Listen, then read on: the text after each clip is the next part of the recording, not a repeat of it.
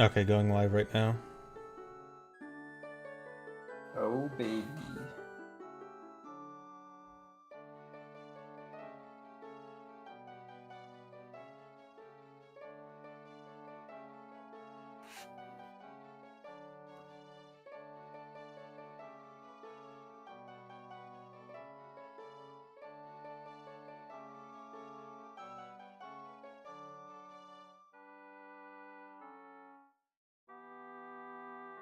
Hello, everyone.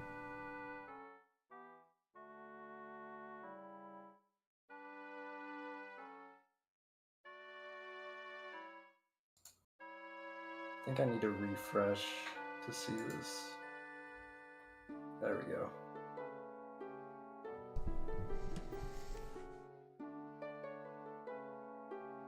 What's up, guys? Why did I rapture Caslick from you guys? I was saving him from you. Yeah, that I needed the. I was so scared. What is half an A press? Will there be any half A presses this run? Do we have to go over half A presses? If needed, I'll go over it. Don't worry about it. I got it covered. All right. Also, GNS is ready. Oh yeah, I forgot. Here we go. Hello. Hey. Yo, I'm so hyped for this.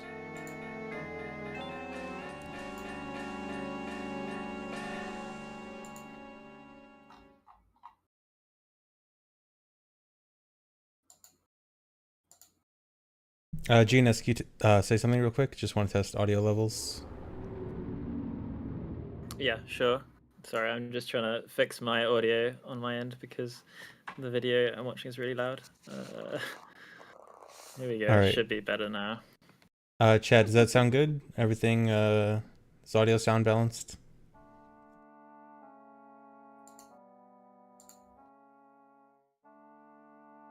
Sounds good, but quiet? Okay, I'll turn GNS up a tiny bit. This is a new microphone, so I'm not used to the audio levels yet. Alright. Yeah, I think this should be good.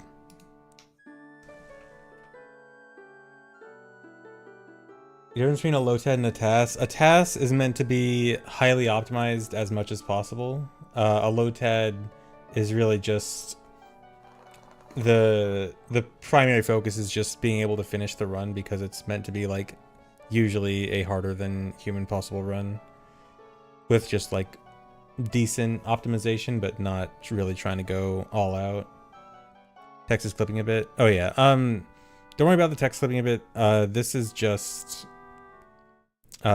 emulator waiting screen, but I guess I can move this down a bit. Don't worry about the difference between LOTED and TAS. When you watch the run, you'll know the difference. So yeah, don't worry about it's very, very obvious. The bonus LOTED, though, less obvious. Cool. They kind of went crazy on that. That's exciting. They went crazy.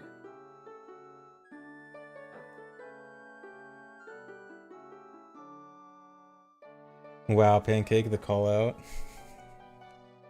We got to inspire the next generation of TASs somehow. Yeah, you gotta make it seem easy to get into.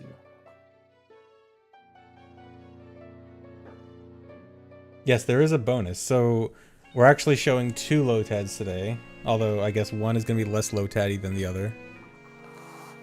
But yeah, low A press first, and then another one afterwards. It's a medium. It's like a motad. Okay, motad. Alambre. Yeah, it's not quite Pancake Turtle level. Last year's Pancake Turtle went crazy. Yeah.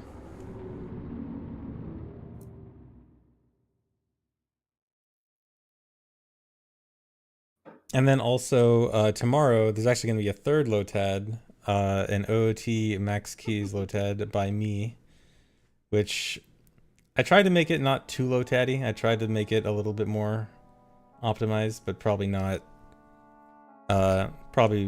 not as much as like the one cycle one. Or oh, I just spoiled it. I mean the bonus one. Saved. It's fine. It's okay. No one We can edit knows. that bit out. No, Yeah. no one. This won't even be part of the VOD. This'll be cut. We'll No edit one that will in know. post. I definitely didn't spoil it a few days ago either. It's fine because It's no one's Just- watching yet. it's fine because just the title actually doesn't even make it clear what exactly. Yeah, it is. exactly. Yeah. It's not. Oh, that reminds me. I actually need to tweet this out real quick.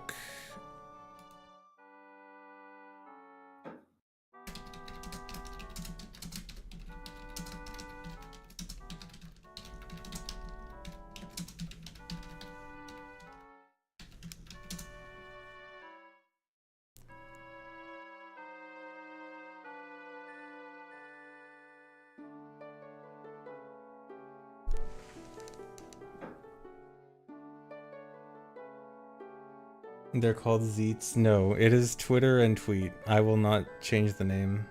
I never started the timer. I was supposed to start the timer -15 5 minutes ago. The timer's on my stream. I'm doing a real life countdown. And then once the moon Okay. crashes, I'll do /raid. Alright, cool. Classic ZFG moment. I'm always prepared. What are you talking about?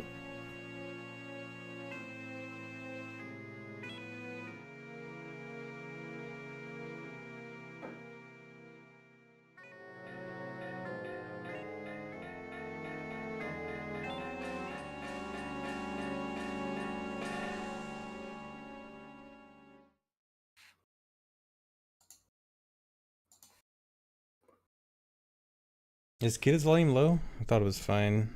Let me. Or no, Kita will talk louder during the low TED. Yeah, that's true.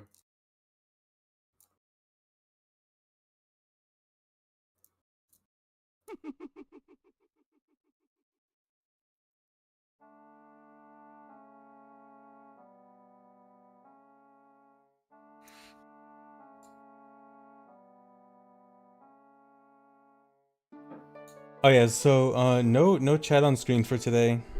Just to have a nice clean video, no extra chat. Yes, I'm censoring you guys.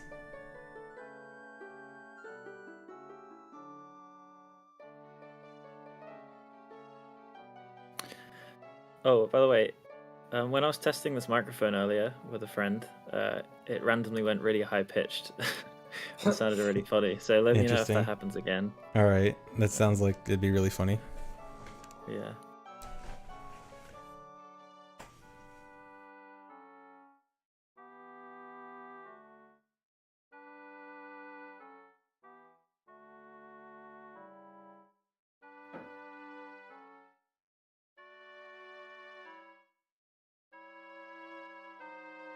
No, Pancake, that's not it. Don't worry.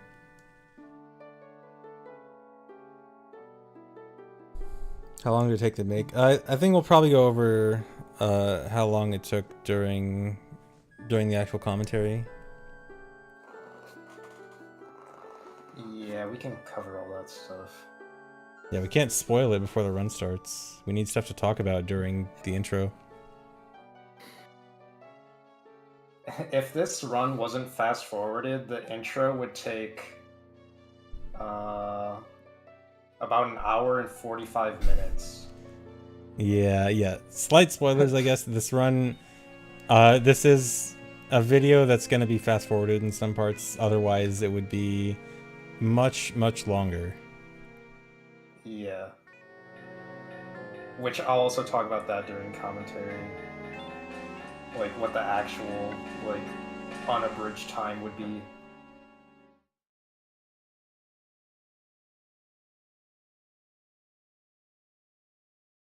It's not spliced. Spliced means the video is cut. This I believe there are no cuts in the video, at least that I am aware of. Just It is one video. In fact, that video would go on YouTube. No splices whatsoever. Yeah, it's just sped up in some cases. That's not splicing.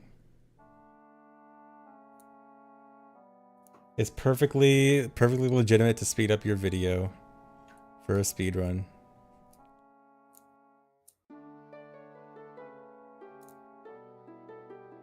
Gambon 8 press counts. We can do that. You maybe shouldn't, because it's public knowledge what the number is if people went looking for it. Okay. It depends how seriously you take that. I don't. Chat does.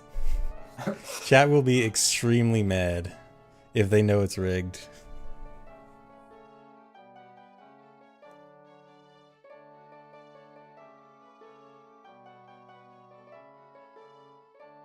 Gonna get the FEC involved. I'm gonna get sued if they know it's rigged.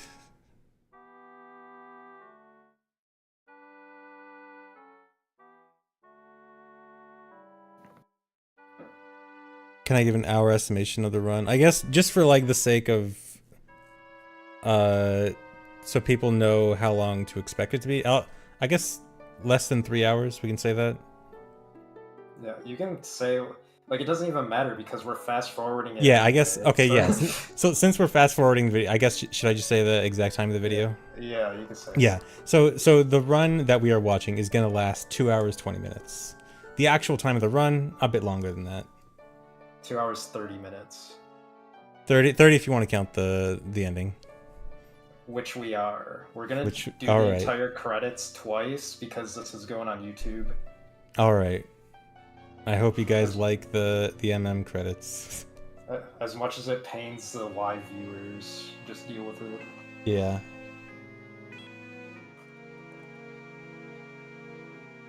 Is there a post-credits scene? I don't think so. I don't know. Post credits low tad. Yeah, there's a post. Yeah, the whole bonus LOTAD is the post-credits scene.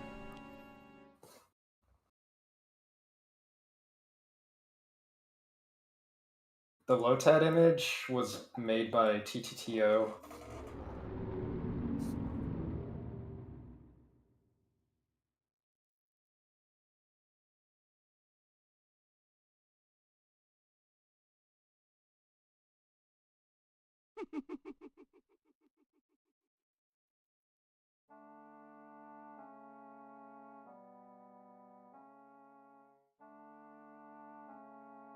Yeah, Anyone that was that made. That was made Go. today, right? Just before the stream, I think. I haven't it seen was that art posted. before. It was posted today in the Discord. The Discord, which I will link at some point during the run, because I think people should be in here if they like LOTADs.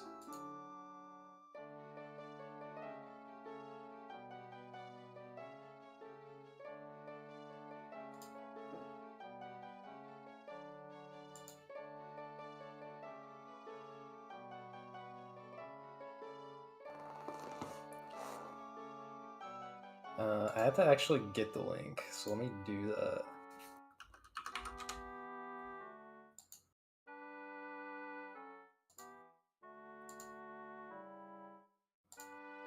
I'm gonna post the link to the Discord now, but I'll also post it later.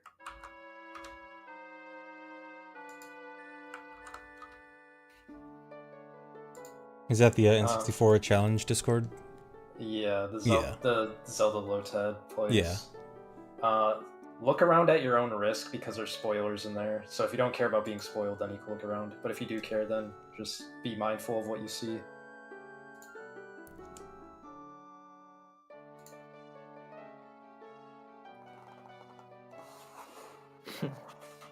Just seeing the server members list growing really quickly.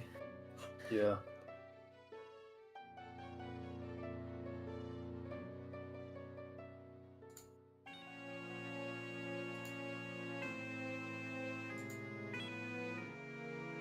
Alright, we got almost 30 seconds until the moon crashes, and then I'm gonna do, let me type this in, /raid ZFG1. If anyone wants to see the moon crash, you have less than 30 seconds to see it on my stream before I end stream.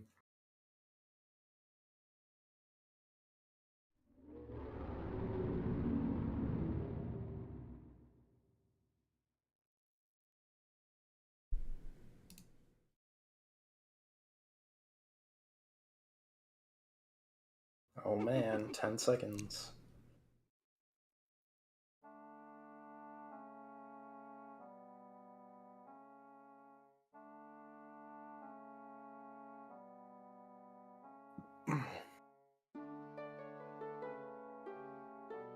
All right, it's the moon crashing.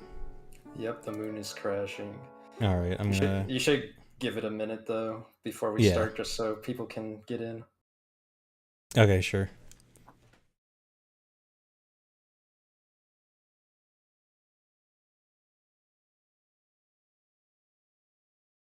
All right, so we're almost ready.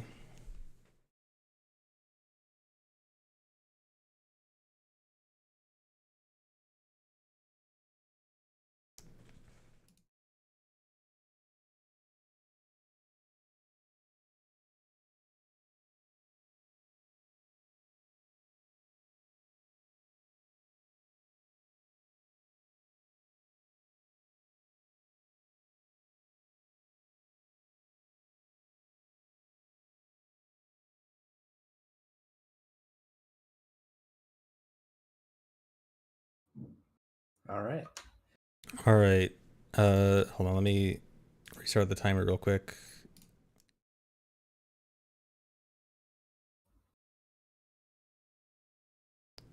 All right, should I start timer on starting the video or file select? Or wait, no, I don't need the timer. Never mind. I'm stupid. No timer. Yeah, I forgot. All right, never mind. I don't even have to start it. All right, starting in 3, 2, 1, go. Hey gamers, so this is Kita, and today we have a very special playthrough of Majora's Mask. I have some people here to help me commentate. I'm glitches and stuff. I do Zelda glitches. Hi. I'm ZFG. I used to speedrun this game. I know some stuff. I might be able to help commentate and ask questions. And yeah, this is the A button challenge, which you might have noticed we already pressed A twice. Oh man, not a good start. Yeah, so since this is the intro, everyone here knows the intro. I can just mention what the A press even does in this game. The A button even does. If you want, I have a list. Well, let me put it this way: it's basically the context sensitive button.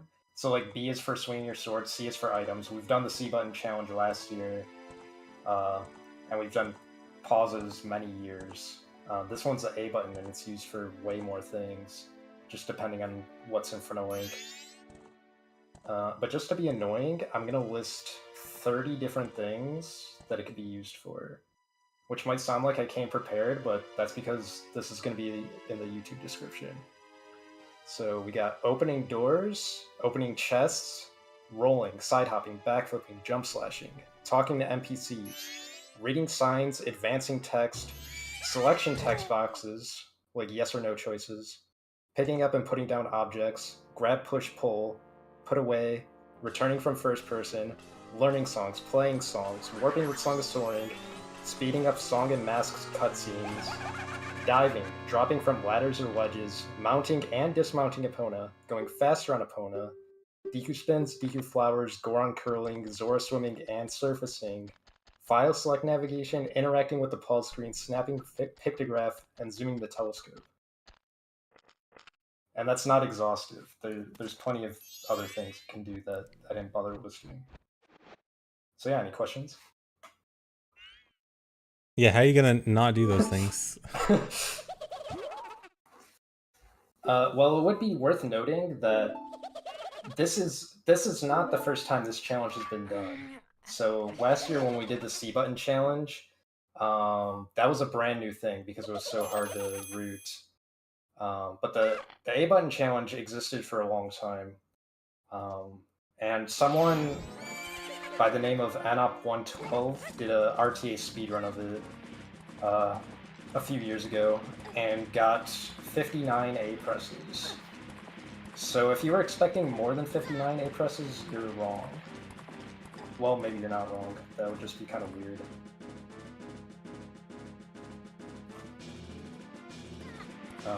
And the 2 A presses that we already have is you need to press A for choosing a name or choosing any letters or characters on the file select screen. So a 1 character name is optimal. I just did a lowercase a for low A. And then you also need A to confirm file creation. So those are the 2.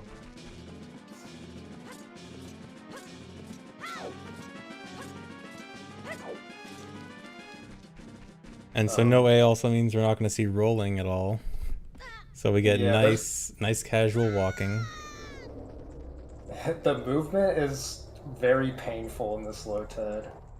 And it's low TED movement on top of that, so people are going to be very... I can't think of the word. Upset. Synonym of upset seeing this movement. Can we get a There's counter lot on of- screen? There is a counter on screen in the bottom right. See 2 Yeah. A presses. That'll be updated throughout the run.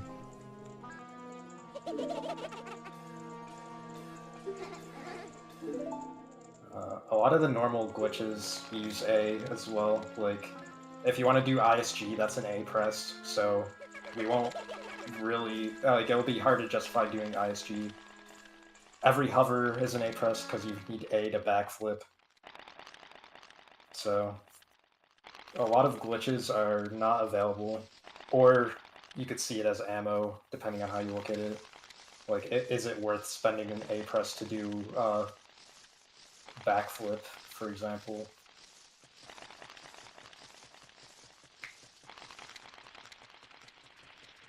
Also, do you want to talk about who made this and how long this took? Yeah, so the authors... So, let me just list out all the authors for this. Kaz Talek. That's it. Cool. This took me months to do. I always take forever doing preparation for February 21st. But yeah, there were some hard things, some difficult things. Yeah, that answers that question. There's also progress made on this route up until the last minute. Like, this hasn't been something that's been figured out for a long time. So it's kind of been in the process, I guess, of being developed and also thinking about preparing this for February 21st at the same time. Yeah, I mean, a completely, like, huge shout out to Gigopler for spearheading this challenge and doing, like, most of the route. And another big shout out to Pushy Misumi for saving a lot of the really hard A presses. Alright, another A press. As you can see by the counter, it's blue. Whenever it's blue, the A button is held. So A button is held right now, which means that we can save an A press coming up shortly. Like, we already have a trick up our sleeves to save an A press here. No, don't say it, Ched. Alright.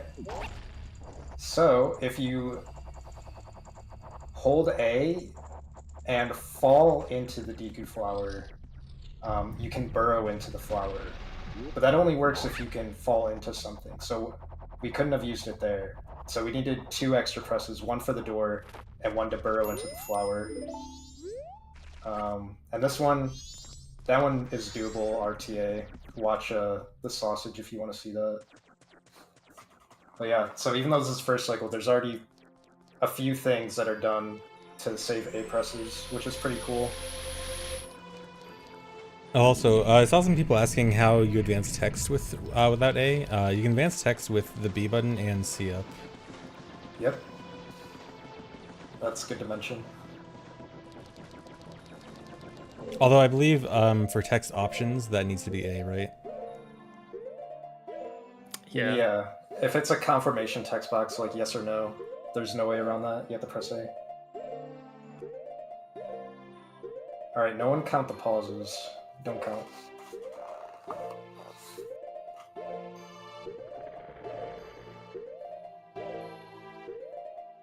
C-up works because of the A button challenge. That's why. Yeah, they knew ahead of time that we needed some other way to advance text. So in advance, they let C up advanced text just for us. Okay, so that reset there just skips a cutscene because the game autosaves as soon as you load into Clocktown.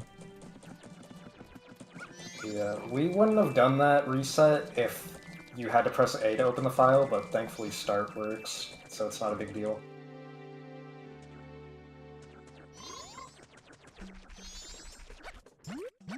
Alright, so this is the first LOTAD in all 10 years of history where there's going to be some speed up. And that's because if we didn't speed it up, you would be sitting here watching this for hours. There is no way to speed up first cycle. So here we go. Like, Yeah, so we're just walking around. Yeah, the thing is that like normally you would like talk to Grandma to advance to day 3 or talk to the Scarecrow, but those require A presses, so we just have to sit here and wait. Just looking at the bugs. I think this is 15x speed. I actually didn't do the video editing for this Thuox. Helpfully made the edit using notes that I gave.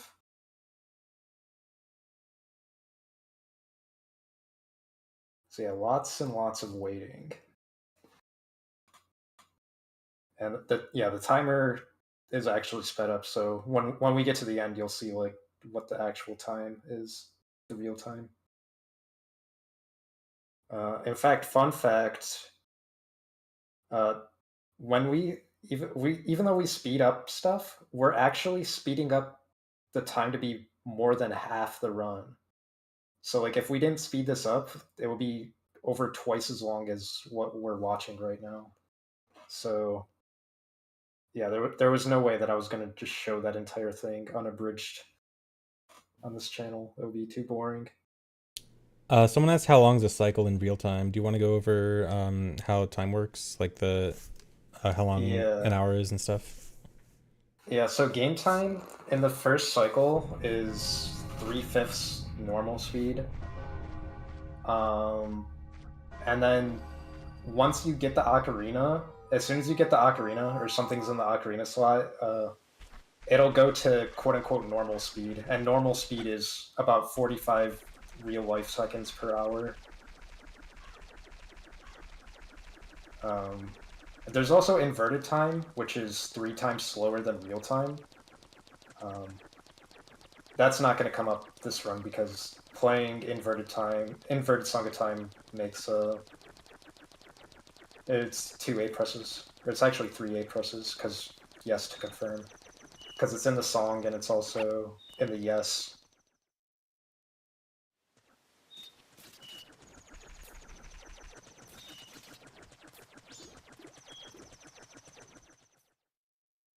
Yeah, you're going to be hearing a lot of Deku walking.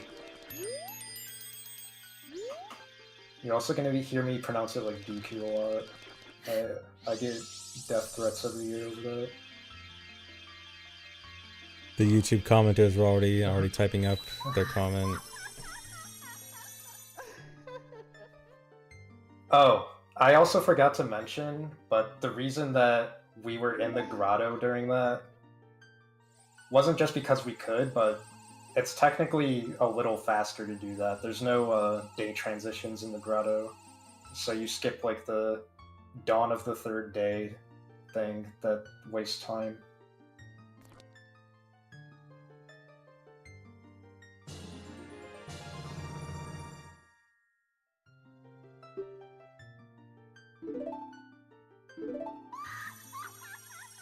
Alright, so we got, with magic, that was really the only thing we need for first cycle. We have everything we need. So people that are familiar with speedruns know that you can actually skip the Moon's Tier, which is good because Moon's Tier, or actually, I guess before I explain that, since we're waiting, we might as well get this heart piece. Like, it's good to get some extra health. Then I'll go back to explaining what I was saying. Yeah, so you can make that jump with a carefully placed backwalk since it makes your jump go faster. And then you can just do the same thing here.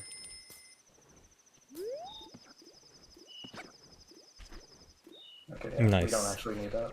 Anyway, yeah, as I was saying, yeah, so if you were to get Moon's Tier, that would take several A presses. Just because, like, A to zoom the telescope.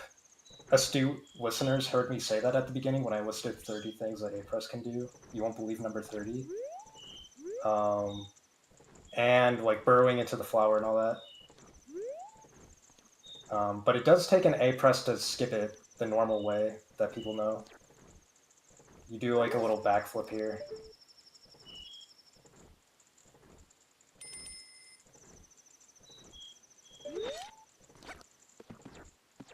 Alright, we skipped another A press. Nice. Yeah, there's a very precise jump that you can do to kind of land on that little mask-looking thing that's sticking out on the wall. Like, you actually land on that and then get pushed up. So, yeah, even though it's first cycle, even though it's boring, even though we can't speed it up, there's several things we can do to save A presses. Yeah, that was first done, I think, with the original Magic Skip video where you have to get a powder keg up onto that ledge, but obviously you can't grab the ledge if you're holding a powder keg, so you have to like do that weird jump onto that small piece of geometry and just warp up there. That's a really cool trick.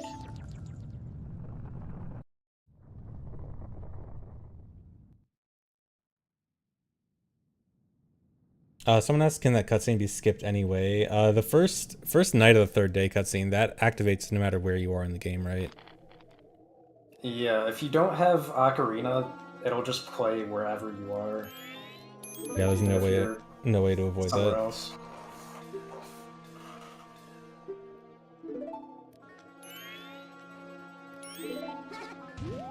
Oh yeah, there's like an alternate version of the cutscene depending on where you are, right? Like if you're in Bomber's Hideout or something. If you're in Termina Field, it's a different cutscene. Okay, yeah.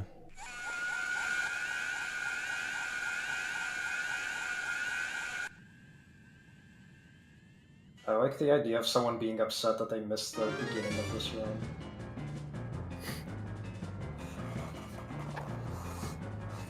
Yeah, so this will be uploaded to Kita's channel afterwards. Yeah. I'll also upload an unabridged version, like, within a week.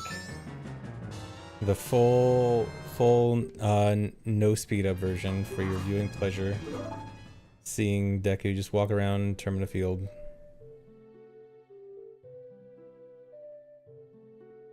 Oh yeah, do we want to talk about why it's the Japanese version?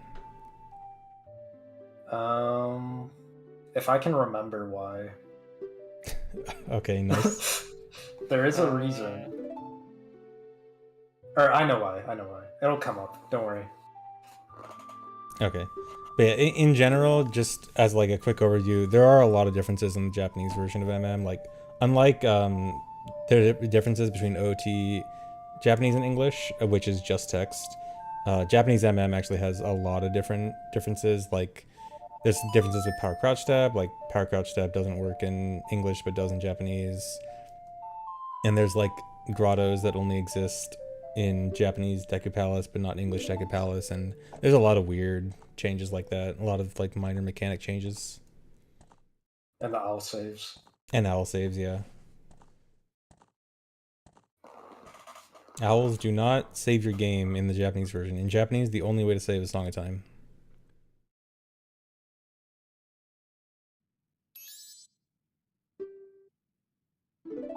Yeah, so that was 2 more A presses to learn Song of Time.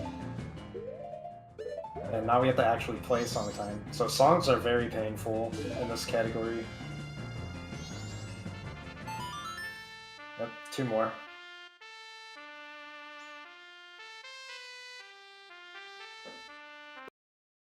And then one more for saying yes to the dress.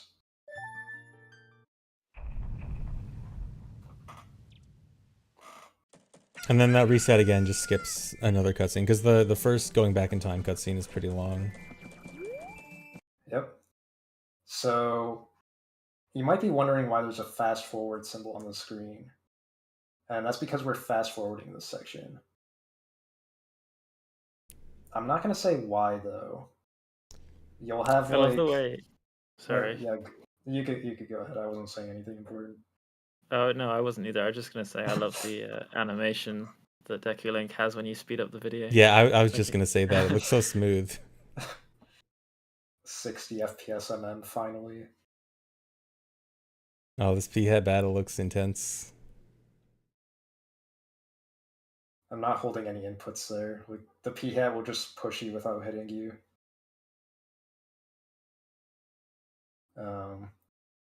But yeah, I'm speeding this up, and I'm not going to say why until the thing happens.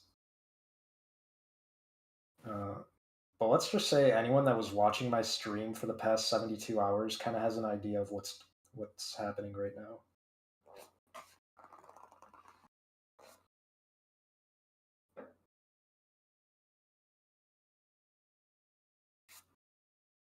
Yeah, this P-hat only comes awake during the day and then goes to sleep. I don't know if you already mentioned that. Goes to sleep at night. So we get to see these beautiful day-night cycles.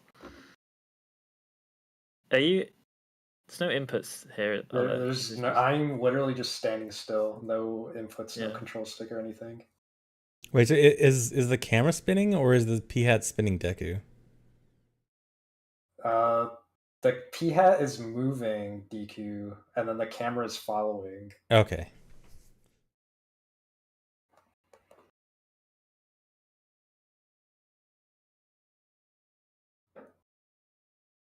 Yeah, so this is riveting gameplay right here. Also, yeah, I want to mention, like, if you feel like this is long, it's much longer than the previous wait that we did. Because that wait, while we were waiting for the clock tower to open, was during first cycle. So the time was moving, what is it, 5/3 as fast as what it's moving now. So we're getting the real 45 seconds per hour thing here. And that's why first cycle is so long. The timer in the bottom left, again, is the real time that's being sped up along with the gameplay. So that's how much time I'm saving you by doing this.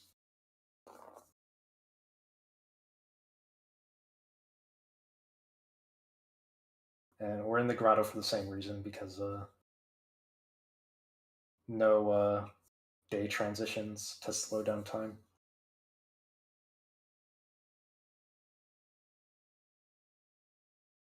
Clock says last instead of final on the Japanese version. Yeah, and midnight is 0 instead of 12. Which you'll see in a moment.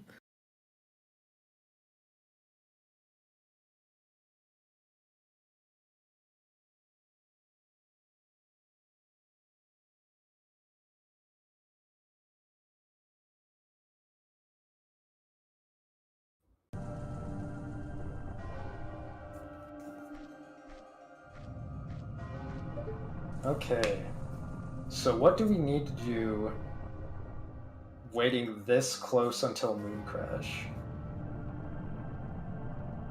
That's rhetorical. Don't spoil it.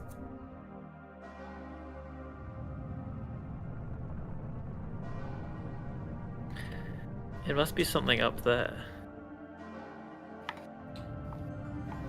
The ZFG. Oh, small F. Okay, yeah, should be fine.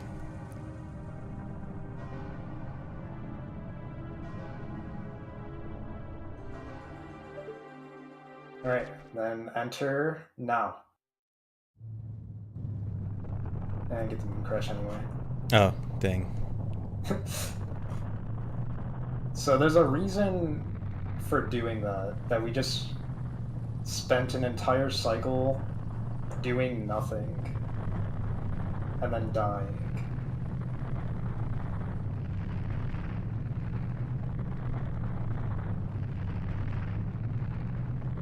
Can't wait to find out why. The run that intentionally crashes the moon. The only run that intentionally crashes the moon.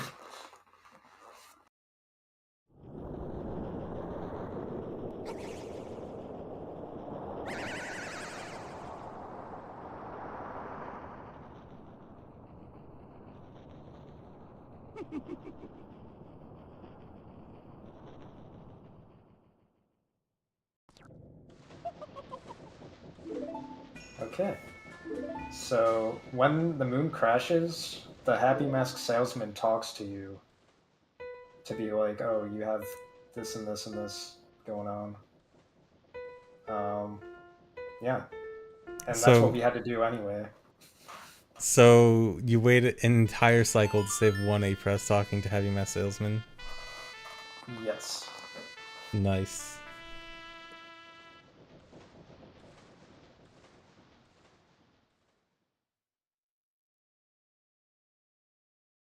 Yeah, that was all for one A press save. That was just to avoid pressing A to talk to him.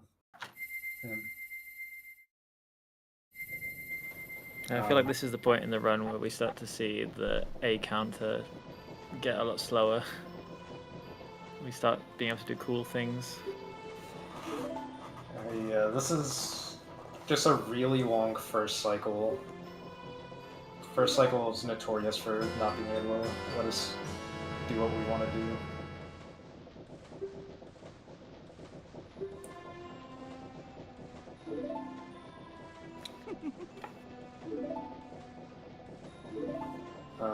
And for those wondering, someone might be watching this being like, wait, why am I watching this boring cutscene? I thought this was being abridged. I limited myself to only speed up the sections where we wait for game time. So everything else I don't speed up. So it's just like a normal low-tech experience like every other year.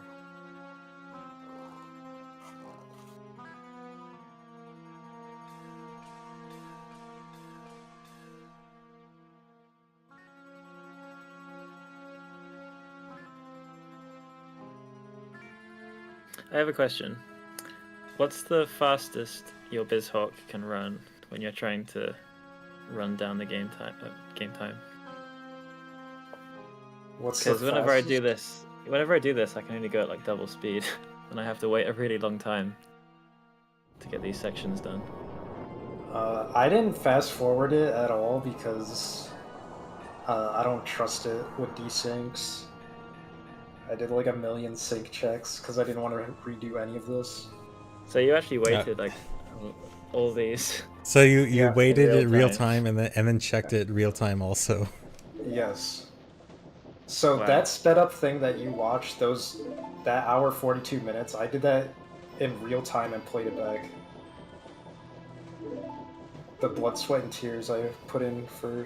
Understandable, because desyncs would be worse.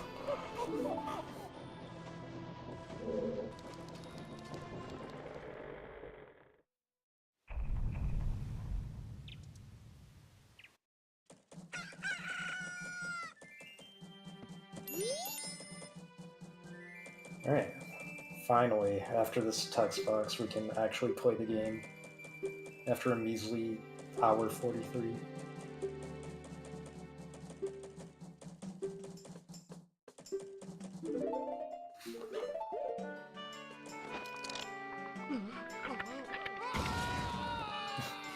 We're human, first thing we do is turn Deku. Nice.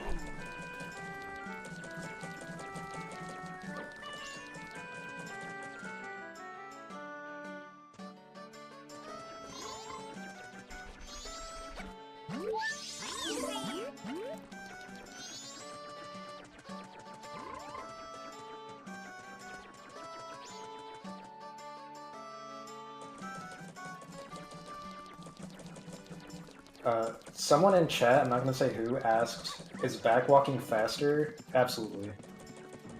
Yep, sure is.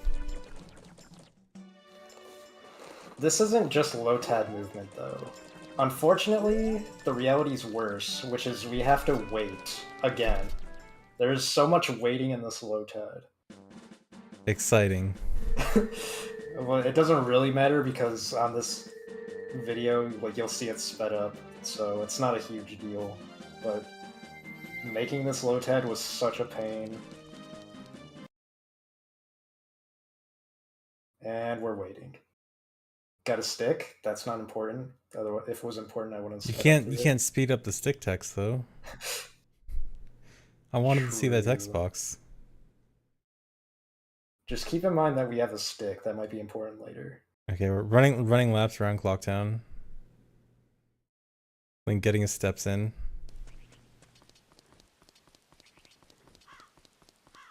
I'm sure someone counted that.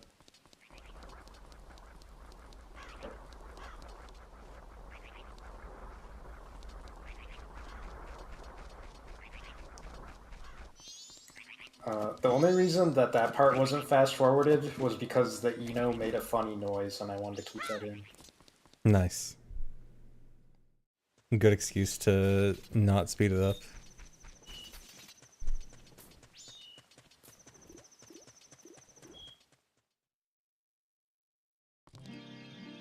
Okay.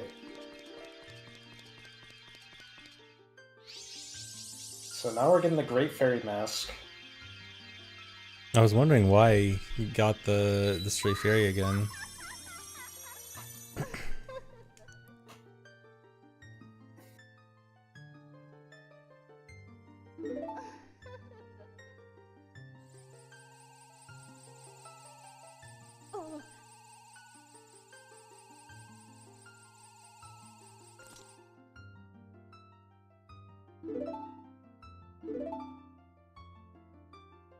Yeah, thankfully we can get this mask without an A press, which is pretty useful, as you'll see later. Like, say if we wanted Bremen Mask. We don't, spoiler, we don't. But if we did, that would be an A press. Because it costs A every time you want to talk to an NPC. Okay, so this is like one of the only masks you can get without an A press. Yeah, one of the only ones. We're gonna get another one right now, though.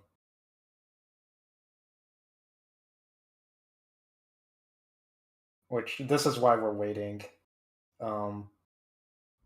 We needed to do this before we can do anything else. And the time of day is important, so we have no choice but to wait. We can't do anything more useful during this time, unfortunately.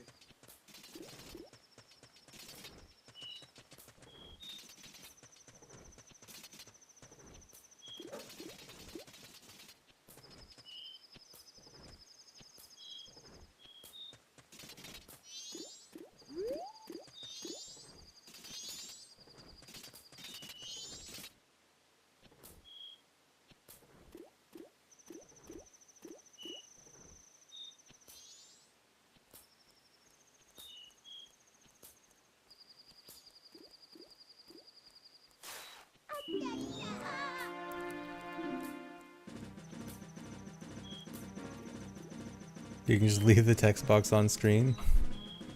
Yeah, so now we're kind of doing the opposite thing, where we don't want time to move as fast. Like, we waited and waited, but now we want to keep it as little game time as possible. So having that text box up didn't advance time.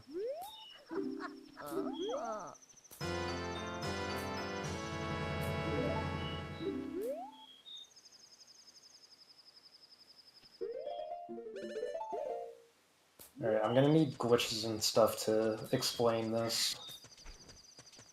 I didn't come prepared to explain why this works. Okay. So that was that's a Blast Mask Hess. So the way Hesses work normally is you do a roll and then you go into ESS position and you get a few frames that we call recoil frames. Well, I call recoil frames at the end of your roll, where in OOT, if you're shielding and your shield gets hit, you get a Hess, but in MM you don't actually need to shield, you can just get hit by any damage source. Unfortunately, there aren't enough frames to use a Blast Mask. normally, but if you fall off a ledge mid-roll, then you get a few more frames to actually use the blast mask to create the damage source and Hess.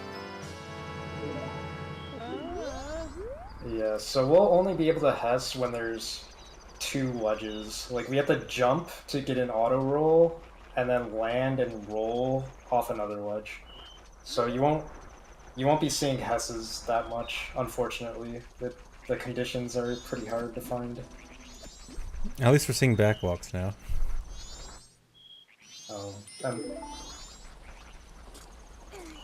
The reason we Hessed there was so we didn't have to talk to the guard to get past him. And this is time stop.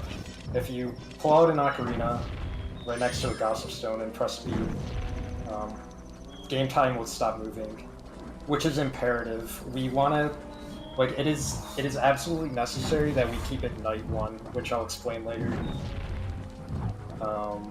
And as for why we're pushing this Eno, I'll also explain that later, so you'll just have to watch this happen. But the thing that I'm trying to do with the Eno right now takes too long, so that's why I stopped the time. If I could do this without it advancing to day 2, then I would have. But it just makes the trick a lot harder, unfortunately. And by it, the thing that makes the trick harder, I mean stop time. This is harder because the camera's really weird, as you can see. So this would be easier if the camera was normal.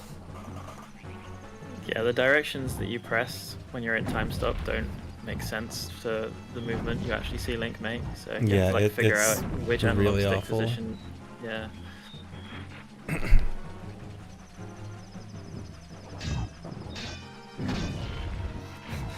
Also, the levers make it worse.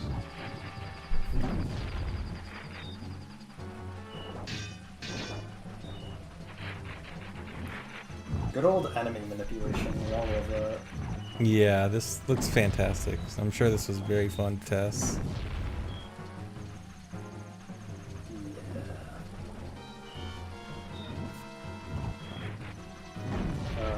Another thing I can mention really quick is we basically got, like we were covering earlier how Great Fairy Mask didn't need an A-press.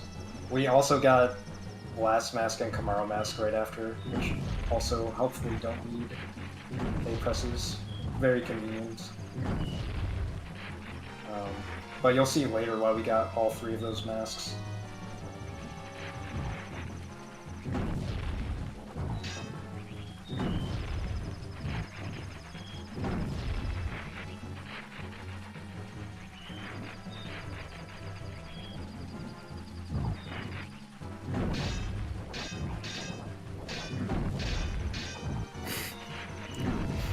Nice levers. Lever.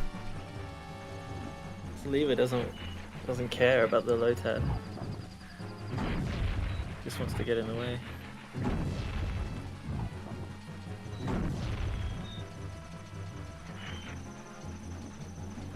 I'll explain what's happening shortly. It'll actually be pretty self-explanatory, but I'll still explain a little bit.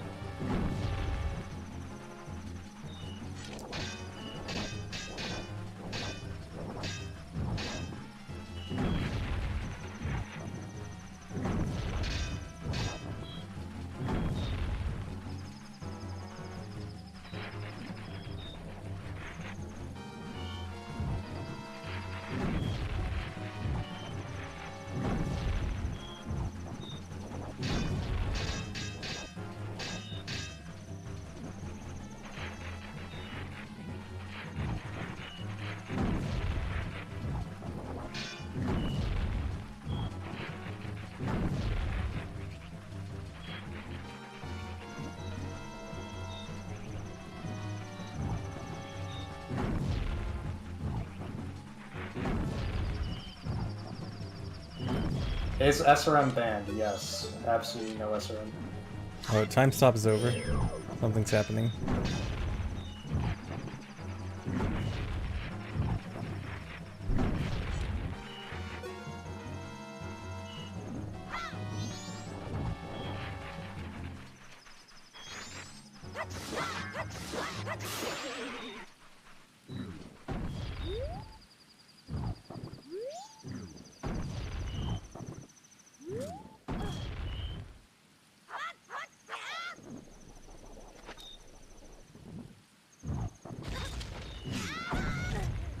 Nice. Alright, and that's how you enter Great Bay without an A press. Incredible. So that's pretty easy to explain. Basically, we push the lever into position, and then jumps in this game, unlike Ocarina of Time, your jump distance is just based off of how fast you're going, and they don't really cap it. So when you explode from Blast Mask, you go really fast, so you could get a long jump.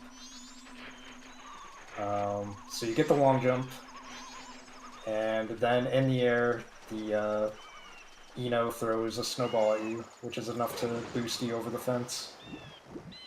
Pretty simple.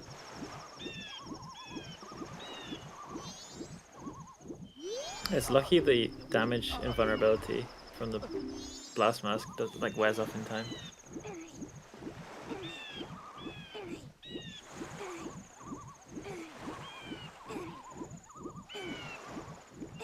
Here's another difference between Japanese and English. It doesn't cost an A press to push Zora. But I believe on English it wouldn't matter because even though you have to press A to push Zora on English, you can like hold A from a previous A press. So they would be fine.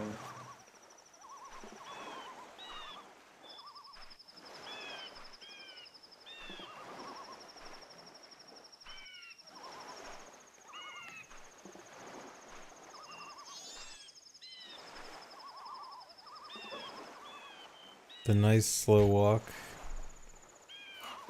Longer than King Zora. Yeah. King Zora's always the one that gets the bad rap when Mikau takes way longer.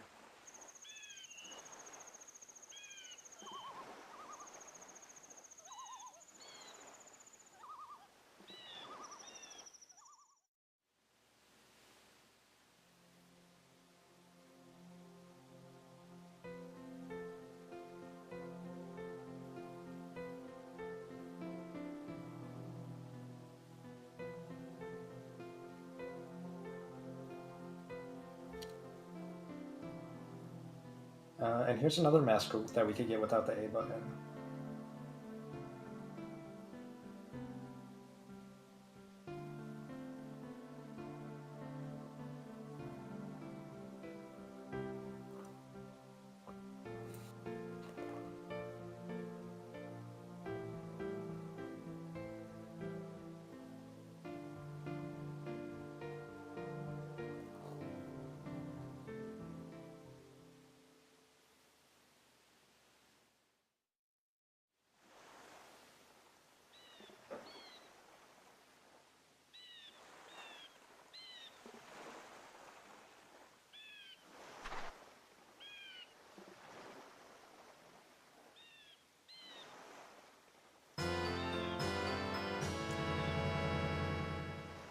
Alright, shoutouts to Anop who played piano during that cutscene.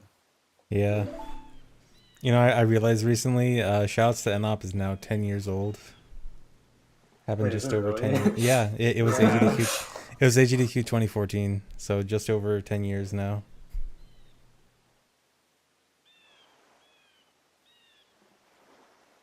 Yeah, that was not me that said that line at AGDQ. Some people think it is. It's not. Just so you know.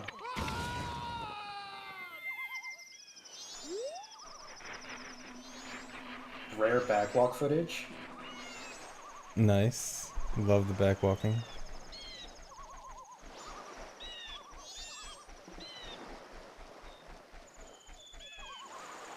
Oh god, you're not gonna be able to press A as Zora, are you? You'll see. Oh. But anyway, here is why we needed it to be night. So, one of the first tricks I ever found in this game, back in the day, is a little thing called Zora Hover. So when you're in shallow water and the lake like eats you, sometimes like you'll just be in a state like in the stuck like state where you're inside of him, and you could just like hit B because it like thinks you're still in shallow water. So you could just like kill the like and then stay in this state. And then here, if we go back to shallow water, we can dive at the same time as taking off the mask, and then we get stuck in the mask transition, which kind of freezes everything. Like this is what happens when you like put on a mask or take off a mask in this game. Like it kind of like freezes the world. The normal viewer noticed that the sky changed right now, and that's because the time circled around. I don't know how to word just that. just did a day reset. Yep. But since we're in this like lake state or like frozen state, we can only really move by punching. So we just have to punch until we enter a new loading zone. Nice sign. That's foreshadowing. It means that there's more waiting ahead. Exciting. I wouldn't have done that otherwise. So if we gotta wait anyway, then what are you gonna do? There's a lot of waiting in this low tide. We're basically at the mercy of the video game. Like, we want to do certain things, but the game is like, nope, you have to wait. You have to be on my schedule. But yeah, we needed Blast Mask, which was night 1. In order to get into Great Bay, we couldn't have gotten into Great Bay without it, without pressing A. And we needed it to be night 1 when we entered Great Bay, so that we could do this trick to reset to day 1, because we needed to be day 1 in Great Bay. As for why, I'll explain soon. Oh yeah, so in this state you're unable to move at all. If you just try to like hold the control stick forward, Zoralink he does the walking animation but just doesn't move. So the only way to move is by slashing. Yeah, so the point of that was to reset the day. So, like I said, we want it to be day 1 in Great Bay for some reason.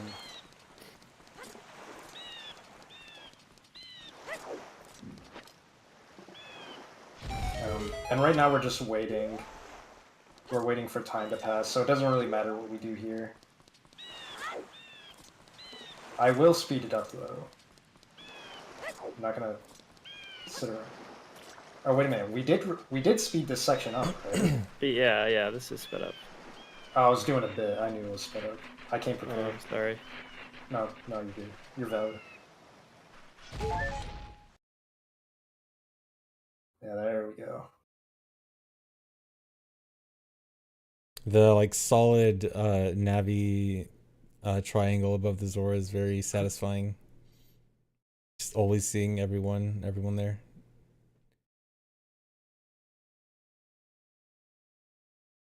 And we wait. Okay. Don't blink for this part.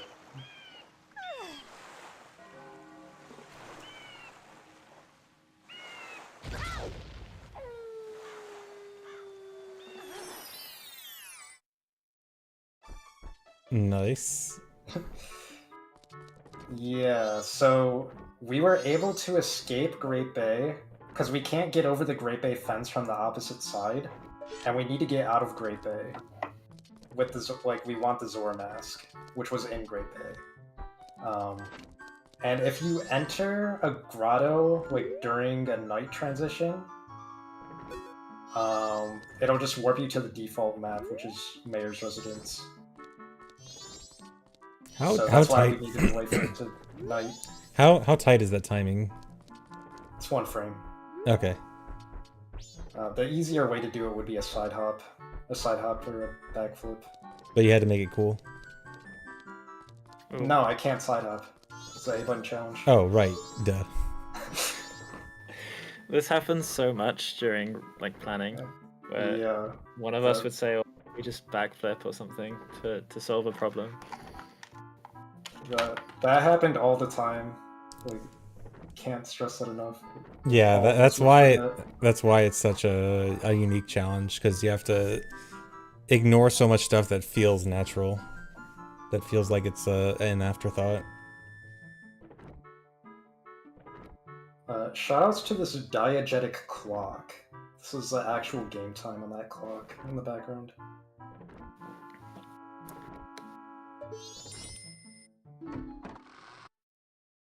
And the reason we waited is because we can't open the door without pressing A. So we were just standing around in there. Yeah, luckily, good thing they kick you out.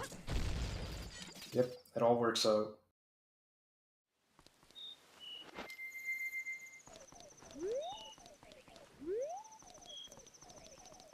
Okay.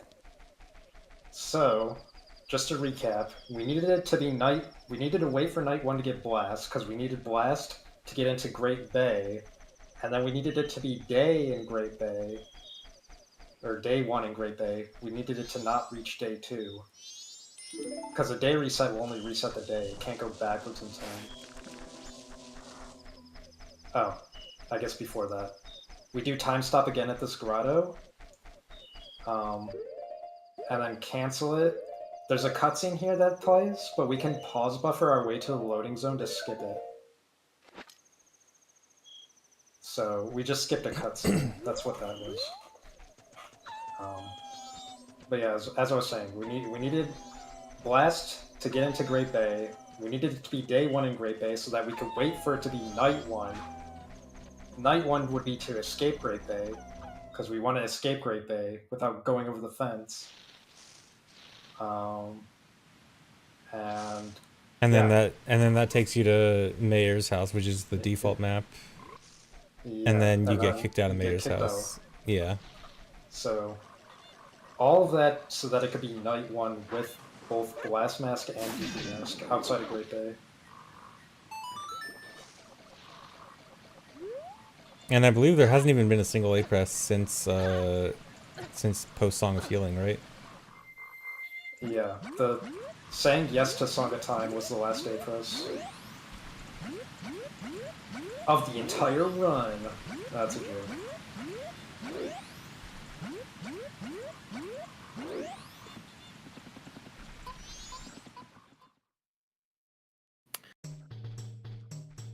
Yeah, so that cutscene skip, I just saw someone talk about this in the chat. The cutscene skip in the field, normally you wouldn't have to cancel time stop, you could just run straight into the swamp, and it would still skip the cutscene, but it would preserve the cutscene trigger so that next time you went to that area, it would just play again. So by coming out of time stop and then buffering into the loading zone, you trigger the cutscene, which means that it won't play later. Yeah, that's a good point to bring up. I forgot to mention that. So here we're doing some clever Blast Mask long jumps. Because normally you would need to like do some combination of either backflips or Deku Flowers to get up here, which cost A. Cost A what? Cost AA. presses.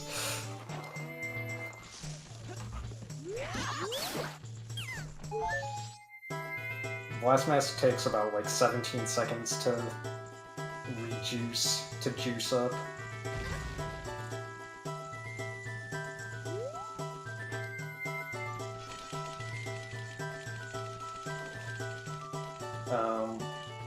Yeah, I can also mention this was played on Japanese version 1.1, but it can work on 1.0 as well.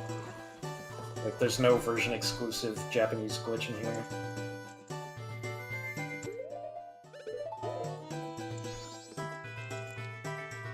There are actually quite a lot of differences between Japanese 1 and 1.1, but not in this run.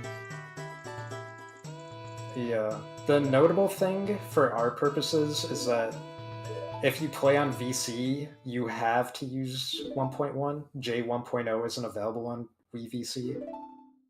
And WeVC has a lot of exclusive glitches because the emulator doesn't crash. So if we were to do something version specific, it would probably be VC specific instead of a difference between 1.0 and 1.1. But thankfully, no such thing in this run. Man, 3A presses from the song. 3A presses for Sonata. Yeah, and at first I kind of thought, oh, it's talking to the monkey, but then I realized that to start that conversation, you pull out the ocarina, which isn't an A press. It's actually the dialogue yes/no choice where he asks if you understand. That costs the A press there.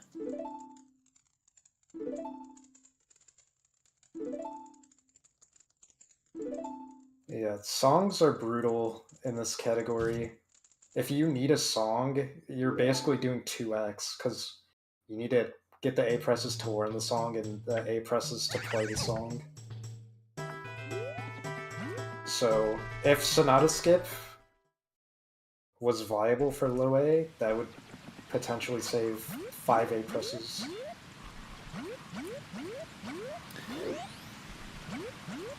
Yeah, it was a pretty impressive segment though, with no A presses, like getting 2 transformation masks, getting Song of Healing, a bunch of other stuff.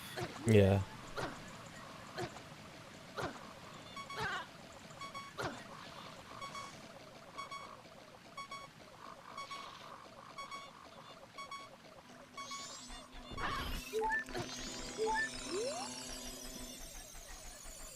That was a little fun thing. I ran into the fairy and then I took damage and the fairy healed it anyway. Nice. Does the fairy like continuously heal for like a few seconds after that?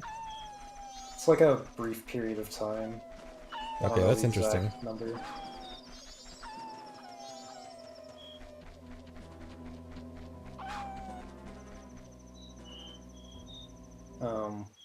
So there is actually more waiting. It's just that this time, for the first time in the entire run, we actually had something that we could do while waiting, which was get Sonata. Before all the waiting that we did, we literally couldn't do anything useful while waiting.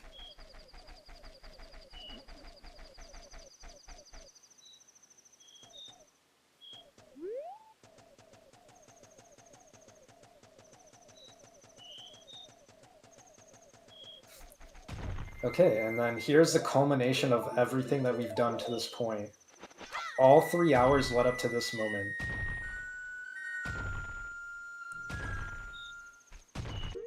That was the ISG dance. That's how you get ISG without an A press. Nice. We do have to hover though, and every hover is an A press. So this is why we needed Zora Mask. The Zora Mask will save a single hover, so that's why we had to go through all those hoops to get Zora Mask and come back here and have it be Night 1.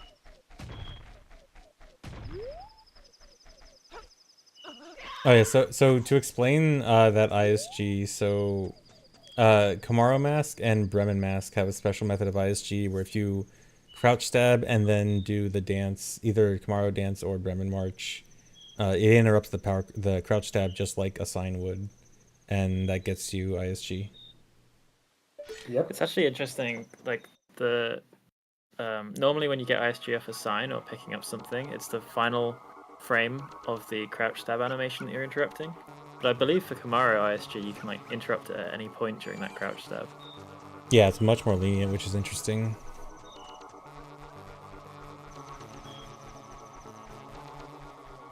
The 15 being blue means that A is being held. Yep, exactly. Yeah, so like I said, this was a culmination of everything. We want to get to the aliens, which only appear first night. So that's why it had to be first night, and that's why we had to get Zora Mask and Blast Mask and everything. Everything led up to this. But we don't have Bow, which is kind of a problem.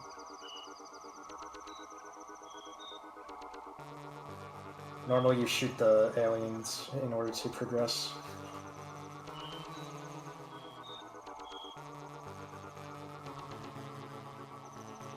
Can't wait to see how the aliens get beat without the bow. Yeah, the aliens enter the barn pretty much right now. But thankfully, every time you pause in this game, during the unpause lag, the game clock will advance 1 tick. So if we just keep pausing, eventually enough time will pass. Which we sped up a lot. That was probably about like 24 minutes of pausing or something. Yeah, it's advancing 1 frame at a time there.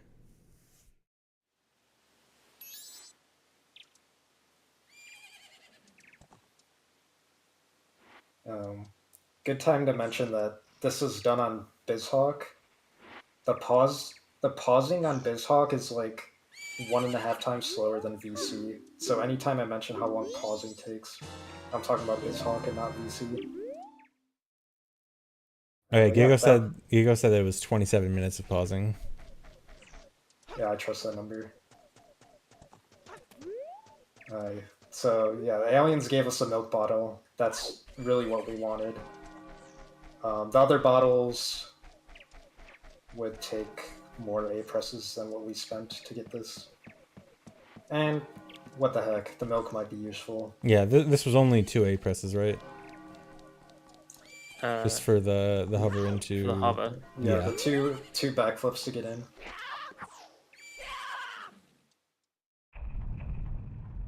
If I were to actually land in that pen, I'd be stuck with no way out. But I didn't land, so it's fine. And now more waiting. There's a lot of waiting in this low TED, if you couldn't tell. And the reason we have to wait is because... rain dance? Dance to create rain. The reason we have to wait is because there's a boulder blocking our only exit. So we can't leave. So I just noticed the timer went down by 30 minutes. Was that an editing mistake? That must be an editing mistake. Nice. I didn't notice that. Just ignore it. Just no one's gonna care about it. A little 30 minutes here and there. Not a big deal. It's fine. It's not invalid. The timer does not determine the length of the run, guys. The timer is just a reference. When someone's live split crashes, the speedrun is invalid. The collision on top of this carriage, for some reason, is way higher than the actual textures. So it kind of looks like Link's flying, but he's actually technically on top of the carriage here. You got lots of dancing time in this run. Yep. Kamaro Mass fans eating good. There's no reason that I couldn't have sped this up, but what the heck? Why not include some play around in the run? How often do you get to see this trick?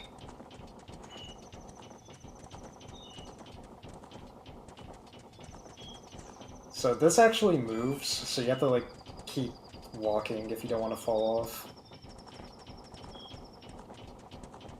This is what we call Dynapoly.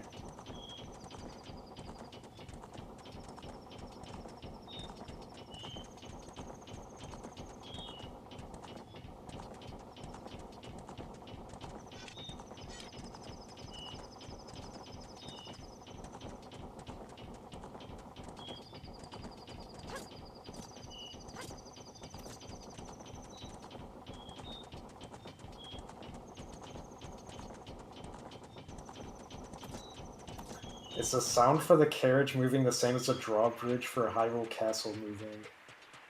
Yes, and I can't unhear it now.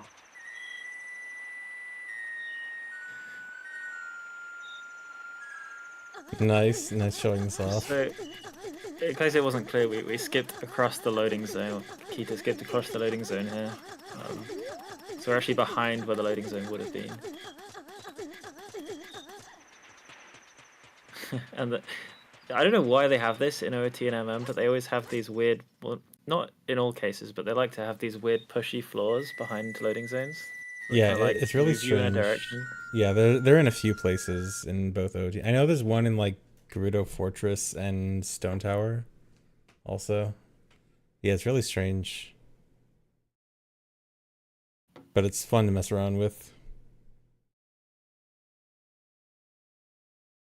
I think there's one behind the entrance to Great Bay as well.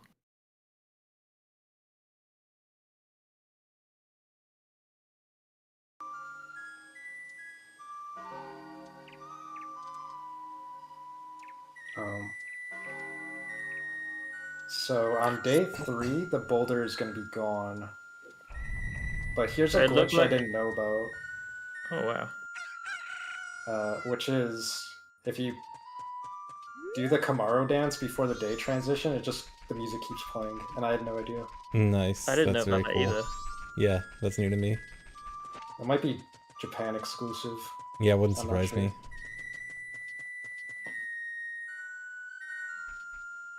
Oh, and it even continues through transitions. Nice. Only this one because it's the same music. It doesn't change Okay. the song. Yeah.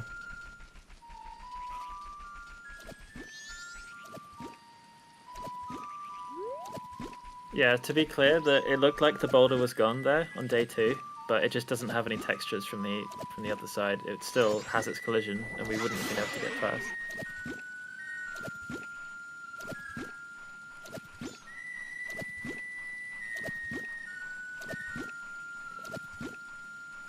Oh man, are we doing this again? With current knowledge, no. Oh. We just have a pet then? You'll see.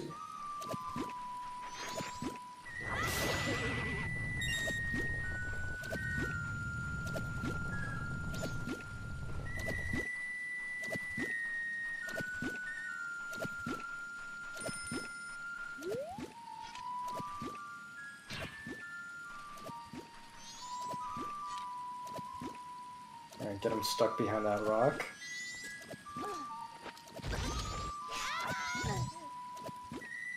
Nice. Low A exclusive trick.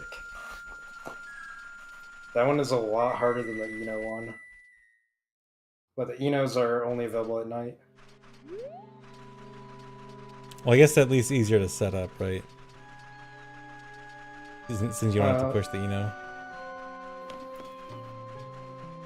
I mean, yeah, it's easier to get them in position, but harder Yeah. to actually get over the fence. Yeah.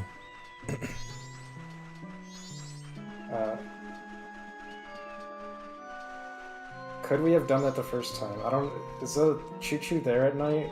I wasn't paying attention. I don't think choo-choos are there at night.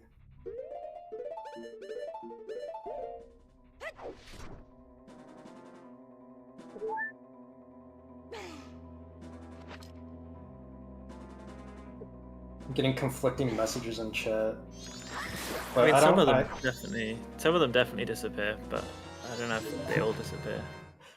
I don't trust chat. Like, the people in chat will be very confident about wrong things.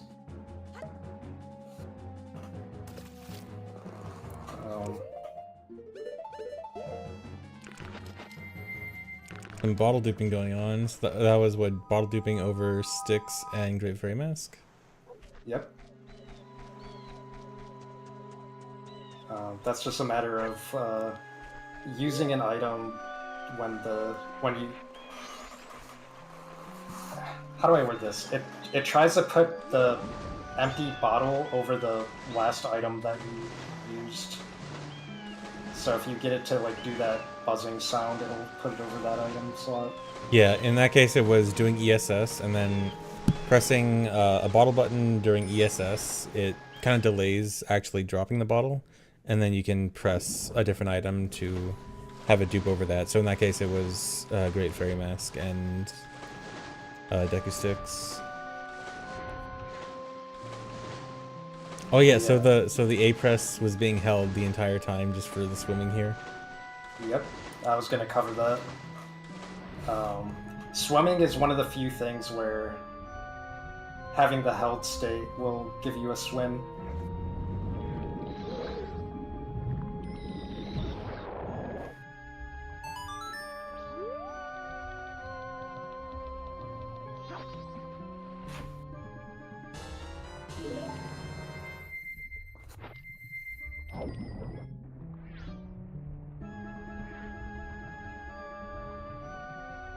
So yeah, the reason we got Great Fairy Mask was just to have a bottle slot on the mask screen. So it did matter that that's a mask we can get without pressing A.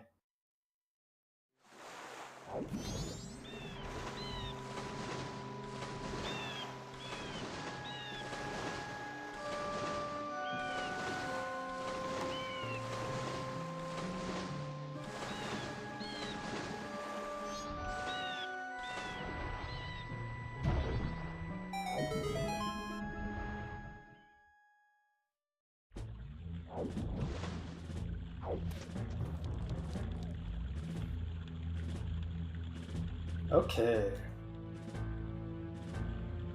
So we want to get into Pirate's Fortress.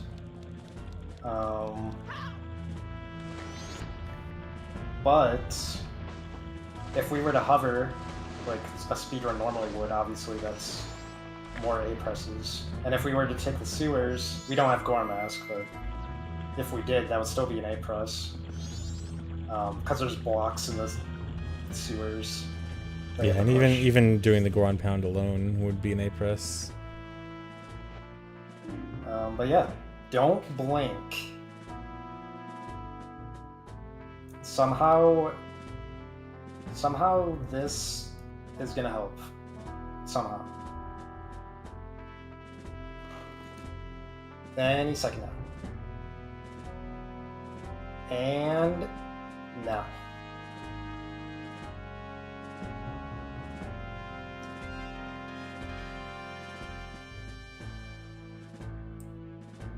It can't be that much longer, probably. Probably not.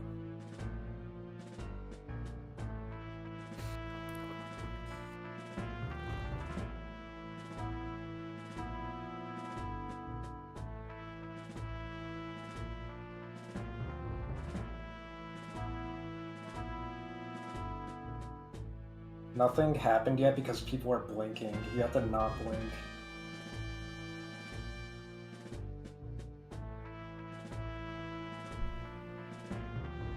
Tattle lapse.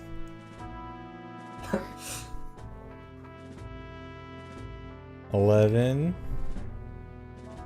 Alright, do your prediction. Prediction? How many tattle laps? Okay. Quick 30-second prediction. I don't even know. What numbers do I choose? Give me numbers. Don't ask me. I Wait. know the answer. Oh wait, no, this is... There's already a prediction in... Wait, we were supposed to not do the prediction for... Whatever. Okay, no prediction.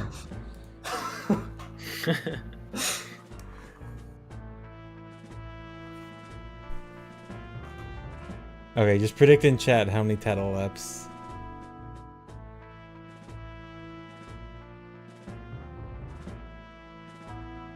So if there's an extremely astute viewer, they'll be able to tell just by looking at the screen what's happening here. And if you can't see it, you're normal. You're just a normal person. You're built normal.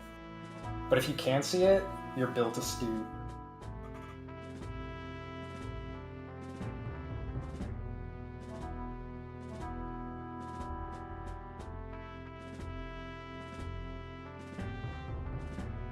Let's just say that there's a new Dynapoly glitch that everyone's talking about. And it's this. Oh man, Dynapoly, the special word of the month. All the OOT runners talking about Dynapoly, they're actually talking about this trick that you're watching right now.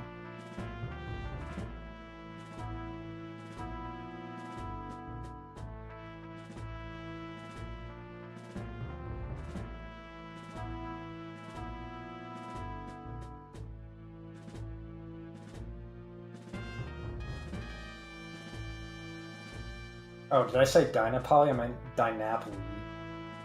I don't know what makes chat happy, but however I pronounce things is always wrong.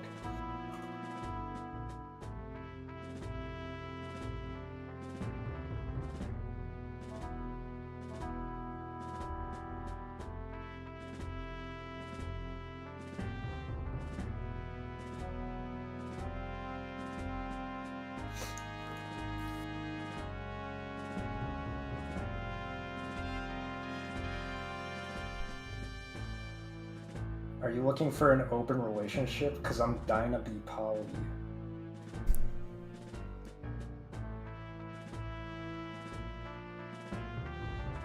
Yeah, it's pretty good. Thank you. I disagree. Oh, the 50-50 split.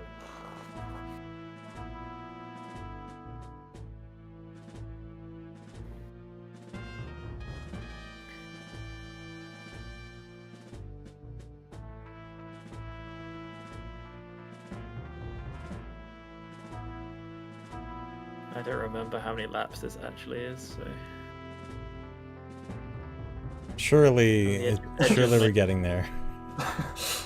Any second now.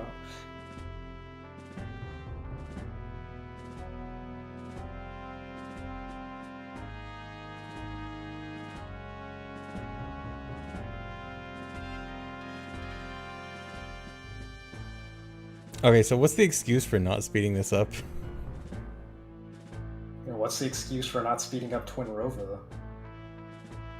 True, I guess. Sometimes you just gotta sit it out. Oh, something happened. Don't blink.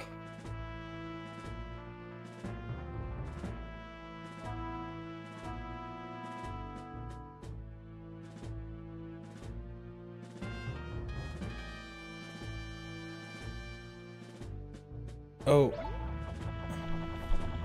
Alright. You can blink now. nice. Yeah, so the viewers that were built astute noticed without me even saying that you're moving very, very slowly on the boat. And eventually you just fall off. And we were positioned directly over the draft from the sewers, which works the same way as an updraft. So if you close the text box, you'll get the Deku flowers, and then that's how we get in without an A-press. Rare Hess.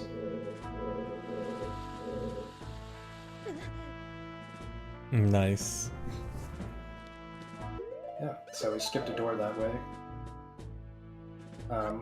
So this is a reason why we're on Japanese, by the way. The room is different on this version,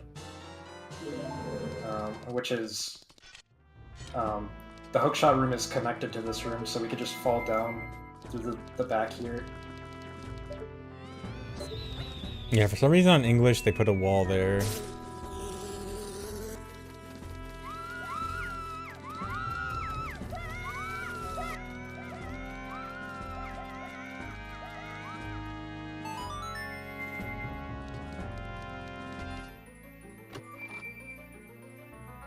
Okay.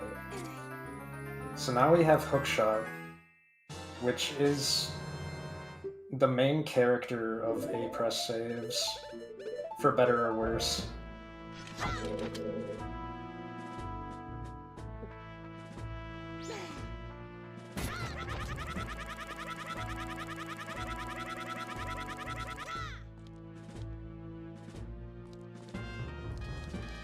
Nice. So don't worry if you didn't understand that. You'll have plenty of chances to see it again. So eventually we'll explain it when I feel like it. Unless someone else feels like it, in which case please do. I guess I can partially explain it. So there's this glitch with hookshot and milk, or specifically you have to drink milk while having a regular bottle in your hand. And MM specifically has a weird thing with drinking milk, where if you have an empty bottle on a C button, then Link won't put away the bottle after drinking the milk. And then if you try to use hookshot before drinking the milk, it creates a glitch with the hook shot where it needs to be shot, but it's not in Link's hand anymore, and you take it out again, and it sort of makes a second hook shot. And these hook shots can interact in a cool way. In this way, if 2 different hook shots hit something, if one hook shot hits something after the first one, then Link starts floating like this.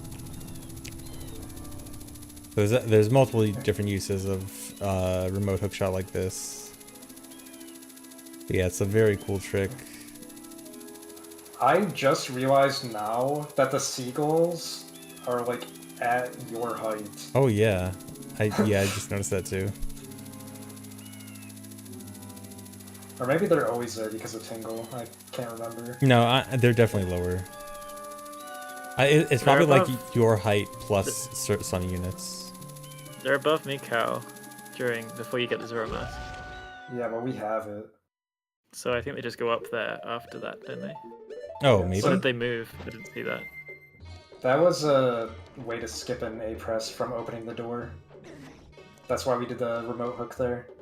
And if that remote hook explanation was confusing, don't worry because we can explain it again later. And if it wasn't confusing, good, because ZFG is about to explain equip swap. Yeah, equip swap is an easy one. So if you hover the item cursor over an item and then change menu screens and then go back to it, on the first possible frame, you can move the cursor. If you press up left or up right and the item button you want to equip it to, it'll equip the item that the cursor was last over the first item slot that the cursor moves to. In this case, it's the egg being equipped over the ocarina slot. And so this both dupes the item and also puts a bottle, because you're emptying the bottle, it's putting a bottle over ocarina. Yep. And we secretly already did equip swap to get to reuse milk. So we can reuse milk over and over for remote hook by doing equip swap over the ocarina slot.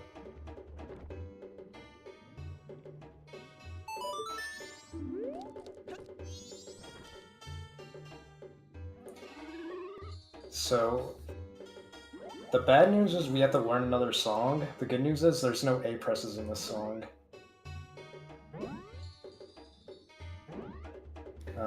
We need this one. Bad news. Bad news is we have no ocarina now. Yeah, that is bad news. So wait, how do we get the song? Oh. We show the fish another fish.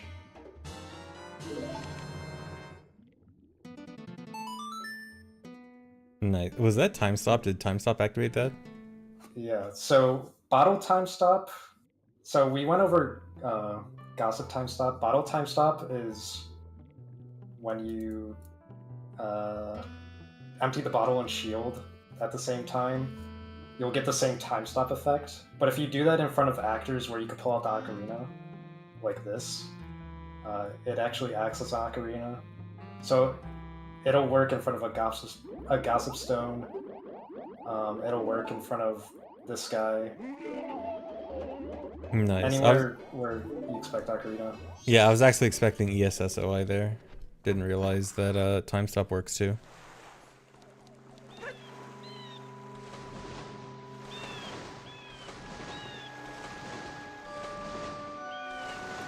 And yeah, we did all that fancy stuff to get in, but we had no way of getting out.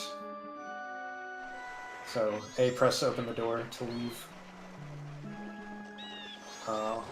At the end of the run, I'll go over potential A press save ideas. Because who knows, maybe in the future that one could be skippable.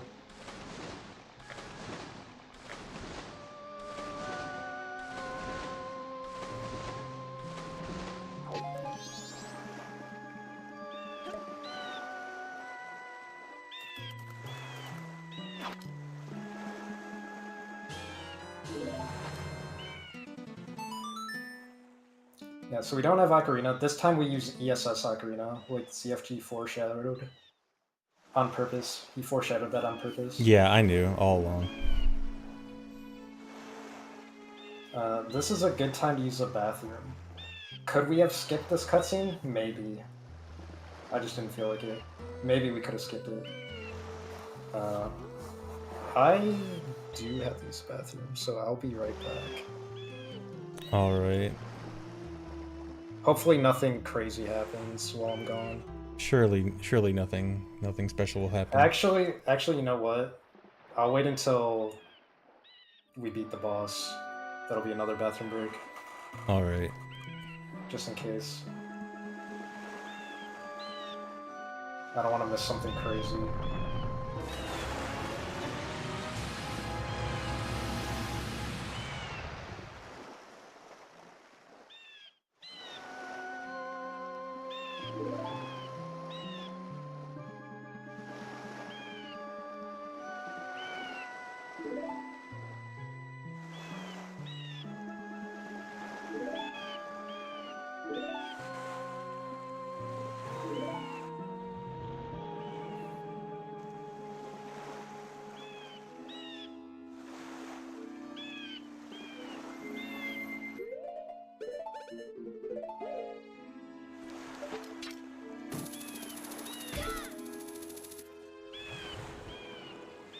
Could we have skipped this cutscene? Maybe. Didn't feel like it. We wouldn't have saved an A press, so no reason. And when I say skip the cutscene, I don't mean like fast forward the video and post. I just mean like there's actual speedrun tricks to do it. Yeah, but if it's not saving an A press, there's just no reason. True.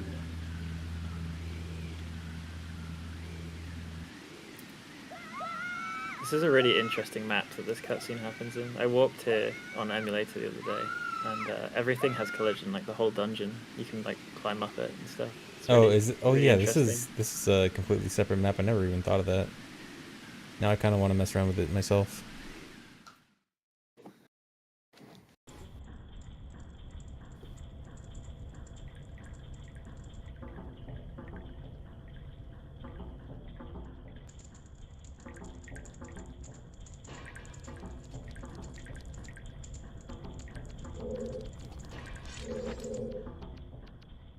More remote hookshot.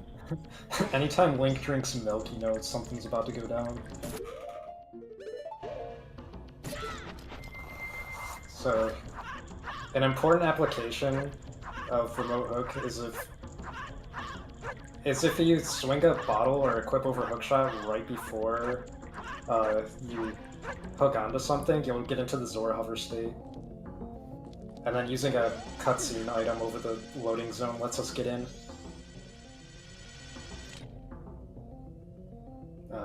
You can actually do a hook slide out of bounds to get to this loading zone, which is a little faster, but that only works on VC. It'll crash on N64. So I prefer to keep it so that it'll work on like J1.0 and 1.1. Do you actually know the reason for the crash? I don't know. It's just if you're out of bounds, like the same unknown reason why Chu hovering out of bounds crashes on N64. Yeah. Yeah.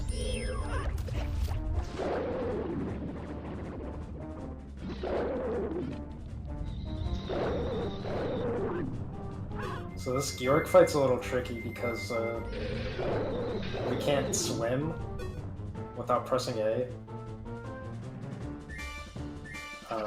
If we were holding A, it would have been fine, but we couldn't have been holding A because we had to play the song cutscene, or the song to get into the temple. So you just need a harder boss fight in order to not come here later while you're holding A. And the reason for the mask transitions is to surface without pressing A. We're stuck on the sea floor because you normally have to press A to surface, but taking off the mask does the same thing. Also nice fog glitch with the Zora magic thing. Thank you. All right, now I'm gonna use the bathroom for real. I'll be right back. But yeah, there's a little known old fog glitch with Zora Mask where if you are using the magic, the Zora magic thing underwater and use a transformation mask, then there's like this blue fog everywhere. Why that looked a bit weird after surfacing.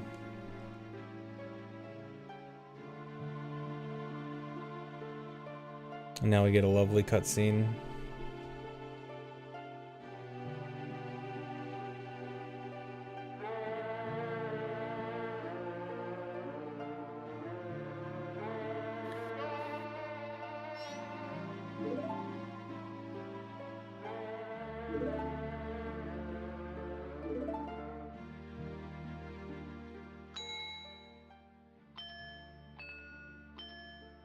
One A. Songs are just the enemy in this speedrun. Yeah. It's such a shame. It's too bad that MM is so much more reliant on songs than OOT, because in OOT, aside from like Lullaby, which doesn't even have an A press, a lot of songs can be bypassed in some way. Like there's not nearly as many song requirements in OOT compared to MM. I'm back. Just in time. Oh, the A press counter went up. Sure did. The unavoidable song A press.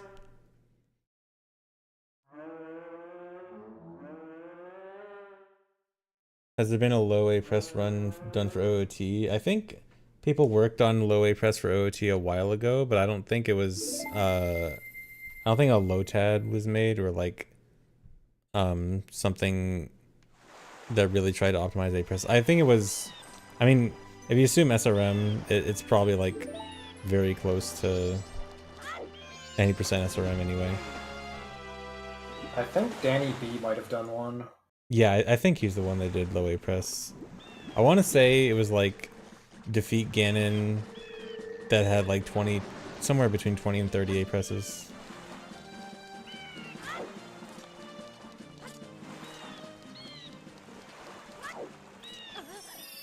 So we need to escape Great Bay again.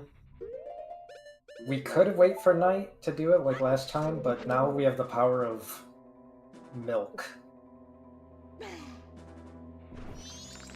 Not mad.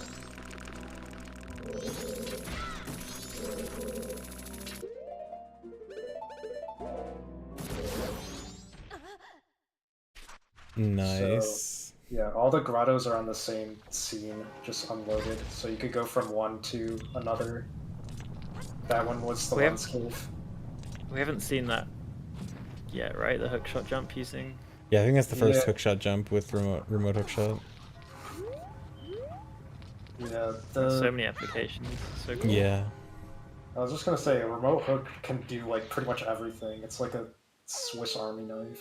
Yeah, you got hookshot jump, hookshot hover, hookshot slide to go through walls. The Zora hover state. Yeah.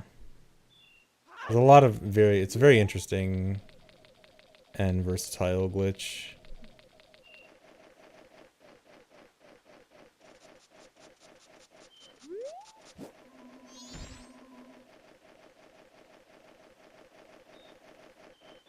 Oh yeah, and Gim, of course. Can't forget Gim. The SRM of unbanned glitches. Ban that guy? Okay, it's not nearly that. It's good versatile, not overpowered versatile. Yeah, it's like more movement options, not rewriting name memory values.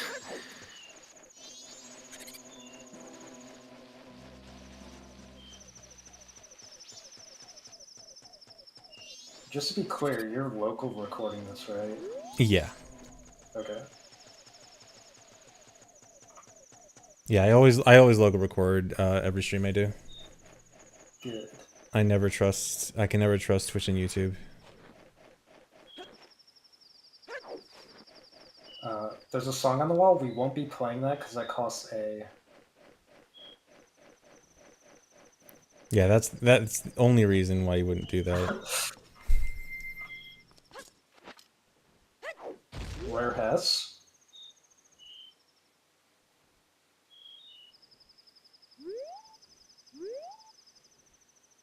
I'm pretty thankful that we've had like any locations to do this at all.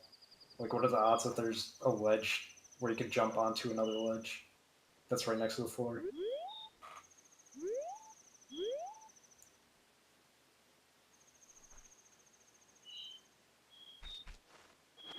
The astute viewer might have been wondering why there were no enemies in Termina Field. Which the more astute viewer knows from previous viewings that if you don't have Ocarina, like, there's no enemies in Termina Field. Yeah, the game essentially treats whether or not you have Ocarina as the first cycle flag. Or like whether to treat you as if it's first cycle or not. And since Bottle is over Ocarina, it thinks, oh, you are totally in first cycle right now.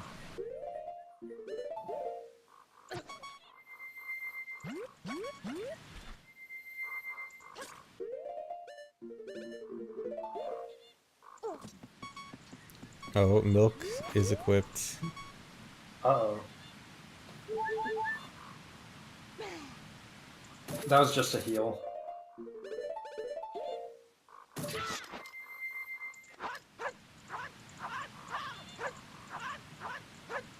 Another Zora hover. Yeah, this time we're using the Zora Hover application. It's useful because like we could punch in the air, and then if there's something that's like slightly higher elevation, it'll give us extra height.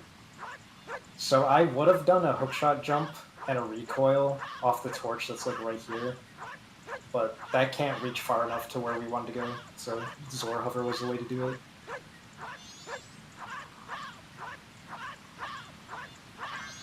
Just ignoring the owl. Don't want to press A to talk to him.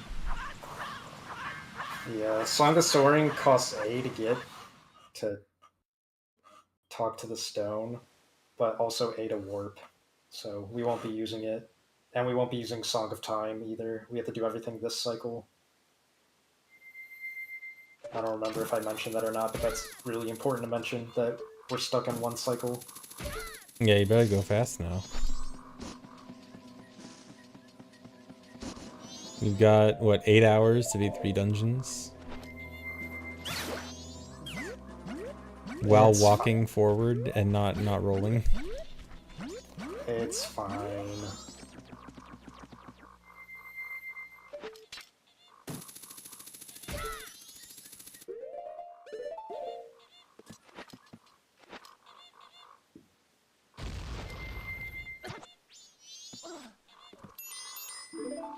That was a really precise jump.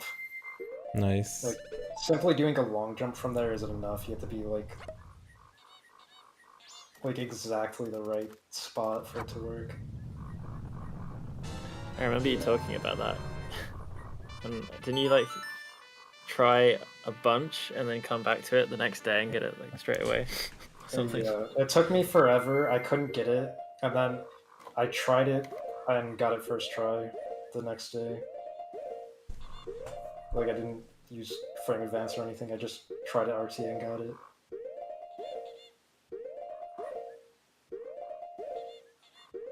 And we're doing another pause buffer to delay the cutscene. Because this is the cutscene that makes the Woodfall Temple rise.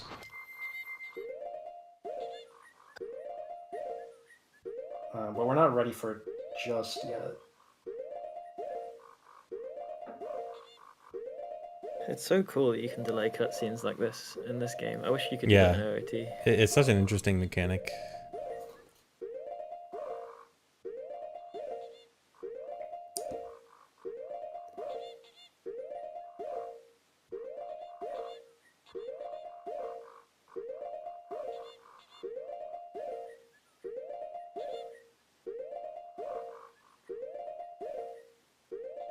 It may not look like it, but Deku is moving very fast right now. That recoil gives really high speed. Yeah, and the momentum is completely stopped when you let the cutscene play. Otherwise, it would have been way less pauses if the momentum was kept. But that's just to get to Woodfall without pressing A. Yeah, that skips the Deku Flower. So remote hook could have been used to do all that, but I like some variety. If we could do something without remote hook, I prefer doing it that way. Because you'll see plenty of it this run.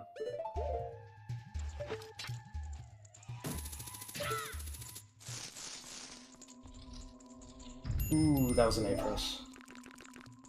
Well, hopefully there's not another one for a while. But because I said that, it's obviously telegraphing that there's going to be another one. Oh, you're just setting me up for disappointment. Well, surely that's the last one. Although, because I said that, you obviously know there was another Not one. again. I think it's happening because people are still blinking from earlier. True.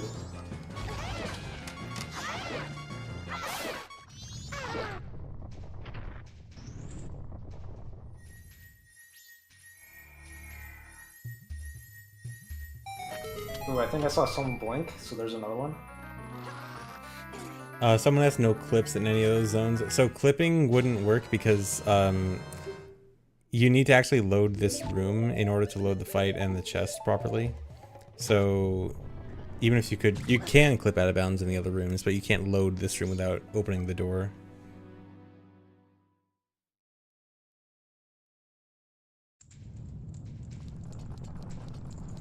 You can leave the room though with dying. Yeah, that's hopeful. So yeah, bow is 4 A presses. And we only need 1 arrow in the entire run. That's unfortunate. So this is very much not trivial. I'll try my best to explain it, but it's not even fully understood. But just pay attention to what's been happening so far. Alright, so we get the Zora hover state to go through the wall, and then now we can punch our way out of bounds. But the thing that was special about this, that makes it not trivial, like what we're doing, is because when we do a hook slide, so we will be doing a hook slide, it depends on the angle that you have before you start the remote hook. But something you can do is that when you set up remote hook, like when you drink the milk and have the hook shot in hand, if you pull out bottle, it'll come out like a bow, which only the astute viewer noticed. The normal viewers didn't notice that. So if we went to a very, very specific spot on the wall, I guess the left wall or the right wall, depending on which orientation you look at it from, pulling out the bottle actually changes the hookshot's whole position.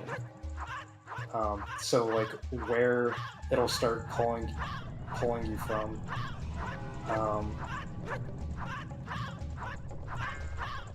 How do I word this? So it's changing the direction that the future hook slide is going to go. Yeah, we wanna be able to have the same angle to like that to be able to get out of bounds to do the Zora hover, and also to be able to do the hook slide at the end to get into the boss loading zone. Also, even though things are unloaded, we can still climb. The climbing is not. Yeah, because climbing is actual collision, not an actor, which is neat. And then there's the hook slide through the door. It's kind of a miracle that trick works, and it's pretty hard to explain because we don't really even fully understand how the bottle changes. Like, we understand that it changes the pull position of the hookshot, but the way it behaves is kind of like hard to pin down exactly, hard to determine like what's gonna happen. But it's very lucky that the torch is in the position that it's in for it to work the way it does. So the short answer is magic.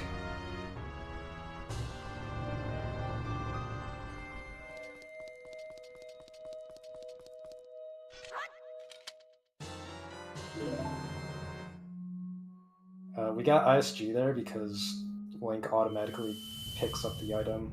You don't press A to do that.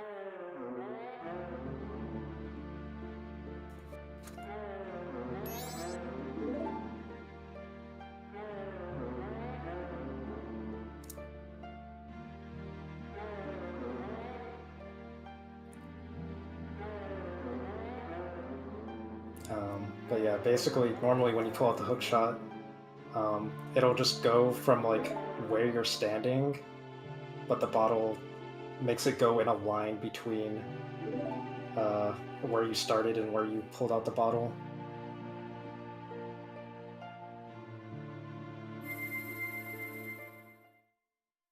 It'll stretch the hitbox. And since we were right next to the torch, it just hits the torch on the first frame.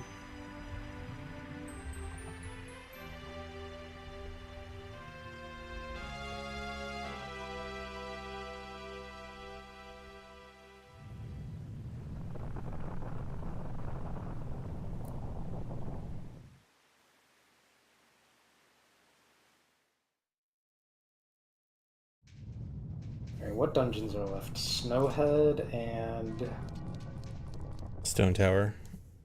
Forest Temple. Stone Tower. Oh, the purple on the grass, the water grass there is cool. I never noticed that. Is that like that's probably like a night 3 thing, I guess. I love the colors in this game. Like, Yeah. the colors of like the water and the sky both change depending on the day and time of day.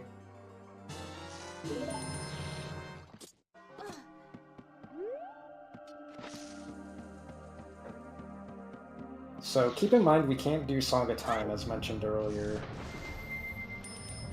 But we can jump in the water from high up so that we're underwater, so that when we put on the Zora mask, we're in shallow water. And from there, we can do the same trick as earlier to get into this mask transition state to reset the day. Yeah, since again the game can't do the regular day transition in that state, so it just resets the day, and then it's back to dawn of the 3rd day. Yep. So that's how we get around that constraint.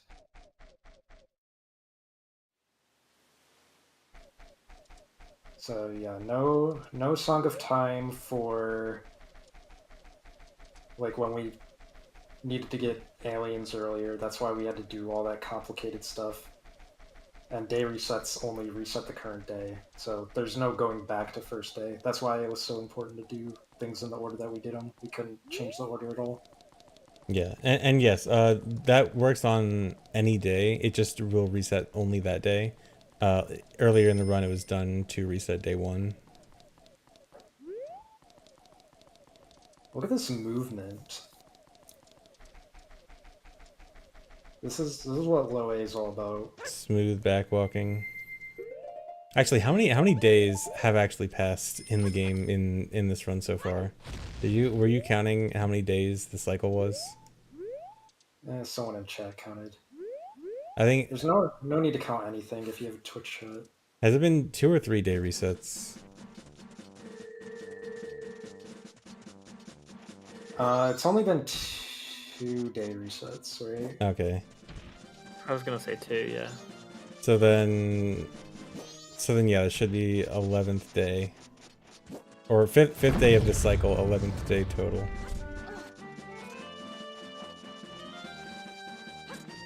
Because we did aliens on day 1 and then just waited out till day. We didn't do any day. Yeah, there was no day 2 reset.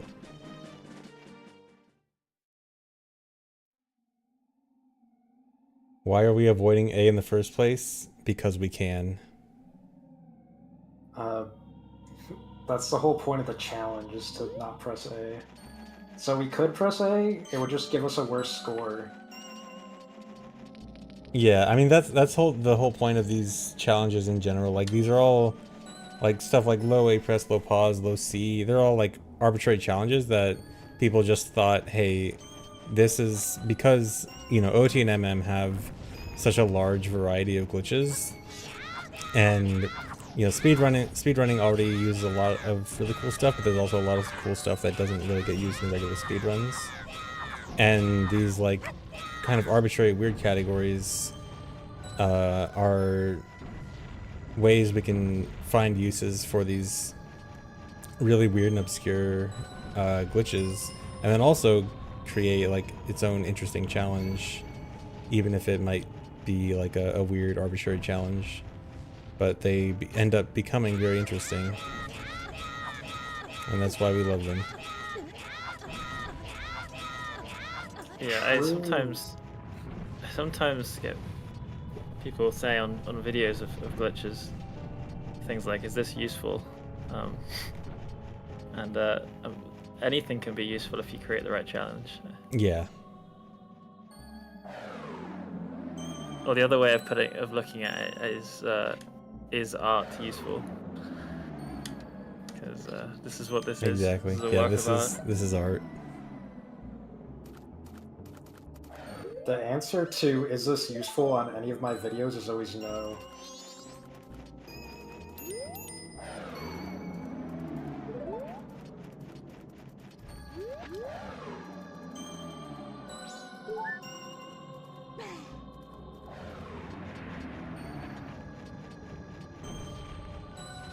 Oh, you just let the fish die. On purpose. Wow. Keep a note of that.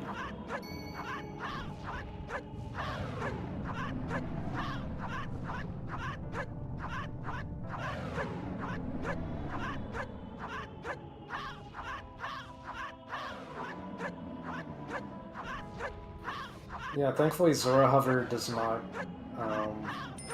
get affected by the wind.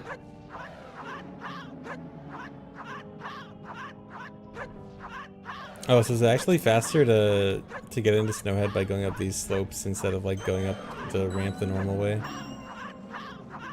Probably. Never thought of that. It was cooler. Yeah, definitely cooler. Yes, I'm taking notes for Rando. I'm going to time this for Rando.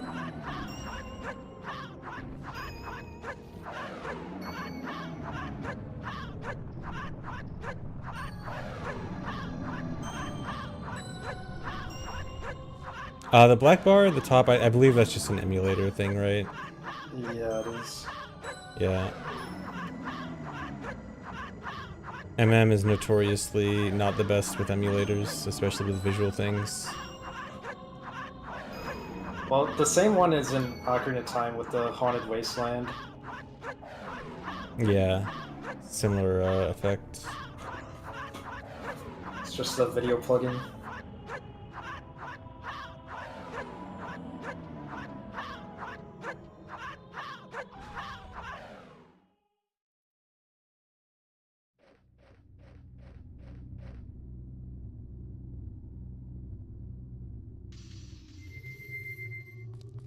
Alright, so we want to skip this block, because that would be an A press.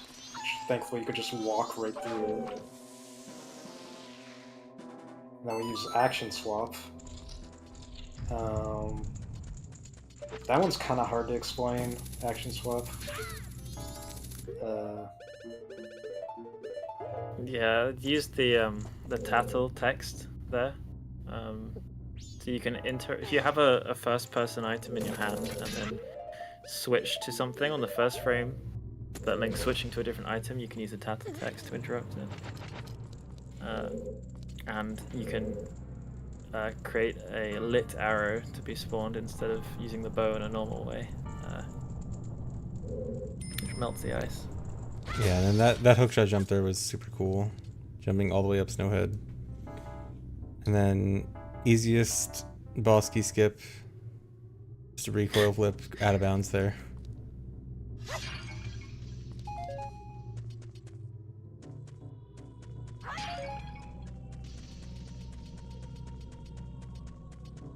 So yeah, no fire arrows.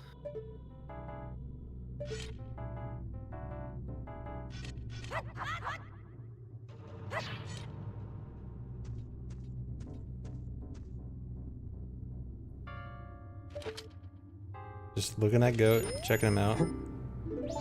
Oh, there it is. Another action swap. That text only comes up because we don't have the ocarina. We have a bottle over the ocarina slot, and whenever that is the case, Tattle will occasionally talk to you, tell you that you need to hurry up. Yeah, I think it's 30 seconds after a new scene load.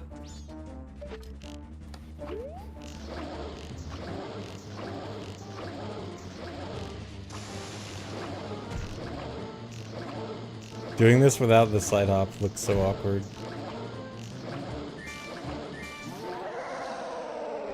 So earlier I mentioned you only need one arrow. I don't know if that's true. But I assume the one arrow that we do for sure need is to melt Goat with the lit arrow. I feel like all the other ones are probably skippable. I just never looked into it, because we need arrows anyway. Surely. I don't know if the first action swap is skippable. It might be. Like, all you have to do is open one door, which is through the ice. Couldn't you get hot spring water? Yes. Yeah, I guess if hot could. spring water was in a duped bottle, yeah. Well, actually, can you get hot spring water without NA press? Or yeah, you should be able to clip into the Twin Islands one, right? Maybe, maybe not. Or wait, no, I think that would... Well, the Twin Islands one, I think that would actually require an A press for action swap, right? You could probably do like a jump recoil thing. Yeah, that'd probably You can do the thing work. where you recoil flip off the post with a backflip. You could maybe do one with like a jump off the post. Yeah, I was thinking of that, and then I realized can't backflip, but then, yeah, I guess, yeah, roll recoil, I guess that should work. Or not roll recoil, just jumping off the platform. Oh yeah, and just shielding, jump recoil, yeah. Yeah, so I kind of feel like, even though we use like a bunch of arrows this run, I think the Goat one's the only one that we need. But like I said, I haven't looked into it because it didn't matter yet. Yeah, and you can't melt Goat with hot spring water, unfortunately. Yeah, Or maybe only fortunately. fire arrows or the action swap lit arrow. There's nothing else that works, right? Even theoretically. Bottle Adventure to skip the Goat intro cutscene. Oh yeah. You can do that, but you can't do that in the room that has Goat, so it kind of doesn't matter. Oh, okay. Like, it gets unset when you leave the area. So you'd have to be able to catch hot spring water in Goat's room. Yeah, something like that. Surely that could be doable somehow. Actually, I think in an extremely specific rando situation that could actually happen. If like you have randomized bottles on, but that'd be ridiculously specific. You know what item? I guess the magic pots. I would think like if a fish is randomized to be hot spring water. Oh, I see. Yeah, and then you drop a fish in there and then catch it, and then it's hot spring water. I regret not playing the song on that wall. I should have done it.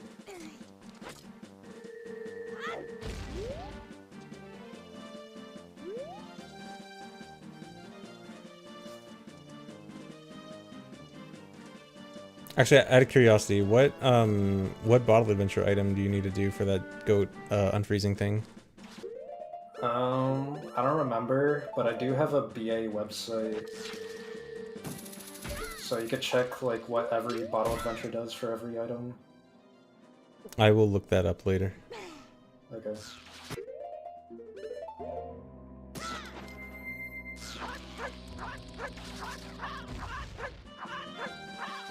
So even the astute viewer didn't notice this, but there was a cool thing where you can use the backside of the hookshot to get on top of the chest, which Pushy recently, Pushy in chat even said. the backwards hookshot shot to get on top of the chest. Like the hookshot target goes behind Link's back, which is pretty cool.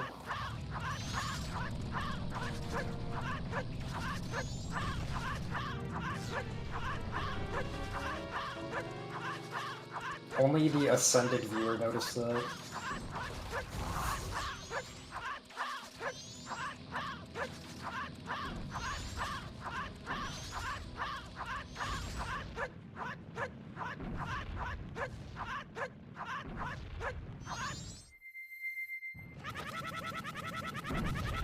Skip some punches.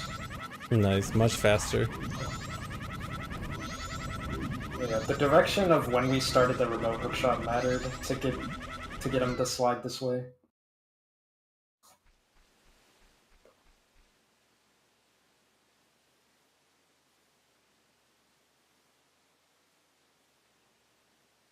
For those that never played this game before, this is iconic hand.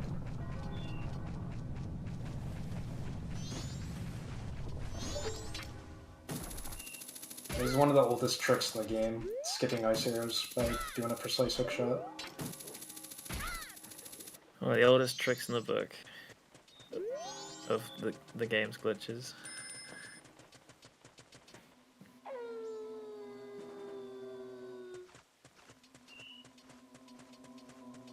Finally, night 3. I don't remember if we reset again. I guess we'll find out.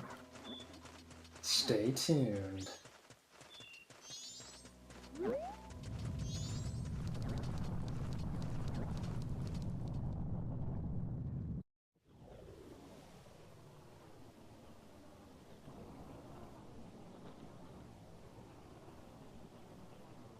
I don't even know where to begin with this room.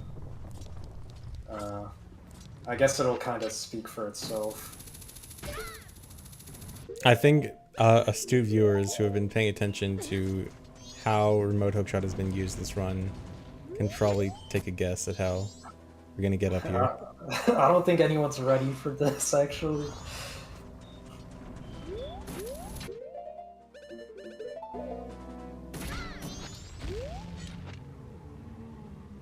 Big hookshot jump. We want to kill these guys. Write that down. Actually, don't write that down in case someone sees it and gets concerned. Just think about it in your head.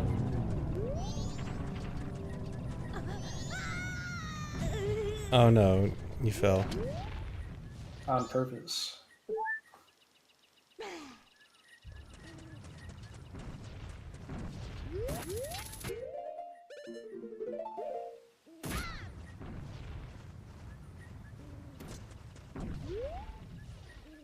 Okay, so we're gonna start another Zora hover as expected.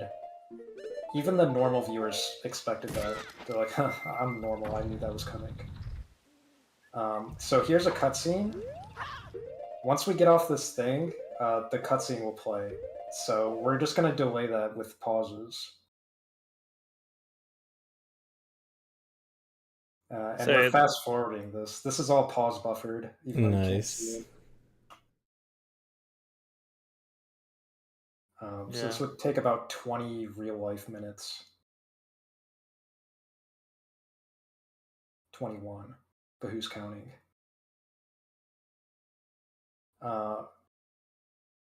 So that height that we can get up to is pretty much the exact height we need for what we're about to do here.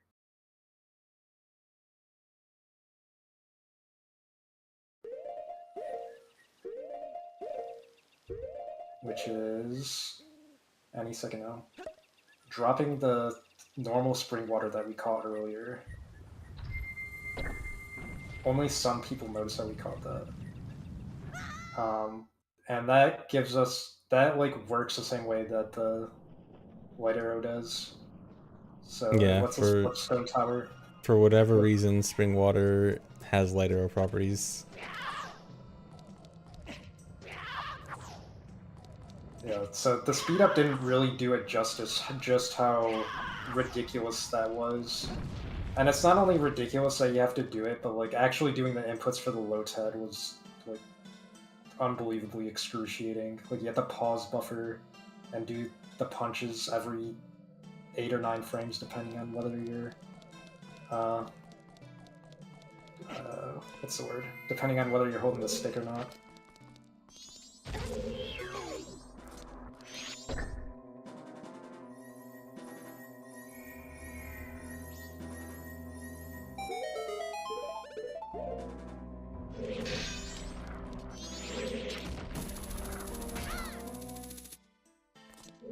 Alright, be honest in chat. Who noticed that we didn't equip swap the milk? Nobody. That was a trick question. No one noticed it. I didn't notice. That's the last use of milk in the run. Alright, ban everyone that lied. Everyone that said me is lying. Yeah, you would never lie, would you? That was so cool. Yeah, Went through, I like, love 4 that. different routes. I love that DK skip, yeah. So I actually made a mistake here. I forgot to refill arrows because I forgot I even used arrows. I used arrows on Go. And I didn't want to redo that entire 21-minute hover because that was excruciating. So you just have to deal with this.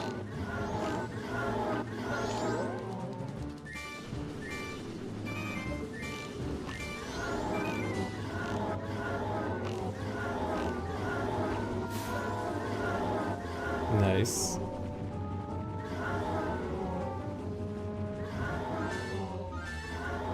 You do only need 1 arrow. Like, you could do this with Blast Mask. And I would despite you, but you said this after I did the low tech.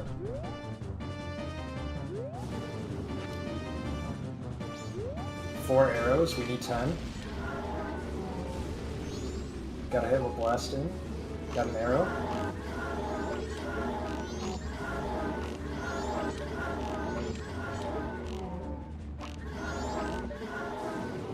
Just barely got that before he went back in the sand. See, I took a bad situation and I made it entertaining. Purely for love of the game.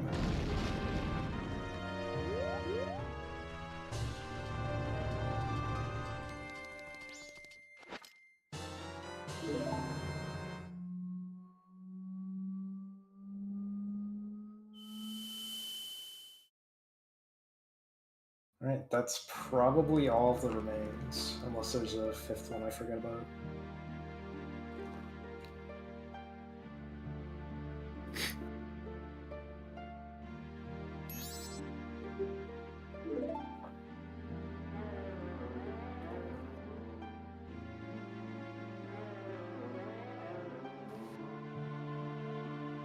Wait, why am I still holding A? I don't even remember. Probably no reason, actually. Surely it's not important. No, I think it's actually no reason, because it's not like when I was making the low TED, I was actually holding the A button down. I just had a script that just held A for me.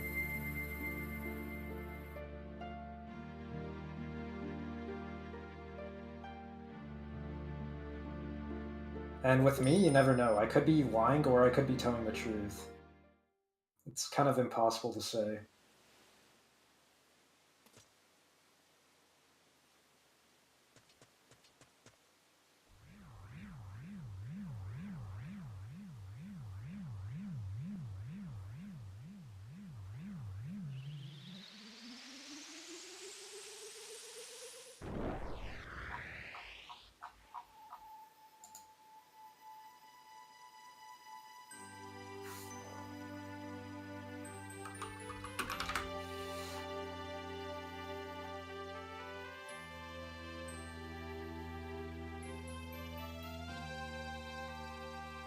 Alright.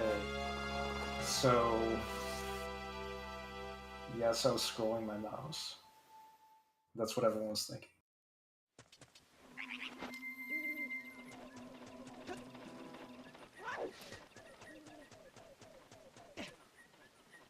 No Hess is here. It might seem like there's a double ledge somewhere, but there's not, unfortunately.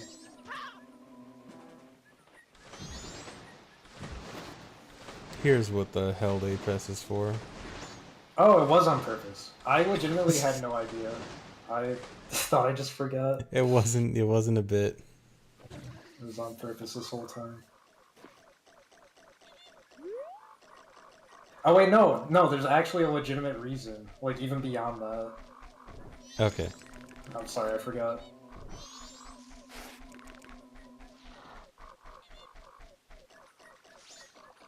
Yeah, there's something important that we have to do before beating the game, which I completely forgot about, which is getting the ocarina back. Oh yeah, that's probably important. Someone explain Gim, not me. Actually, before that, maybe we should explain why you can't just use Ocarina items for Oath. Yeah, I think maybe we could wait for that one. Okay. actually, yeah, keep that in mind. The multi-lotad mental notepad thing. Just keep that in your notepad between lotads.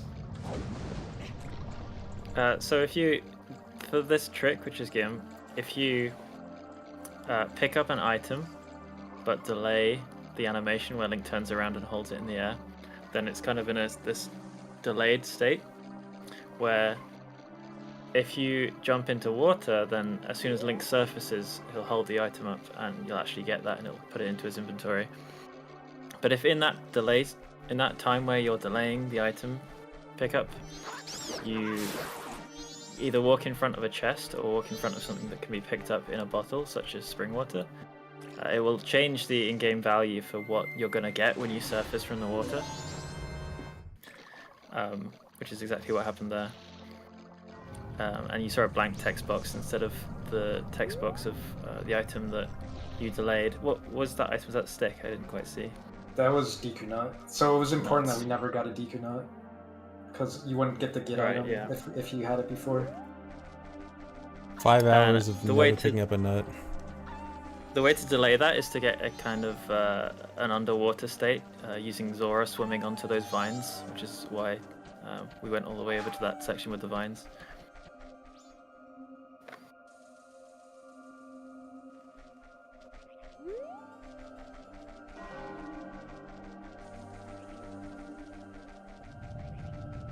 Yeah, the game time happens to be perfect. We didn't need another day reset.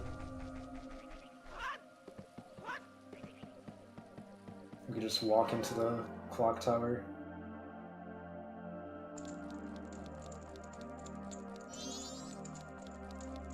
Yeah, I think the Gim table, like the list of all items you can get with Gim, is dominated by lots of like ocarinas and light arrows, I think, if I remember correctly. There's a few other things in there, but yeah, there's a lot of ocarinas. It's a lot more limited compared to OOT's Gim table for some reason.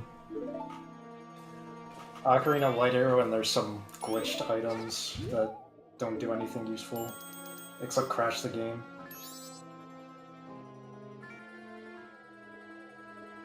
On MM3D though, you can get the fishing pass, which is pretty cool. cool. Wow, the most important item.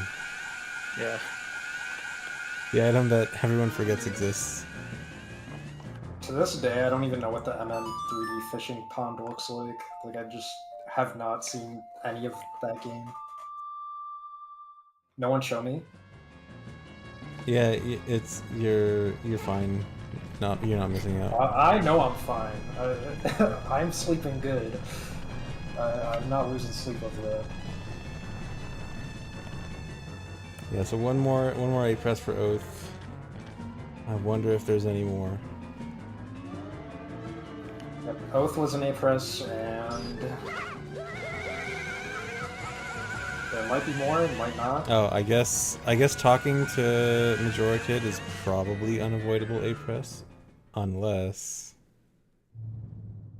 No, continue. Let's hear what you think the final A press is. I think it's talking to Majora Kid and saying yes. Or the final A press count, I mean.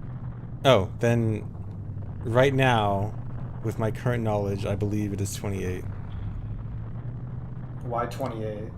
Because you probably need to talk to Majora Kid, unless there is some new tech to get into the Majora fight without talking to Majora Kid. Interesting. No comment. So you're saying it's either 2 or 0. I believe. So it's an even number, basically. Highly likely. If we have an odd number, you're going to be disappointed. Very. Unless somehow. Unless I'm not disappointed. Unless somehow there is, maybe Majora's text box is unique in that some other button press allows for accepting the text prompt and not A.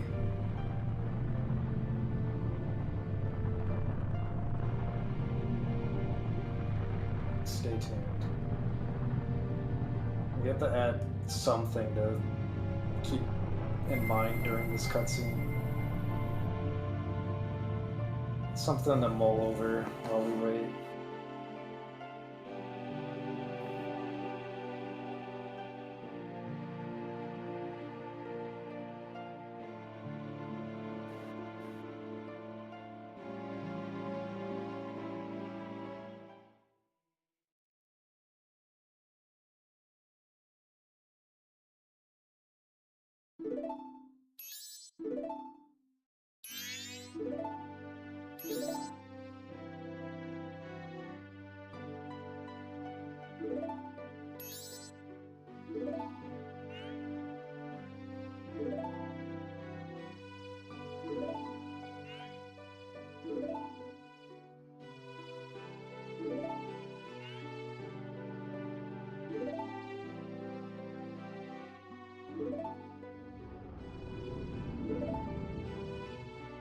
What is after this? After this, we actually have a bonus Slotad. There will be a second one afterwards.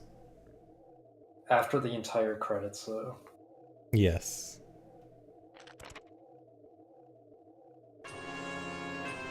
It's a good time to file your taxes.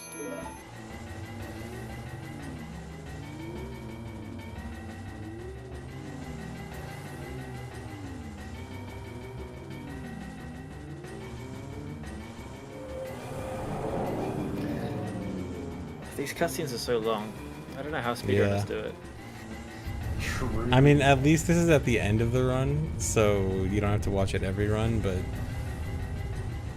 considering first cycle stuff is still even worse at the beginning of the run. Yeah, it's not great. I can't speedrun anything that has more than like a 5-second cutscene. I get too impatient. 5 seconds. Man, even Mario 64 is too long. Yeah, exactly.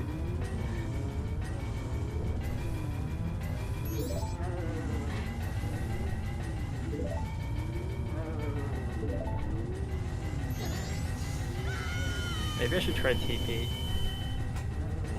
TP is so nice, being able to actually skip, basically. I mean, there's still a few cutscenes you can't skip, but it's very nice overall. Yeah, but the entire game's a cutscene if you think about it. Sure. Alright. Oh, there's 27 and 28. Oh no, I forgot. There's 3. Are you sure? I was wrong. Sure? I can't believe I forgot that he asked you 2 questions and not just 1. But 29 is a really great number to end it on because the previous record before we revived the A button challenge was 59 A presses that NOP did. So 29 is the threshold where it's less than half.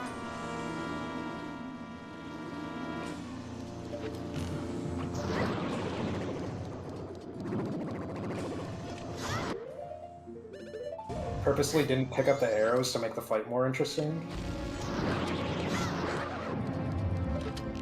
I love the pulling out stick and not using it. I don't remember. Oh no, we power crouch stab, that's right. Oh, okay. Yeah. I knew there was a reason. Yeah, I forgot power crouch stab existed until I got to Majora somehow. It's because I never played on the Japanese version. I mean, it probably wouldn't have been useful any other time, right? If we had to get Maybe. fire arrow, it would have been like for Wizard, but we didn't need it. Yeah, I mean, maybe twin mold if you wanted to. If we skipped arrows. Yeah, if you wanted to get in the perfect position for a crouch stab instead of a blast mask. But it's interesting because you can't store a jump slash damage because that requires an A press. So I guess Yeah. normal stick slash.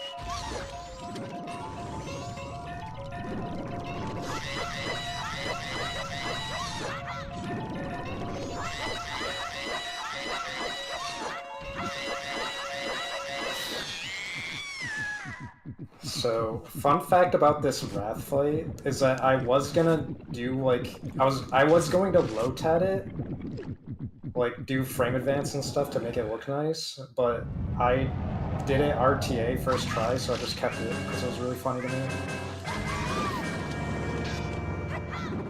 So somehow nothing shot me during this. I just was able to get the whole thing.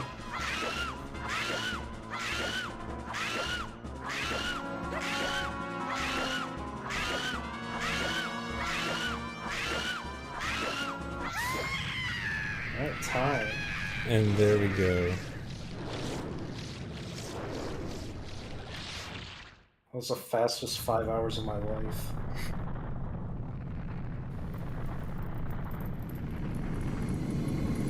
Okay, well, 29 A presses. Now's a good time to talk about potential A press saves. So in Milk Road, we used 2 A presses for the 2 hovers to get past the boulder. But if there's another way past the boulder, that would obviously help. Like, even if we had to roll, like, for instance, if we had bombs instead of Blast Mask, we could use a bomb and 1 A press to roll to do an A slide past the boulder. That's something that would work. Yeah, I was just gonna ask about A slide. Unfortunately, there's no like ledges you could do a bomb roll or like a blast mask roll. A slide, I guess. No, there's nothing you can fall off there, really. It's all just slopes. Yeah, so if we had bombs, I would save an A press, but bombs take like 4 A presses because getting into the bomb shop and pressing A to buy bombs and all that. So that's one potential save. Let's see, exiting Marine Lab. We can get out of bounds, and there is out of bounds.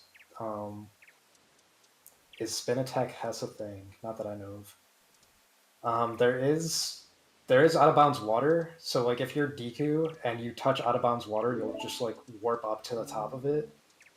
And there is a tank right next to the door. So theoretically, we could get out of bounds in 0 A presses, which we can do, turn Deku, fall in void, and land in the water. All of that we can do. The thing is, there's no out of bounds water, it's all inbounds. So we don't actually get to warp and stay out of bounds to reach the door. But who knows, maybe with more precision, like we can do that trick to save that A press. I could maybe see it happening. A big one would be entering Woodfall without Sonata. It takes 5 A presses for Sonata, so the loading zone for Woodfall does exist. It's just underground, and out of bounds water voids you. But in a hook slide, it wouldn't. But we don't have a way currently of doing that.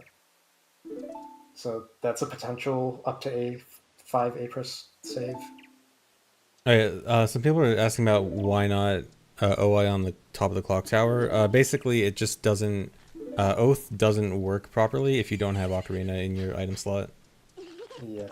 Don't explain why more than that, but it won't work. We'll save the full explanation for the next one.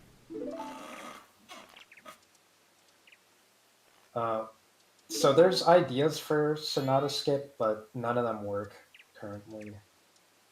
But yeah, basically if we could do a hook slide out of bounds, or some way to like keep our height out of bounds, we could enter the loading zone. So there's potential for that. Yeah, it's surprisingly close and far away, because the loading zone for Woodfall does actually exist before the dungeon is raised, which in like most cases, if the loading zone exists, you can almost always get to it. But Woodfall is this one case where there are still things preventing it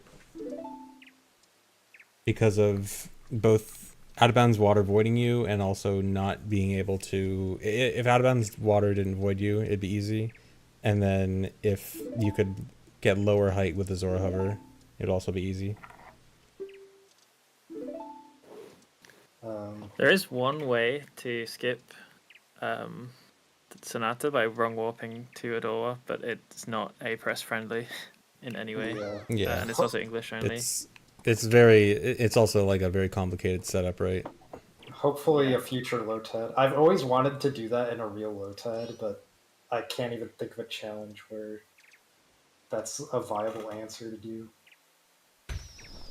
Maybe low C in the future?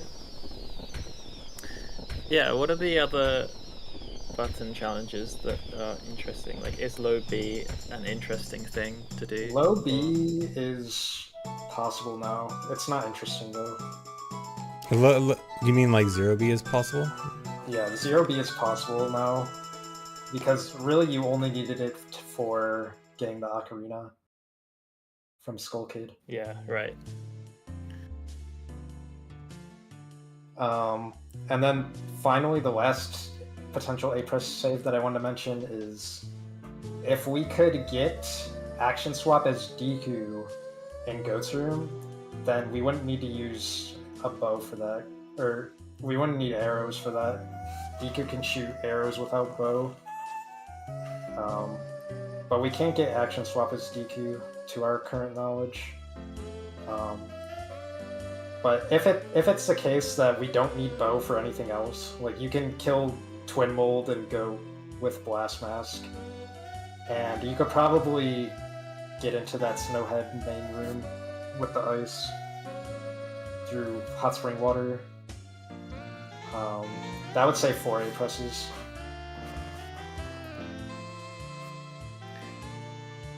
You may be able to A-slide through the ice as well. Oh no, there's nothing to auto-roll from, never mind. Yeah, so there's potential for some A-Press saves here. It's not as, like, perfect as the low C and Ocarina of Time, but there's also a lot of A-Presses that I don't see any way of saving, like, a lot of the stuff. No matter what, we'll probably always have, like, a really high number for A-Presses. Yeah, a lot of the like doors and songs are just some of the doors are possibly avoidable, but the songs, like, that's gonna be really hard to avoid.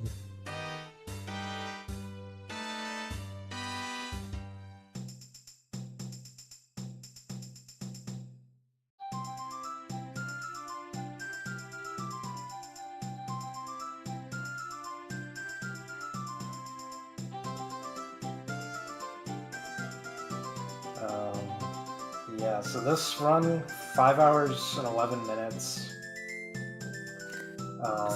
We sped it up over twice as fast. I think that's also with like the 30-minute cut. No. That's what? So that 5:11 is accurate. 5:11:18. Oh, okay. Like,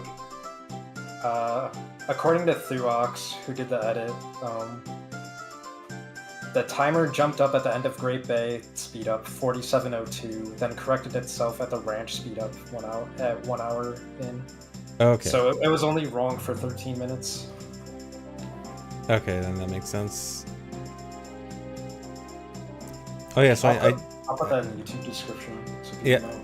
I just noticed in the credits how like when it shows like the masks you did and didn't get, that duping over a bottle makes it still act like you never got it. So like it showed Kamaro and stuff. Oh, that's interesting. I didn't notice that. I didn't know that either.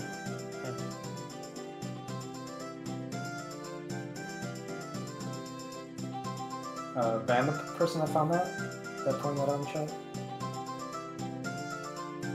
No, I noticed it myself. I didn't read chat for that. I don't believe you. I think chat takes after you and Wise. I swear it. I noticed it. I I think I chat was, slipped you I away. was okay. I will explain my own thought process. I was looking at the postman, like when the postman hat was spinning, and I was thinking, I wonder if those masks that got duped over will show up. And then very next one was Kamaro, and then I'm like, oh right, so Kamaro's there. So then that means that duping over it makes it not show up in the credits. But then we were already discussing whatever we were discussing at that time, so I didn't want to mention at that time, and I was waiting for the conversation to end, so then I could mention it after that, and then I mentioned it. But in that time span, someone else mentioned it in chat probably. ZFG is the original astute viewer. Built astute.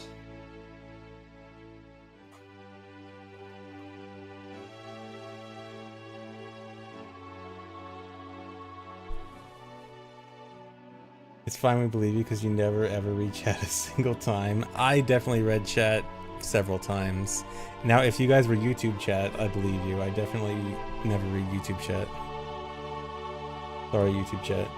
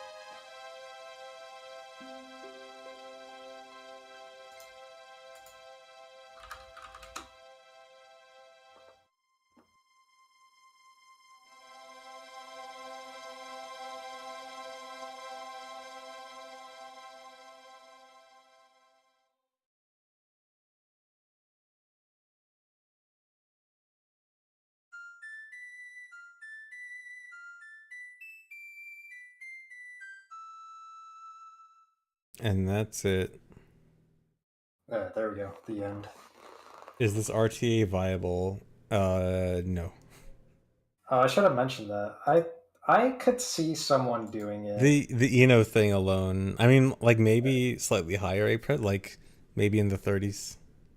So But that with the Eno thing, you could just like pause for like several hours to reset the day. So if they want to pause for like 3 hours straight, they can reset the day that way. okay. So maybe it could be done. There's some hard things though. Oh yeah, and light arrow skip. Yeah, that's also really bad.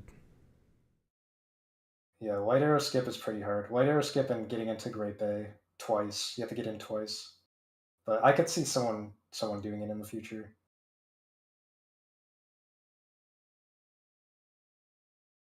Okay, so that was great. So I guess we'll move on to the next one now, right?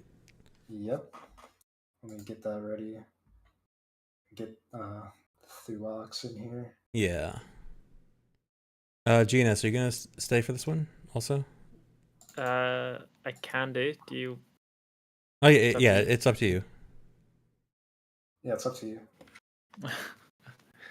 It's up to all of us then.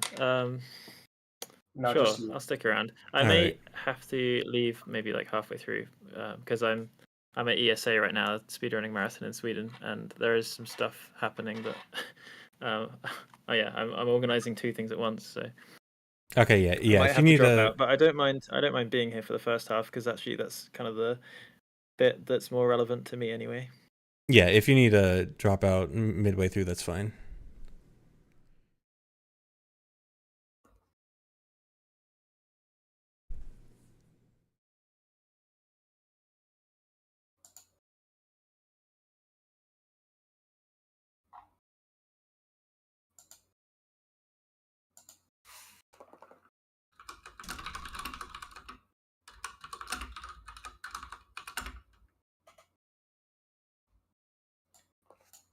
And we're just waiting for Thuox to get in.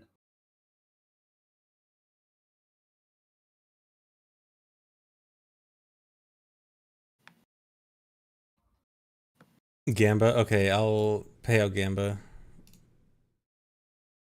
Or wait, oh, it got paid out. Never mind. I Oh, you can't guys believe you want? give people for free money for the Okay, so you guys want another prediction? I don't know. I don't know what prediction to make for the next one. predict how many times I say astute viewer. Okay.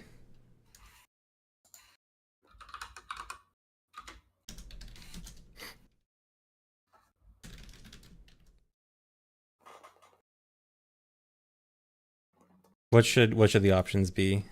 Like 5 to 10, 10 to 15, like increments of 5 or increments of 10.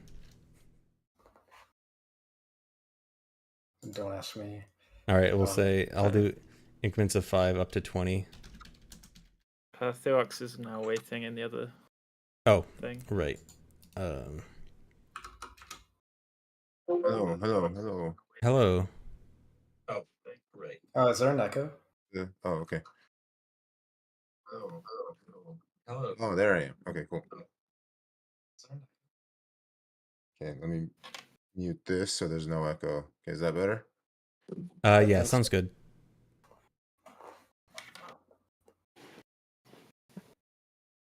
Okay, I just want to do a quick audio check. Say something again real quick. Hi. Hey. Hello.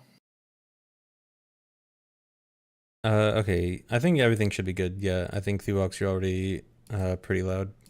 Loud as in good loud. Okay. Let's start the next one. Okay, I just put my headset on, so that should get rid of the echo. You have the video ready, right? Yeah, I have the video's video already ready, ready. yes. Okay. Well, everyone needs it ready. Okay, yeah. I'm not sure. All right. Oh, I actually have to use a timer for this one. Yes. All right. Should I start timer on video start or file select? I think file select. All right. Better. Starting in 3, 2, 1, go. Hey gamers, this is Kita again. And today we have another special playthrough of Majora's Mask. I have some people here to help me commentate. This is the Ox. Hello. Or James, if you prefer. Yeah, I'm glitches and stuff still, or Adam if you prefer. I'm ZFG. I might just ask questions for commentary and stuff. Right. Zelda Freak Glitcha, if you prefer. I do not prefer. Okay. So you go. now we finally know what the bonus category is based on that file name. It's one cycle. Everyone acts surprised. Yeah, no one was spoiled. Wow. Absolutely zero Uh, spoilers. So ever since the early days of Majora's Mask, even before speedrunning was popular, there was always a challenge category of one cycle or the 3-day challenge. But all of those were really not 3-day challenges. They all took 6 days or 2 cycles. But Yeah. people just kind of didn't count the first cycle. Like, oh, that's just the 0 cycle. You're just a Deku. You can't do anything.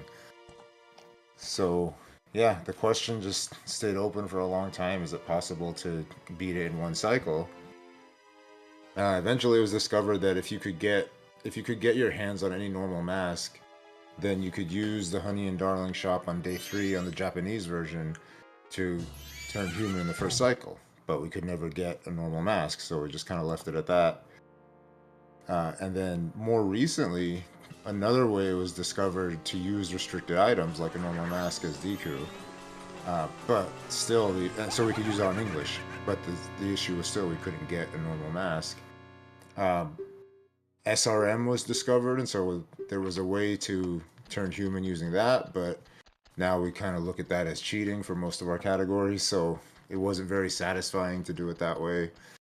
But even more recently, there was finally discovered a way to get that coveted mask, that normal mask as Deku. So we'll talk about that more when it comes, but the question this run sets out to answer is, can we finally, after 23 years, beat Majora's Mask truly in one cycle with no SRM? I should explain really quickly why this is different from the real 3-day challenge. So, yeah, 2 years ago we did the real 3-day challenge where we used SRM to get the Deku Mask. This run is very much surprisingly different from that. You would think it's not different based off of how similar the concept is. And the very key difference is that we don't have the Deku Mask. So this is actually a lot more challenging than it seems at first glance. It's kind of opposite of how you would expect. Normally when you get a challenge, you're like, wait, how is that possible? I don't understand. Like you see the challenge, it seems impossible. This one's the opposite, where this seems really easy, but there's obstacles that you wouldn't think of that make this way harder. So much so that I'm not so sure if people would even do this RTA. Yeah, you might think, well, yeah, once you're human, it's easy. You can do basically whatever you want, but that's not true. We'll talk about the hurdles as they come. But yeah, it is definitely not a trivial yes now that we can finally become human. I will also mention that I know in the last run you saw some day resets. In this run, technically a day reset keeps you within the cycle, so we could still use them in a one cycle, but I will tell you right now, we're not going to do that. It's going to be the one similarity with the true one cycle is that the clock is never going to go backwards. Okay, it will actually not be more than 3 days, and no extra technicalities about it. Yeah. So it is a real 3-day challenge. But if you did want to day reset, like say you're doing this RTA, you would have to pause for like 2.5 hours.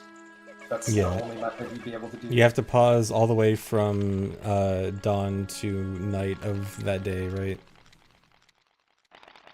I don't remember exactly. I think you have to pause like a full like 24 hours or something in game time.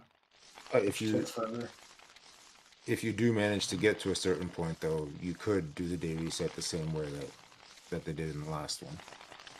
Yeah, but that's easier said than done, as we'll see. Yeah, to reset the day, you would, as quick as possible, you would wait until just before it turns night, and then pause through all of night until it becomes day again. Takes a long time. Yeah, time does move while you're pausing. When you pause, the game will move forward one frame of game time, but not advance the actual game. Yep. Yeah, we're gonna use a little bit of that in this run, a very little bit of that, but you will get to see it. Yeah, it was much more of a thing in the previous one. But it is important. It is necessary. And you'll see why.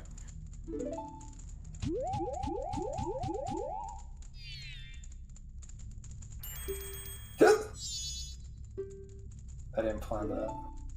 Nice. We're playing English now for good reasons. English is needed. Yeah. Like both of these LOTADs needed their respective version. First A press. Yep. A lot of A Not the presses first there. one. I feel like this one's already past 29. Oh yeah, I was using A to advance all this text for sure. Oh, okay, yeah, then for sure. So most of this task was done by the Ogs. I did a few small segments, which is why my name's in the credit, but yeah, all this stuff is not done by me. So yeah, good work on all this. You worked really, really fast on this as well. It was really impressive and good for such good movement. Well, this part I ripped straight from my old, my previous LOTAD, so this part didn't take very long this time around.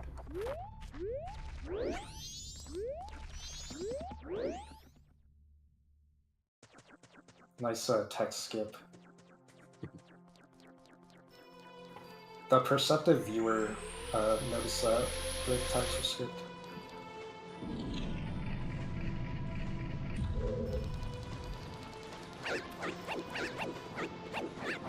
Oh, nice.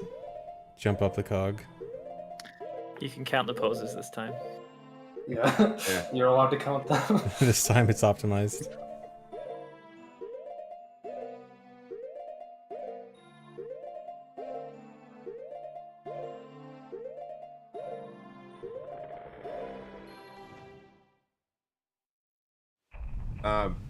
As we mentioned, the last one is faster to reset here, but I don't know. It just felt against the spirit of the one cycle to go back to file select and start over. I don't know. It's just a personal decision, an artistic decision to go all the way through here. Yeah, it's not a massive time difference anyway. I think it's only a few seconds, right? Maybe even like 1 or 2. Yeah. Yeah, it's.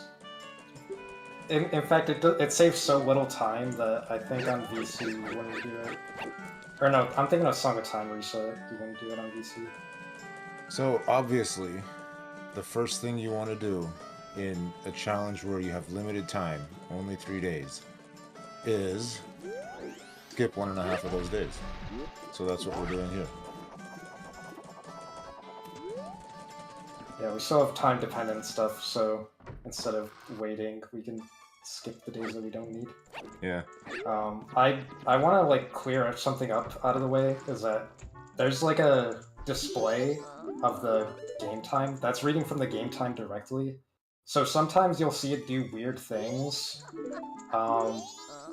That's just what the game does. I can't really explain why it does that. Yeah, especially prior to getting to Clocktown. And I was actually kind of surprised at just how well the timing worked out from this point. And you'll see why when we get to it.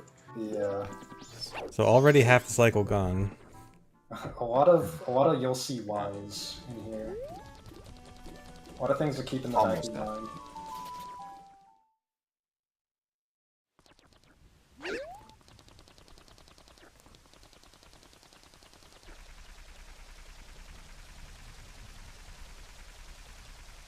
Yeah, time is moving very quickly because it's first cycle,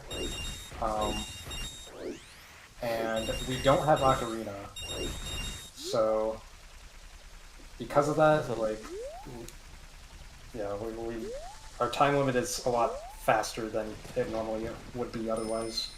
Yeah, and again, time in first cycle moves at 5/3 the speed of regular time, so it's pretty fast.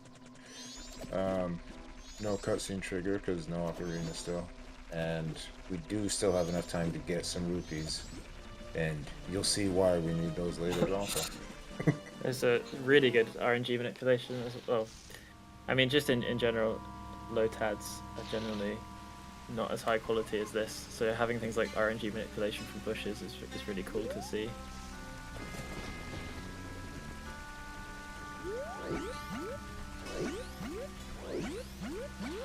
Those of you from the Chicago area actually know that Fifth Third Bank was named after the Majora's Mask in-game time. Oh, nice lore.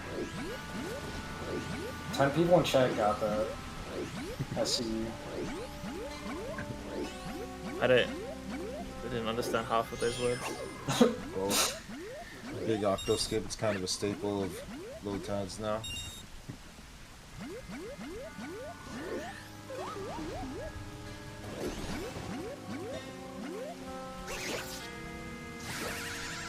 Done a little bit differently this time, landing on that second melee pad instead of the first one.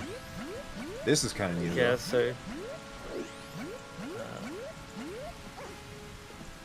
Oh, nice. I didn't know Deku could grab that ledge. Yeah. it's pretty precise. But yeah, what happened with the big octo skip, if you haven't seen it before, is if you drown as Deku in water, you get a bunch of frames where if you get hit, then you get recoil speed. So it's exactly the same thing as what happens when you roll and get hit, and you can get a Hess. And that same effect happens from drowning instead of rolling, but for a much longer period of time. And so you can get hit by that projectile from the Octorok, and you go flying backwards.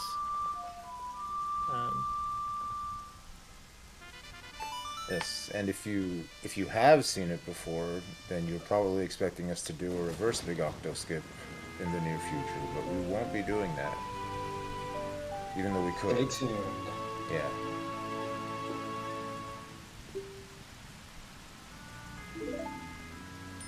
There is one more thing we need from this area first, so we're gonna go grab that before we make our way back.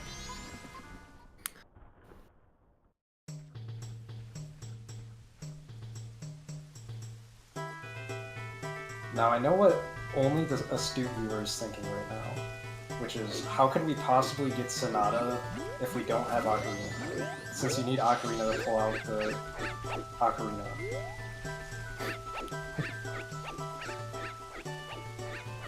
You might be surprised by the answer.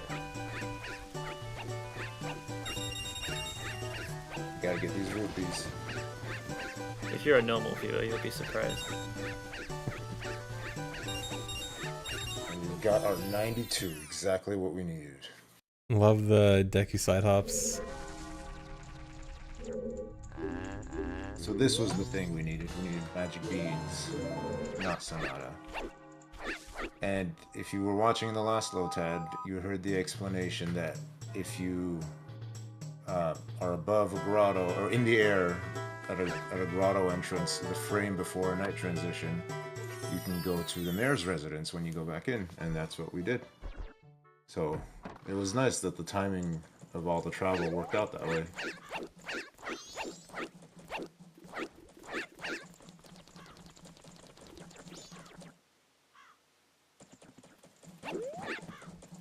But we don't really need this night either. All the important stuff that we gotta do is in the third day, so we'll probably just I don't know. What do you think? Should we just skip it? Should we have a vote? Time's gonna be really Vote if we tight. skip it.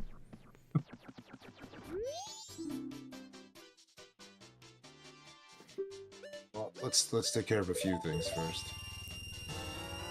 This is something I'm really happy is in this run.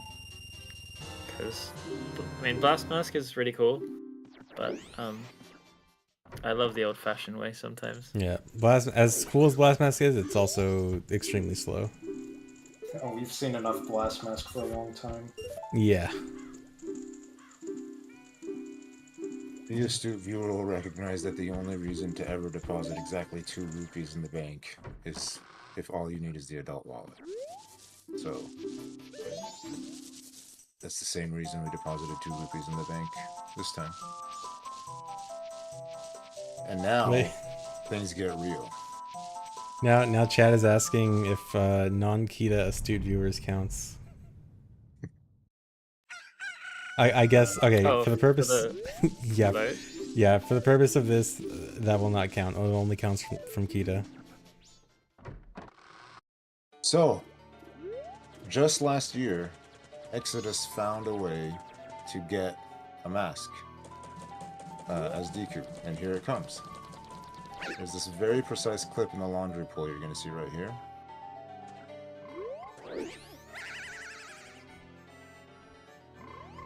Make our way to this out-of-bounds water, hop on it for a bit, just so we don't void out. Get into the loading zone. Nice. And thankfully, this is one of the few masks in the game where it doesn't check your form to see whether to give you the mask. So we can actually just get it. Yeah, this has been that's- theorized and looked for a long time, and there've always been ways to get in here as Deku, but never like specifically in first cycle, except for like some very strange edge cases that don't really work out. But from another file. Yeah, power keg Yeah. from another file, but yeah, finally there it is. After a long time of searching. Yeah, I can't tell you how many hours I've spent trying to do that, and Exodus finally figured it out. Yeah, the specific discovery was that clip out of bounds in Laundry Pool, like spinning at the wall that just clips you out of bounds. It's because there's another wall that pushes you. There's like an intersection. And that had to be done on day 3. So that's part of the challenge that's worth mentioning. It's that Keaton Mask is only available on day 3, and once it's day 3, we can't go back. That's part of the 1 cycle challenge. So Yeah, so it's almost a 1-day challenge. Only a very little bit is done on day 1 and 2. Yeah, and you'll see some more time restrictive item that we'll get later. Yeah. Also, So- the ice there is another thing that's just not there if you don't have Ocarina. If you're in first cycle.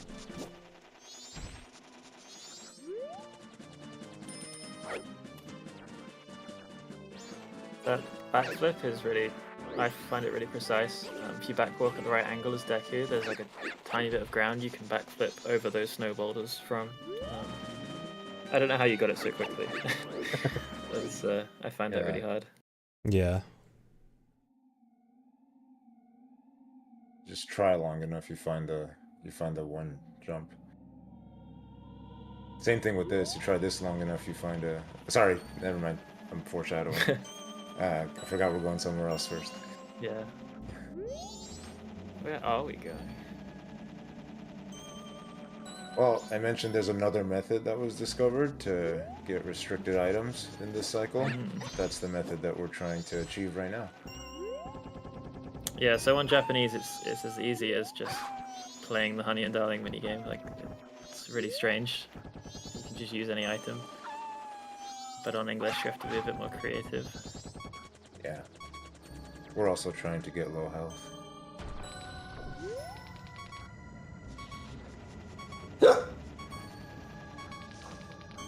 I swear I didn't hiccup for an entire year. Last my hiccup was 365 days ago. And we're already at 3 this run. There are more hiccups than astute viewers. So, Lens of Truth is a critical part of this new restricted items strategy. So that's why we came here to get it. But we don't want to walk all the way back to the beginning of this area, so we're just gonna go ahead and die. But not before grabbing some rupees.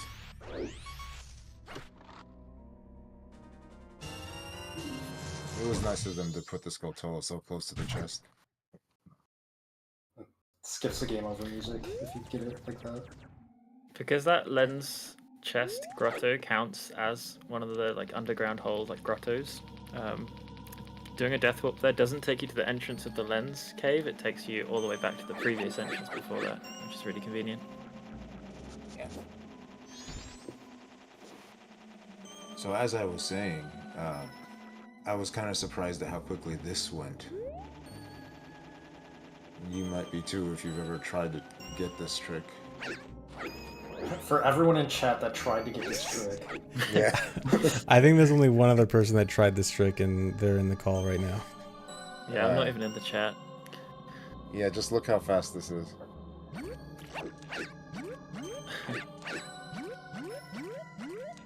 Yeah, so I think maybe just watch and then we'll explain what happened Yeah. afterwards. There we go. There we are. Human in first cycle on English. No SRM. So as mentioned, it used the fact that we have a normal mask, a non-transformation mask, and we found a way to use that as Deku, which can just turn you human for some reason. I still don't know why they did that, but yeah, that's the mechanic. And the way that you use that item is a very clever combination of the state where you're hanging on a ledge and the state where you're climbing on a ladder. So if you're hanging on a ledge, then your C button's usability doesn't update. So normally if I were to equip something like Powder Keg as Human Link, it would like disable that button on my if I equip Powder Keg to C left, let's say, as human, it would sort of grey out that button and make it disabled, so I couldn't use it. Those button updates don't happen if you're hanging on a ledge. So we get something called ledge down A by hanging on a ledge and then being dunked into the water on one of those ice platforms. That was what that thing we were talking about being really fast to get was. Normally, previously when I've tried it, grabbing onto the ice platform, it takes a long time before you get dunked underwater by just the physics. of the ice platform. So we do that, which preserves ledge state but allows Deku to walk around still. And then you climb on a ladder, which forces the Lens of Truth to be usable. So that's why we got the Lens of Truth. And then we get off the ladder. We've now got Lens of Truth usable, and ledge state means that we can't update our button usability. And that means that we can then put a mask over Lens and use it. Yeah. And while I was explaining that, a bunch of other stuff happened. So. Yeah, I mean, we just did a Hess in time stop with a bunch of bomb techniques just so that we don't lose too much time, because we're already in the final day and we still don't have Ocarina, so we can't just let time keep running all willy-nilly. So that's why we did that. But we got enough rupees to fill our wallet, and then we went to the bank. We did the bank clip to be able to get to the hidden owl, which is going to be useful for index warping soon. And this is a part that GNS did. That bomb hover up to this chest is amazing. Yeah, so we're kind of in panic mode now because we've finally turned human, but it's so late. It's like day 3. So we're trying to use time stop as much as we can because the clock's still running really fast. We don't have Ocarina yet. So you're going to see like a lot of pulling out bombs, trying to time stop, just to prevent the clock from moving. Which means we're going to need some help. That's why we get that fairy there. You can't just keep doing bomb time stop forever. We'll die. But thankfully there's some strategic help along the way. Can you hear my cat? No. Aww. So this is kind of a section maybe I can explain. That glitch we saw earlier to turn human, that was only found about 2 months ago. And we were kind of scrambling to figure out whether you can actually do this challenge now, finally. Because you'd think that maybe now that we can just turn human in the first cycle, it's easy, like job done. You just go and beat the dungeons now, get all the masks, but it's not that easy. So that's kind of what this challenge was all about, figuring out what do we do from this point forward. So yeah, that human first cycle was originally discovered by getting Keaton mask, using a powder keg from another file by me about 2 months ago, and then Exodus found the one you saw in this run. So 2 really cool, big, historic tricks found very, very close to each other. But yeah, the rest of this run is just figuring out what you do next to beat the game. Yeah. So first we got to get this bottle. The bottle's going to be vital, and then once we have one real bottle, we're going to get rid of all the stuff that we don't need and put bottles in their places. So the special delivery, we got it along with the Keaton mask, but we don't need it for anything, so we'll put a bottle over that. And we don't need the Keaton mask anymore either, so we'll go ahead and put a bottle over that, and the lens as well. The delivery we'll do later, but these 2 we'll go ahead and do right now. It's way harder to commentate these when it's task movement. I've realized everything happens so quickly. Yeah. Yeah.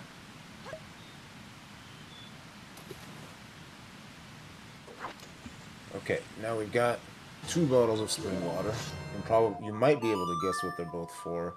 But now we're coming into our other time locking thing that we need. And so once we get this, then the run really starts. This is another part discovered and done by glitches and stuff. So you can explain this if you want.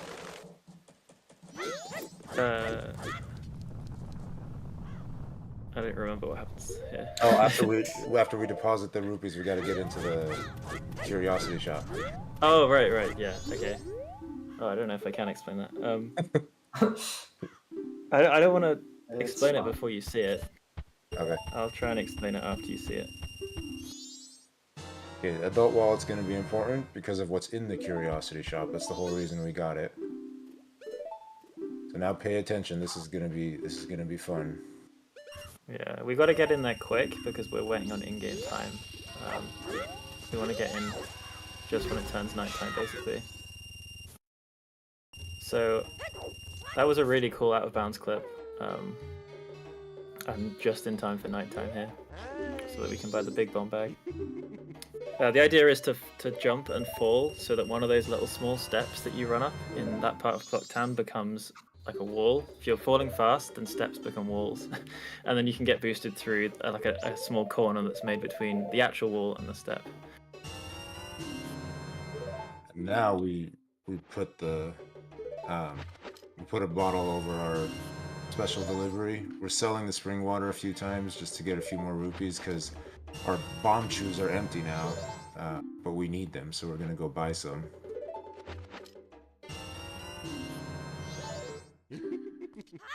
So why? Spoons dropped here. So now the question is, why did we have to do that? What's the whole point of waiting to get the big bomb bag? Why do we need so many explosives? Why are we going about this now instead of just going straight to dungeons? The main issue that was left, now that we can turn human, is getting the ocarina. And if you're thinking, oh, just use get item manipulation. All the known ways of get item manipulation require either the hookshot or the Zora mask. We can't get the Zora mask because we don't have the ocarina, we don't have the Song of Healing yet. And we can't get the Song of Healing without the ocarina, or something in our ocarina slot. And we can't get the hookshot because we can't get the bow, because we can't raise Woodfall without the ocarina, and we can't, we don't have Deku mask either. We don't have a Deku to shoot down the beehive, so we can't get the ocarina through get item manipulation. And without the ocarina, we can't get, or the hookshot, we can't get into Woodfall. We can't unfreeze Goat because we can't get the arrow. We can't enter Great Bay. So all these temples are locked to us, which means there's not really anything we can do there except for this temple. And that's why we need all those explosives. And that's what we're about to take care of right now.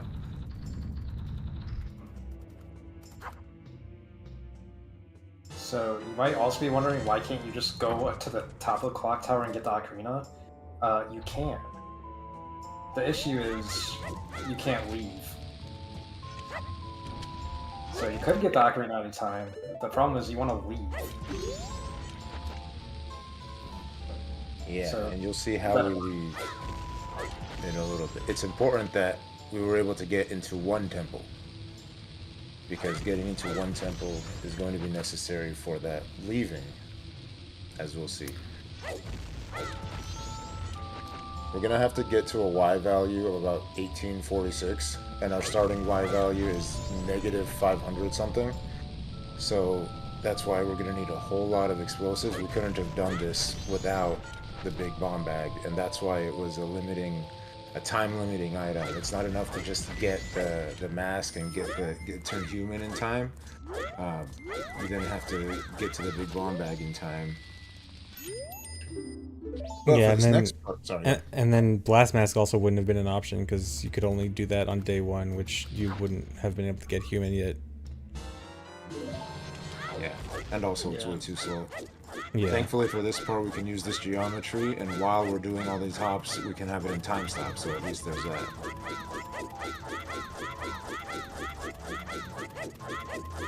this is why the run's on English, by the way, for what we're about to do. It won't work on Japanese because we rely on there being switches on the temple side. That's one of the changes. They added those to the English version.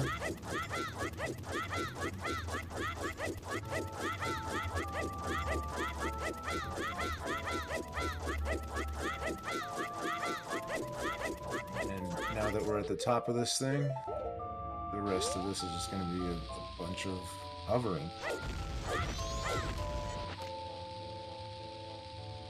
We're going to be using nearly all of our explosives to get to the height we need.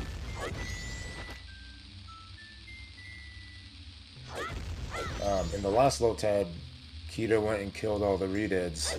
We didn't have time to do that in this one, which means coming up here you're going to see a Mega Flip that actually loses a fair amount of height, not too much, but that Mega Flip is intended, just this one right here, is intended just to get past the area where the Redead would have stopped us. Oh yeah, because Redeads, when they try to freeze you, they don't check for height, right?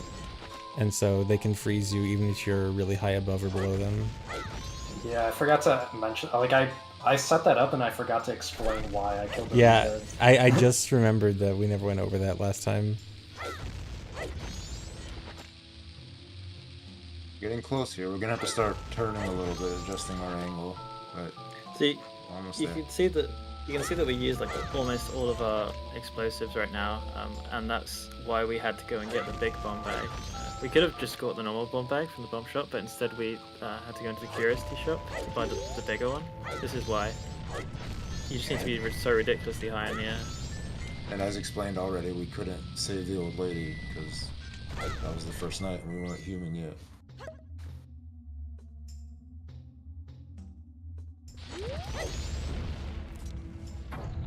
Just enough time to barely get to the switch before the water Nice. hits.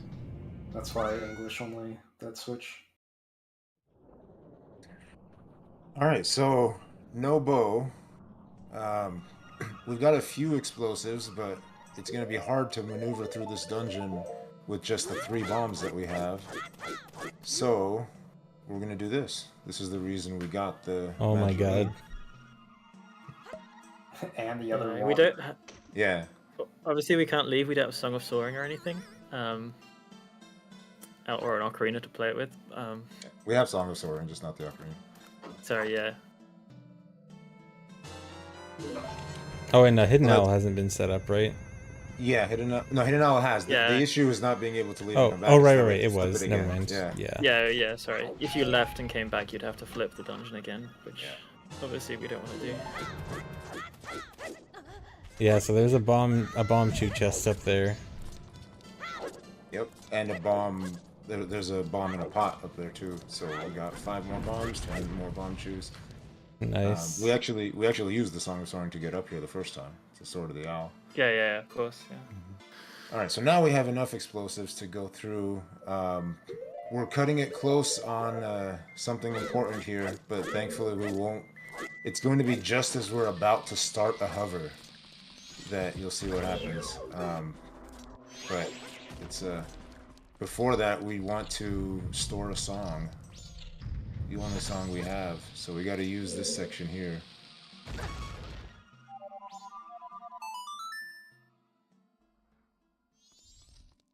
Yeah, so that slope is enough for us to use the bomb ocarina items. Alright, this cutscene hits just before we start our hover into the loading zone, the boss loading zone, so that timing worked out great too. Yeah, so this... foreshadowed this would happen.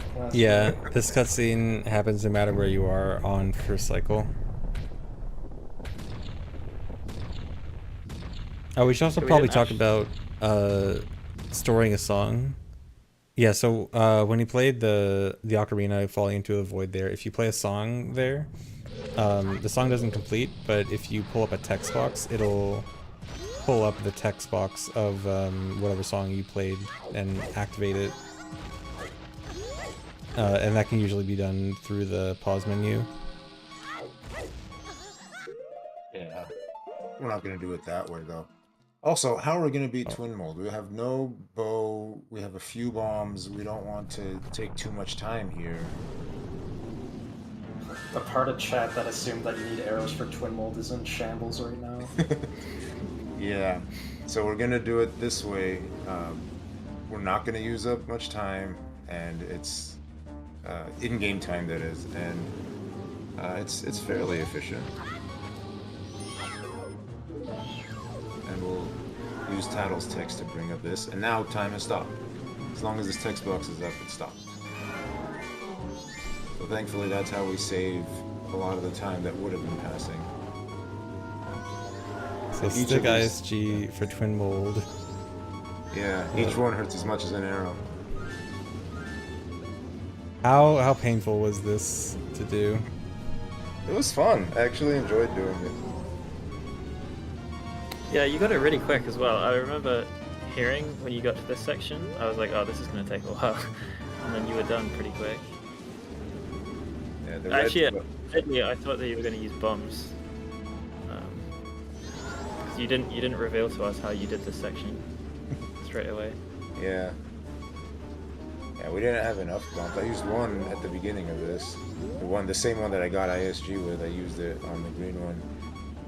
Red needs 3 more hits right now, green needs 8. So we'll just Oh, and also, when one of them dies, that cancels your ISG because the cutscene plays. So now red has 1 hit left, and I don't want to kill it yet. So I'm gonna bring green down to very low health before I kill the red one. It's actually blue. Is it? Sorry to find out this way. Oh, I always called it green. It's blue because of fire and ice arrows. They're each weak to their opposite one. Oh. Well, I'm just gonna call it green. I'm too used to it. I can't You should. undo that.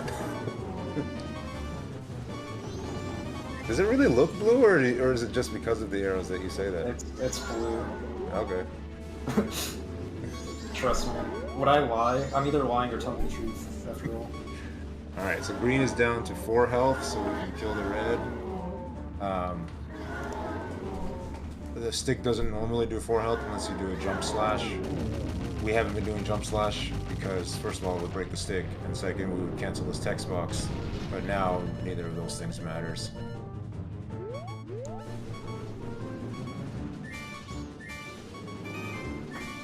There's a fun fact I've been meaning to point out. The bomb count is like flashing different colors. And only the like true ascended viewer knows why. And that's because when the Tattle C up is like going back and forth, that's what makes the color change. So that's been happening all throughout the run.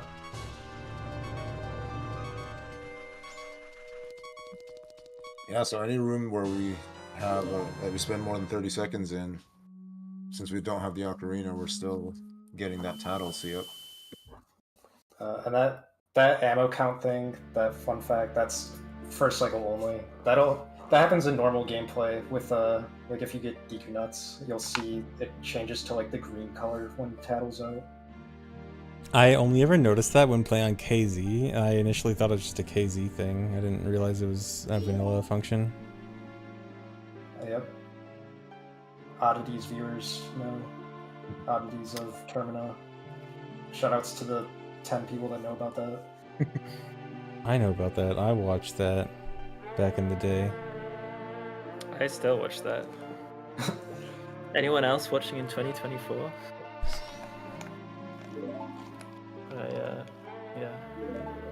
It's a good practice to go and watch old glitch videos, I think. That one actually might be an anonymous tipster one of the anonymous tipster posts. I think I've seen them a long time ago, but I don't remember much. Also, Kita mentioned earlier that we can get the ocarina from the clock tower, but we can't escape. This song is essential to how we're going to escape. That's why it's so important that we were able to get into one temple. This was the only temple we could get into, and it required the big bomb bag and all that stuff. So now it's clear why we had to do everything that we did in the order that we did it, because we needed to beat one temple to get the Oath to Order, and thankfully that's exactly what we had access to. Yeah, when we were talking about this at the beginning, we knew we couldn't get into Great Bay because you need to be Zora to play the song to the turtle. We knew we couldn't get into Woodfall because, again, you have to be Deku to play the song. We considered Snowhead, but you need the bow to be able to shoot the fire arrows, and we can't get the bow. So, yeah, we decided Snowhead was the only option. Stone Tower was the only option. Yeah. Really cool that one of them worked. Yeah. But getting Oath to Order isn't enough, because if you play the Oath to Order and there aren't enough giants, all that normally happens is you stay on top of the clock tower, and Tattle just says, that didn't work, play something else, like play the Song of Time is the idea. So even just having the Oath to Order itself isn't enough to get us out of the clock tower. And if you've ever tried, you can go up the clock tower and you can die, but all that does is start you back at the beginning of entering the clock tower. And even if you go and void out, you still end up right back to the start of the clock tower. So just how are we going to escape? The normal viewer is thinking, obviously it's being set up, you just play Oath, and somehow that lets you escape. But that's not actually it. But stay tuned. We'll escape and then explain why it happens. Yeah. Oh yeah, never mind. Final hours music. Yeah, here we go. 3 more dungeons, final hours.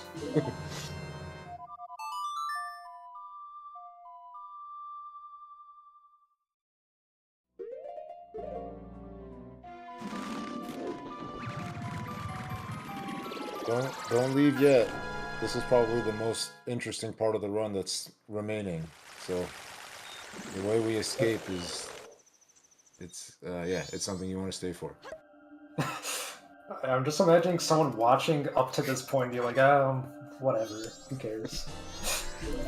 Yeah, this is the point where I'm gonna stop watching.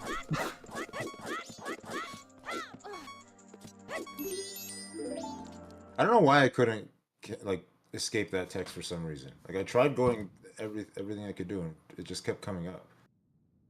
Both Lotats had that text. Yeah. All right, how are we supposed to hit the skull cave without bubbles?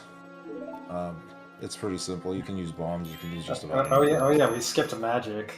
That too. I was gonna bring that up after this. It's pretty rare Yeah. to see a run do that. For first run that skips magic.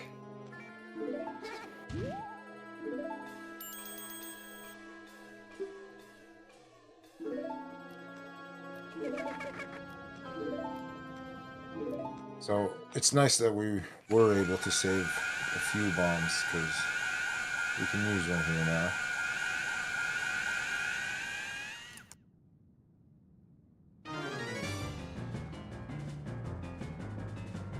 If only we could just throw title at him.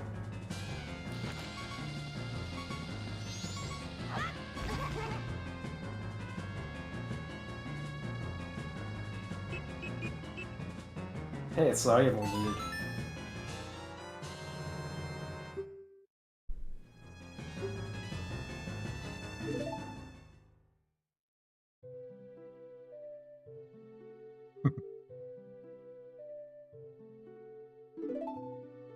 Yeah, we're gonna have a lot to say after this, but we'll let you see it first.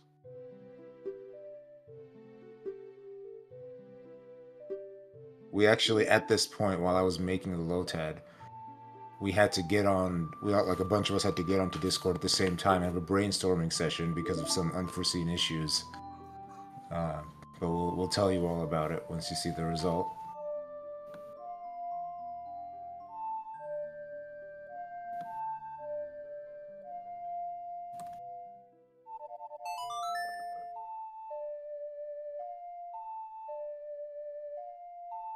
So, if you didn't know, and you come up here and you watch this cutscene, and you finish, even though you were human when you entered the cutscene.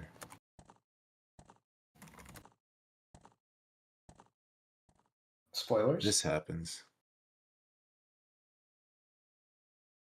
It turns you back into Deku.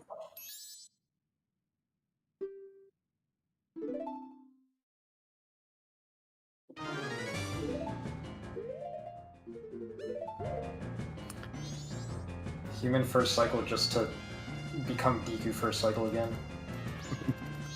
All that hard work gone to waste. But luckily we have tools now. Tools assisted demonstrations. Like BizHog. Right, what are we doing? Alright. Hold on, there's something in my back pocket I need to get out. There, hold. Slowly. So,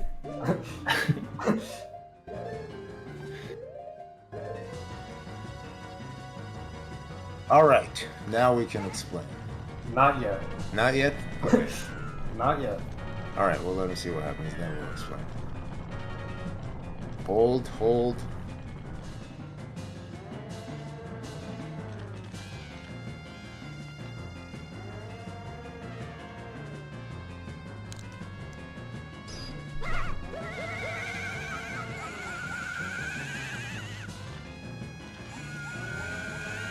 And Moonwarp, sorry for the spoilers, but I couldn't hold it anymore. I just couldn't keep it to myself. That's a funny looking moon. All right, so if you heard in the previous Lotad, the auto order doesn't function properly when you don't have the ocarina in the ocarina slot, and this is what we meant by that. That you'll just get kicked out into the field if you don't have an ocarina in the slot. Now I can finally get Song of this. Song of whatever this is. Healing. That's what it was. Yeah, and so that's why the bottle had to be duped over the ocarina right after Oath played, but before the cutscene started. Yeah, so the issue was we needed to play Oath to Order, so we needed an ocarina, but we also needed to have bottle instead of ocarina. So it's like, how did we do those both at the same time? So that was the thing we scrambled onto Discord to try and figure out. Yeah, because we had a plan. The original plan was just dupe over ocarina, catch a fish in it, and then just use bottle ocarina items as Deku. But then when I went to do that, I realized we don't have shoot on Deku's B. So we don't actually have anything that we could do ocarina items on because we skipped magic. And so that's when we scrambled, like, is there any way to play the ocarina and still lose the ocarina? And eventually this was the solution that we came up with. You can play the normal ocarina, drop the fish first, play the normal ocarina, and then equip swap the bottle, an empty bottle, over the ocarina, and then pause buffer till you can catch the fish. And on that very last frame, it writes over the ocarina with the bottled fish. This guy doesn't actually check if you have an ocarina, just if you have something in the ocarina slot, so that's why this still works. Also, time's moving at a normal rate, as you can not tell because time's paused right now. But because we have ocarina back, or the ocarina slot, or wait, no, yeah, I don't know. Who cares? Yeah, because we have something in the ocarina. Well, we get there in the end. I understand. Yeah. But now that we have our sword, we can still use ocarina items even though we don't have the ocarina anymore. We just couldn't do it as Deku because we don't have shoot.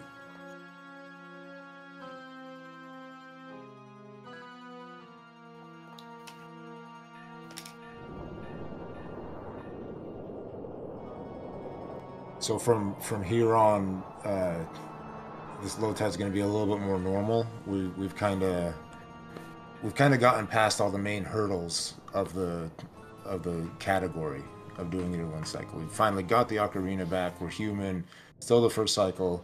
We've got a little bit of time left. We have the Song of Time. We can slow down time if we need to.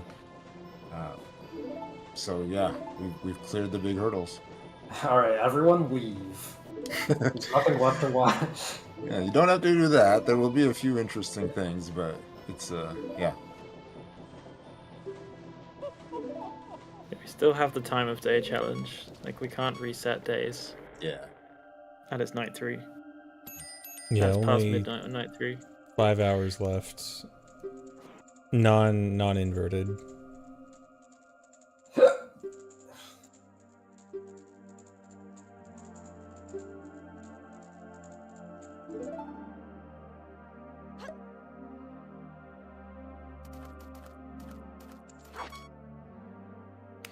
Sorry, did you say non-inverted? Oh, I'm sorry. Did I speak too early? Yeah, we finally have Song of Time, so that's a possibility. Yeah. This is why Zelda taught it to us. It's the only reason.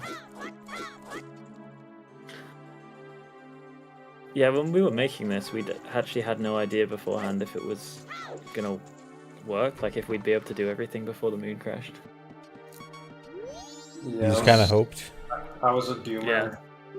I was the MM doomer. I didn't think it was possible. I never had a doubt. I mean, the bit before, the only thing I had a doubt about was whether we could beat Stone Tower in first cycle. Because the hover takes so long, and the clock's going so fast.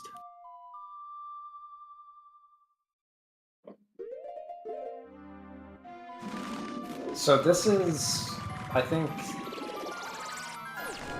5 times slower than first cycle. Inverted is 5 times slower. Yeah, the question as to why we skip magic just because we can. No other Yeah, reason. the only main reason to go ahead.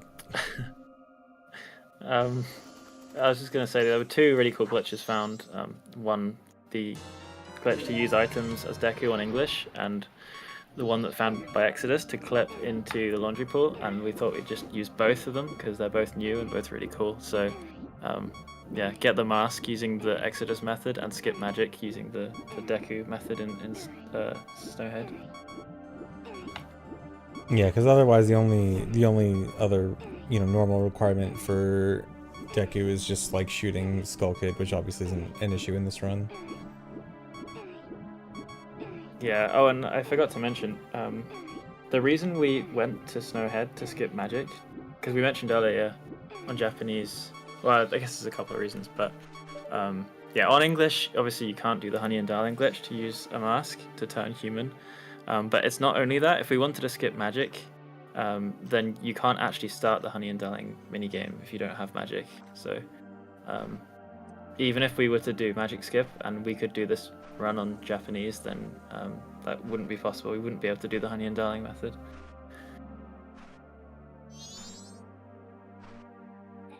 And then we pushed Macau and time stop. We're gonna use time stop a few more times for the longer portions of what's left. Again, just because we didn't know how long it was gonna take. We didn't know if we really had enough time. So you'll see that more. This is a perfect time to use the bathroom. I'll be right back.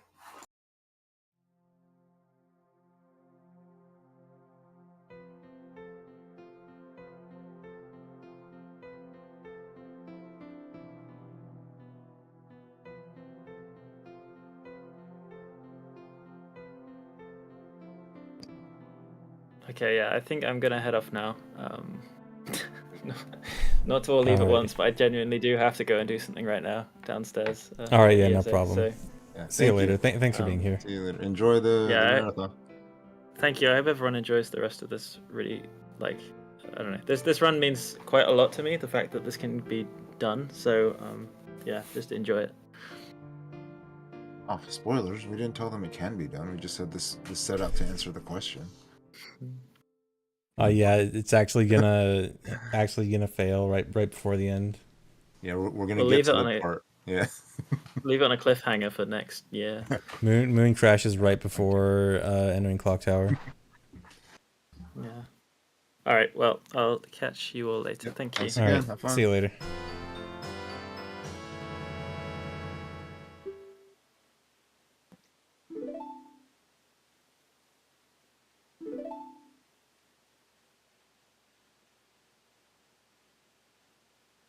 So from this point, there's no reason not to have the ocarina. So we want to try and get it back as soon as possible, because we are going to need it before the end, because the next time we play Out to Order, we want it to work properly. So let's see what we can do.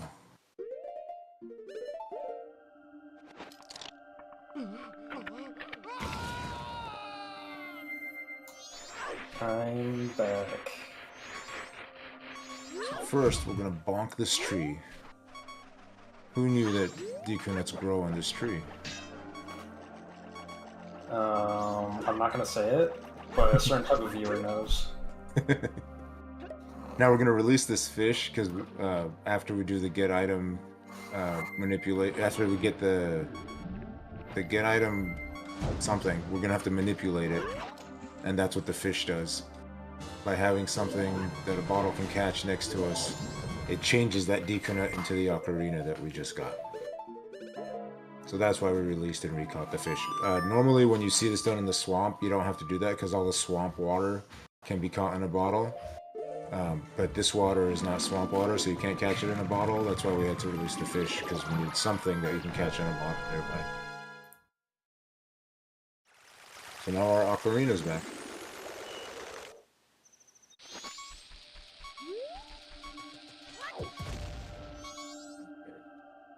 This was another part that glitches and stuff did. We're out of bombs, but we want bombs, so we're gonna get bombs.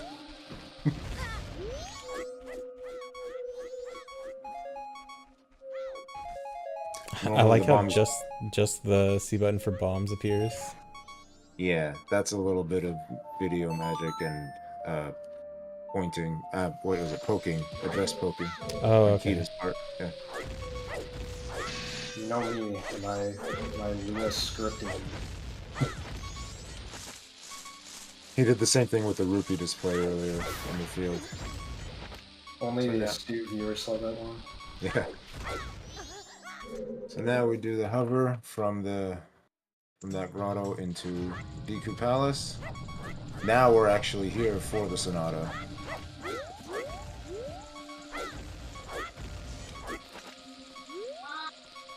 And Glitches and stuff did this part too. And you might have seen him store the song earlier. That was just so we can skip this first half of the monkey text.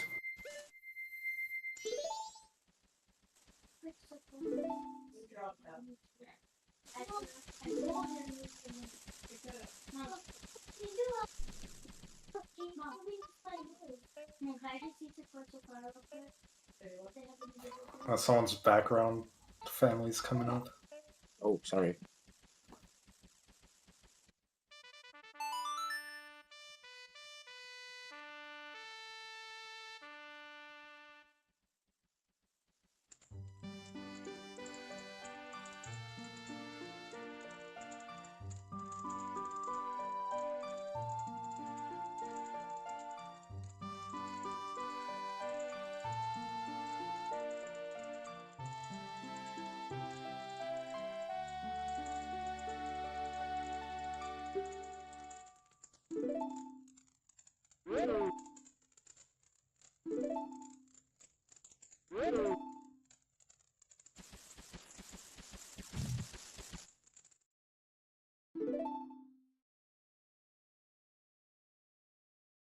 Alright, now that we have that, we can just go straight to Woodfall.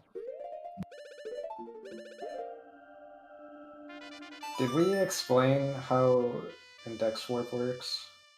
I don't think we did. No, we did not. But who's gonna do it?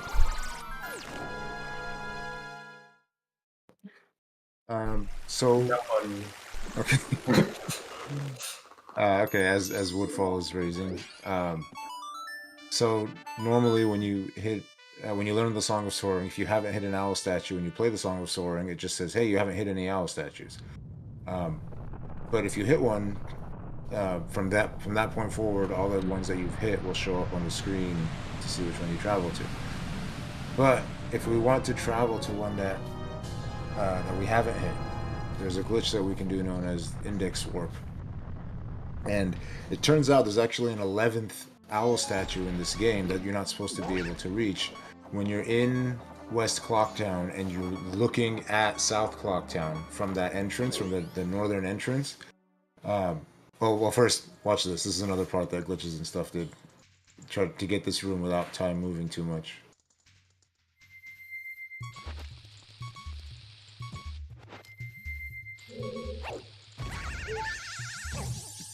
That's known as Nice. death. Yeah, death time stop. So when you die and land on a heart or a fairy or something to recover your hearts, you still live and you're in this time stop state. So that's how we got through that room. So back to what I was saying. There's an 11th owl. If you're in West Clocktown and you're at the northern entrance into South Clocktown and you look ahead, you see an owl statue. You're not supposed to be able to reach it though, because if you go towards it, you hit the loading zone.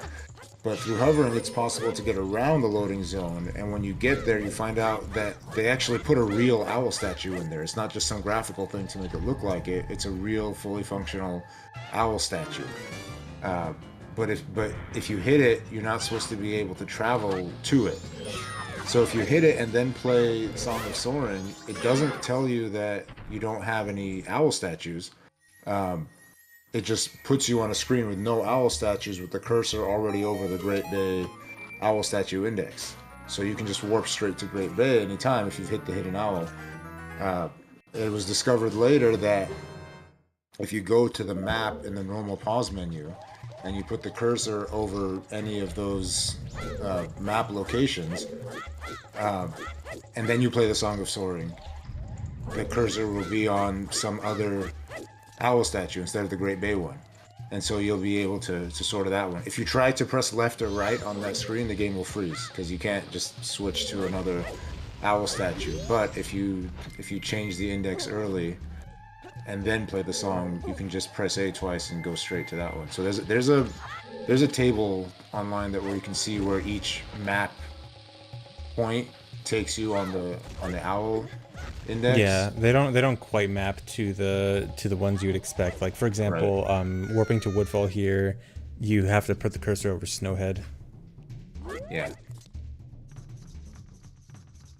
We don't have magic, which I've actually discovered has a big impact on this fight and other ones. Normally when you do a spin attack, I think you can hit him like 3 times because your blue magical thing is around you. That's not the case when you don't have magic. You only hit him once, and then it gets really hard to stun him, so I just did some more jump slashes instead. You could have got more bomb flower hits if you exploded it later, because it can hit multiple times. Oh really? I didn't know that. So it could do like 16 damage? Yeah. Yeah. Oh. I actually thought that was what you were going for when I saw the bonfire pull. Oh, I didn't know that. Good to know now. Yeah, but it's like a very obscure, like super old thing.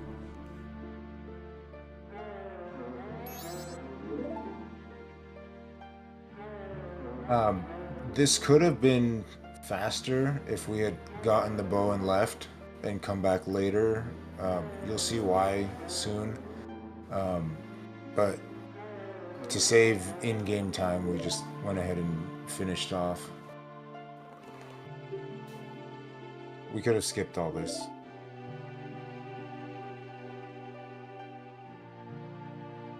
So it was But like would've a game time versus real time trade off. Yeah.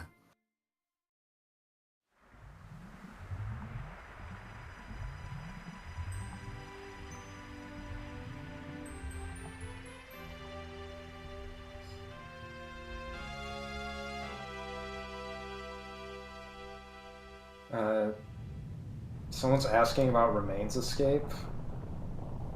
But only the people that know about Remains Escape should also know why we can't do it. So there's really no reason that I even said that out loud. Just something to ruminate over until we can address that later. Yeah. If you've been paying attention to all that we've said throughout the run, you'll probably know not only why we couldn't do Remains Escape yet, but also what we're about to do next.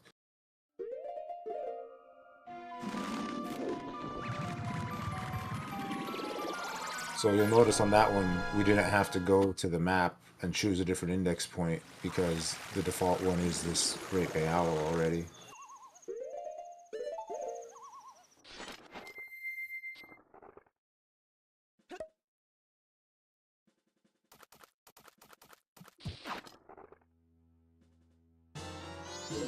Another instance of a long swim that we'll do in time stop and super swim. Yeah, this one's cool because you're like alternating A and B to continue the super swim and sink down, right?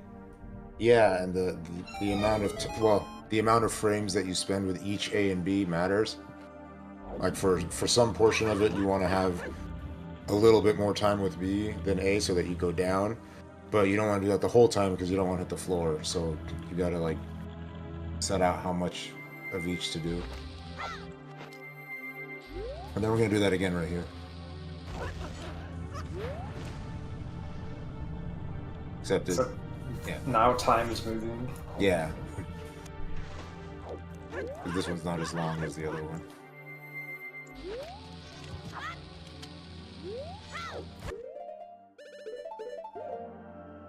So you remember why we couldn't get the hookshot before? It's because we didn't have magic, so we couldn't use the Deku bubble, and we didn't have Deku mask, and we didn't have bow. Now we have bow, so now we can come and get the hookshot. Yeah, you can break hives with bombs or explosives, but in order to trigger the cutscene, you need to actually drop the hive, and only arrow or Deku bubble can do that.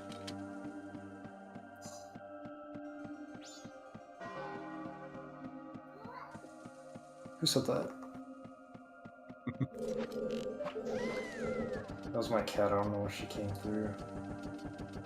Yeah, we heard that. but that's okay. Yeah. That's better than okay. Now we just need something in ZFG's background to finish it off. I don't think there's currently anything. Well, I could always hit my mic. I hit my mic a lot. That'll probably happen at some point. So if you didn't know, there is a place, that section over there, where you can stand and shoot your arrow into the beehive without triggering the cutscene. So that's what we did.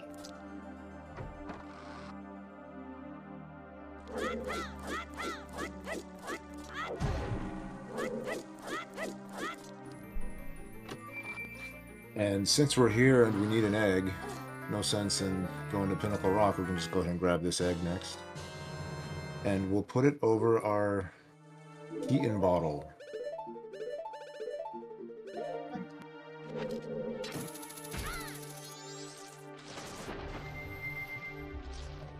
And now I know what you're thinking.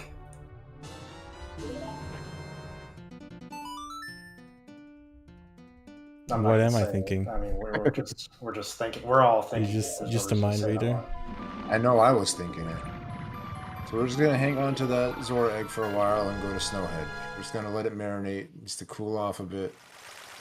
We'll go here first.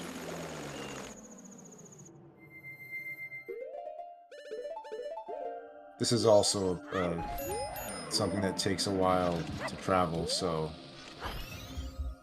we're gonna go ahead and time stop.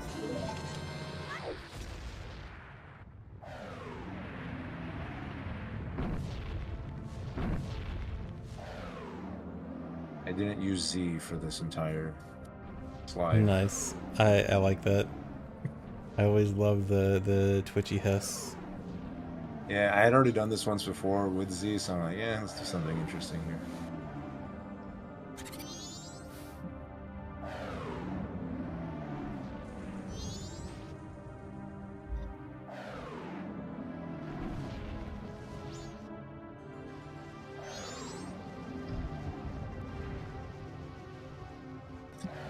And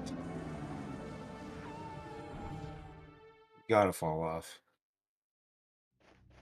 Always fall off there.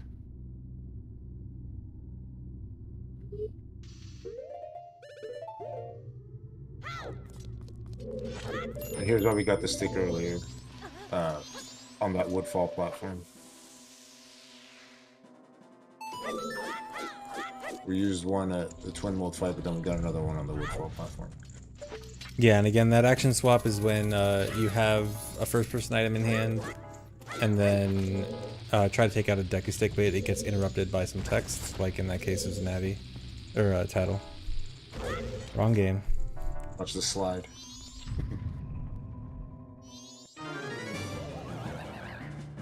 Unfortunately, we only have one stick. One of our regrets after we finished this run was if we just gotten another stick, we could have made this fight a lot faster with the broken Deku stick. But It's fine because no one would have noticed. Yeah, but I would notice, and I have to admit it. pointing My out your own conscience mistakes. bothers me. Yeah.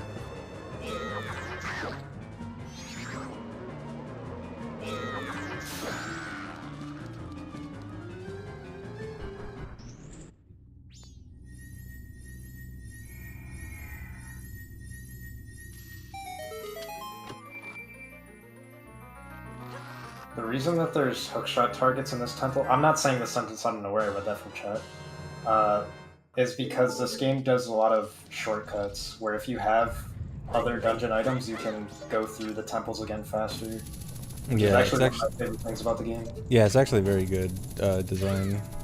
Yeah, the main thing is, even if you beat in this temple, maybe later you realize, oh, I want to go back and get all the fairies. Then you want to come back here and use the hookshot. Oh, this was annoying. All these hearts in the way. We are going to want to die soon, so I had to use some explosives to drop my hearts, but man, trying to maneuver around those and not pick up any of those hearts was annoying.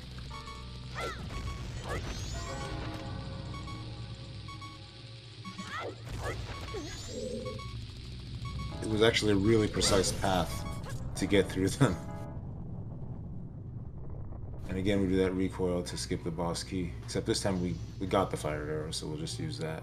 But how are we gonna use fire arrows without magic? You just do. Like a boss. That's how. It's a boss room. We'll use them like a boss. So yeah, magic elemental arrows as well as Zora shield. If you don't have a magic bar, then your magic just never goes down. You get an infinite amount of each. Yeah, treats it as infinite magic for a lot of magic items like that.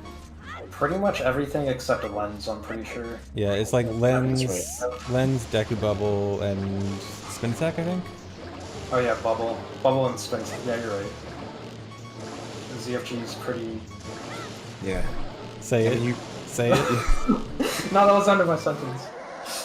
you can do spin attack, but it's just there's no magic around it. Yeah, no magic spin. Yeah.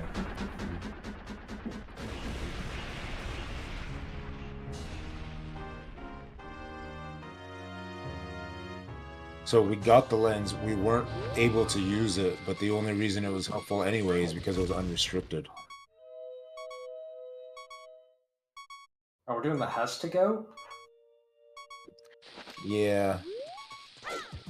And who was asking about Remains Escape earlier? No one remembers. No one remembers the chat name. You could explain how to do it though. Yeah, so if you go into that blue warp with the hookshot in your hand, having already placed a bomb, then if you try to pick up the bomb during that animation, the game will recognize that you got the remains, but then the explosion will interrupt. It'll kill you before the text box comes up, and so you won't have to go into the cutscene. You'll just get the remains. And you need the hookshot. You have to have the hookshot in your hand, or it doesn't work. I don't know why. Anybody know why? Why you need the hookshot? Yeah, like why that matters. Why it needs to be in your hand. Figo too. Yeah, we need Fig. Yeah, Fig on the call. I can't answer that. Oh, Safe says it's a held item actor. There we go. Save. There we go. What just happened? We've lost our Deku mask because we duped over it. Good thing Woodfall's already done. Yeah, it won't be missed.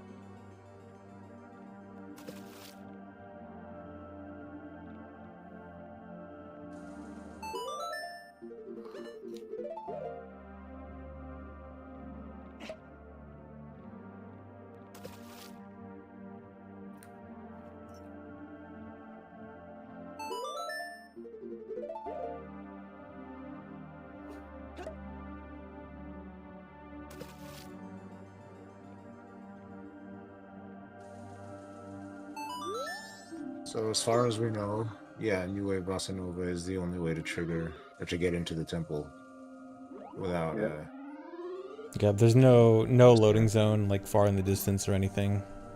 Yeah. Just does not exist until you play the song. Yep, and you need Zora Mask to play it. It's not enough to play it without it. Yeah. This one's going to be a little bit faster than the previous Lotad. We can learn it the normal speed runway. If you pull out your ocarina, you have, I think, there's like a 3-frame window where if you pull it out again, 2-frame window where if you pull it out again, the song gets into your inventory, but you can just play another song. You can play Song of Soaring and get out.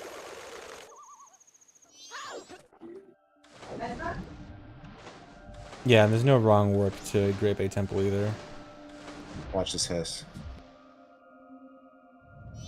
Yeah, doing that out of a Zora swim is always really cool. I will do another super swim, but we won't use a bomb. We'll just go off the lever. The lever, nice. It's classic strats right there. And we stopped doing any kind of time stop at these parts because this is when I realized, wow, we're actually gonna have plenty of time. So, yeah. Sorry about that. Now we get to see the cutscene skips. Yeah.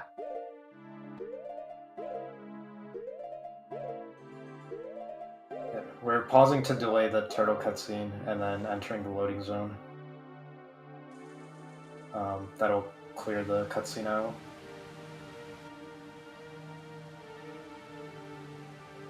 And it's such a long cutscene that this cutscene is still worth it.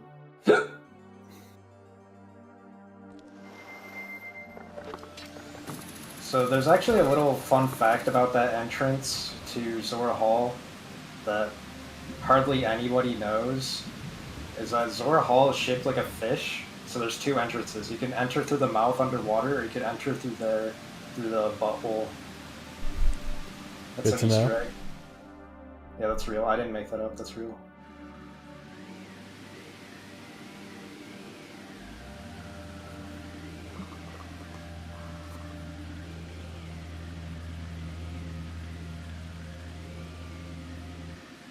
That's what it says in the guide.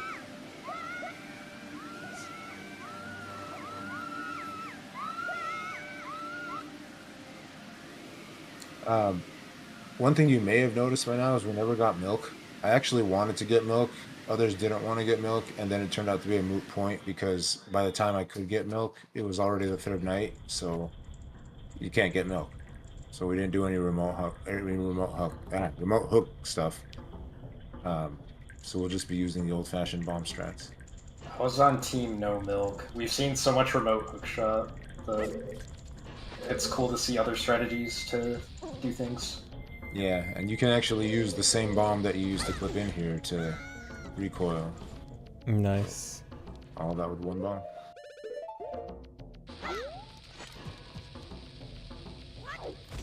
And then we'll do a weird shot to get goat, so we can skip this cutscene.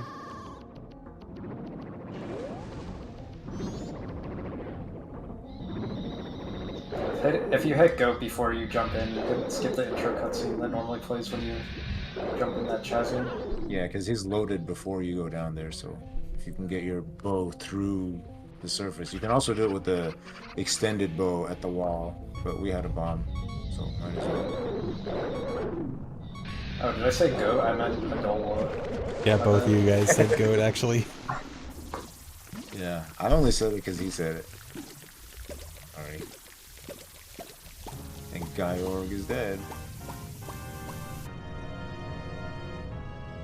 So that's that for dungeons. But I also took enough damage during that fight to make this viable again. That was on the last possible frame that time. If the explosion happened a frame later, we would have started the cutscene and been stuck. So.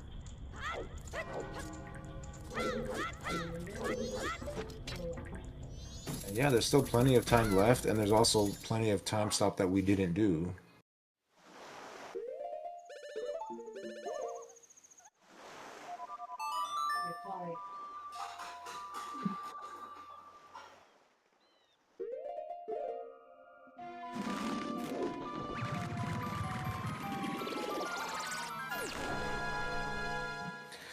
Yes, Link just picked up the blue warp, and that's why the remains got into his inventory. Yeah, it's just part of the remains escape glitch, So which that allows time, you to get that just allows you to get the remains without having to watch the cutscene. Go ahead. I was gonna say that time we got to skip the text because we already saw it. Oh yeah, this is our second time up here. Keep seeing this cutscene. So Third Tattle has cutscene today. Tattle has different text this time because things aren't gonna work out the way he expects.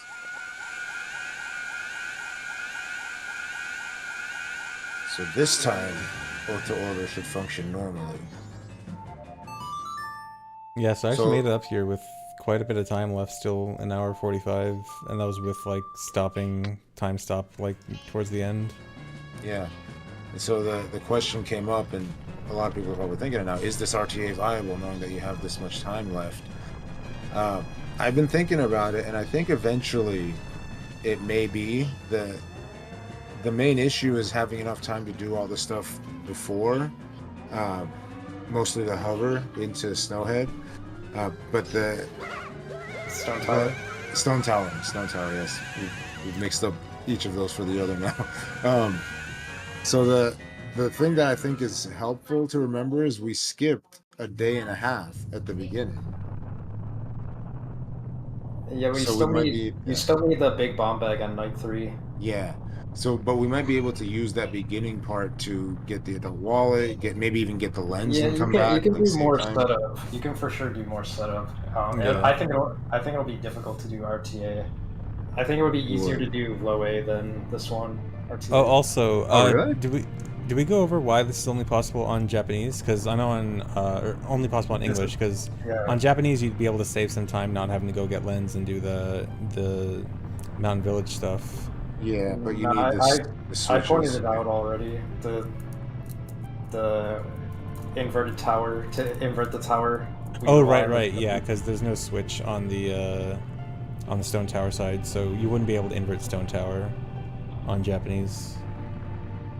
Yeah, no, I know we didn't do day reset, but technically it would still be in the first cycle. So if you got the oath to order in time, and you were able to get through that, even if there's just very little time left in the third day, you might still be able to go ahead and do day reset and get through the rest with no problem. So that's why I say it might be possible, but yeah, it would still be very tough. Well, if we're counting like day reset stuff, you could do like the whole pause buffer thing. Yeah, and then it becomes trivial. Just a lot Yeah, of I guess you waiting. could do that. Unless the clock tower opening cutscene messes it all up. Yeah, but might be possible, but still very, very difficult. You'd have to do the big octo skip manually.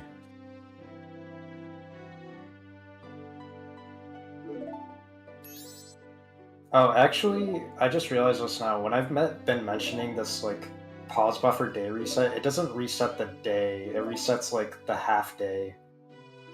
So if you want to do a Yeah, true day reset, you have to do the Zora method that we did in low A. Yeah, and then that would still mean you'd have to get Ocarina and And Song of Healing before you could actually do a day reset. yeah. Yeah. But when we did that here, we had like 5 hours left or something like that. So that's why I say it might still be possible. But yeah, I think the biggest help in this one was getting that really fast iceberg bounce.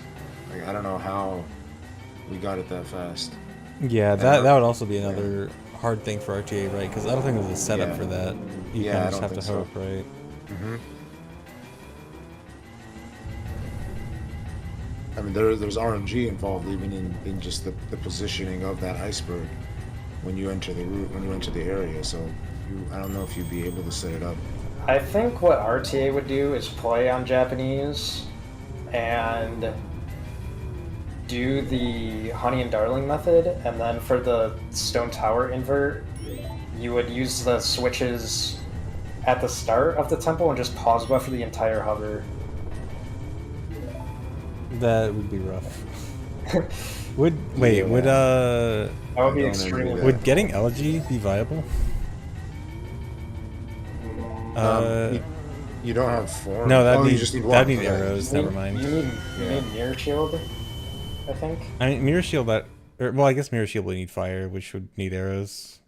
Or, I mean, I guess if you have Gibdo mask, but no, Gibdo mask plus sticks could do it, but then Gibdo mask needs healing, so never mind.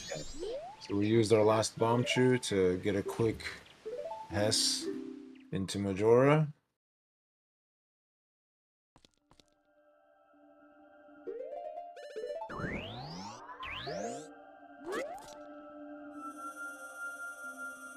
And once again, it's a shame we don't have another stick. I mean, the broken stick can still help a little bit, so we just went ahead and showed it off anyway, but it would be so much better if we had another stick. Yeah, but no one would have noticed if you didn't bring it up. No, only the truly paying attention viewers would have seen that. I want people to be informed. I'm a man of the people.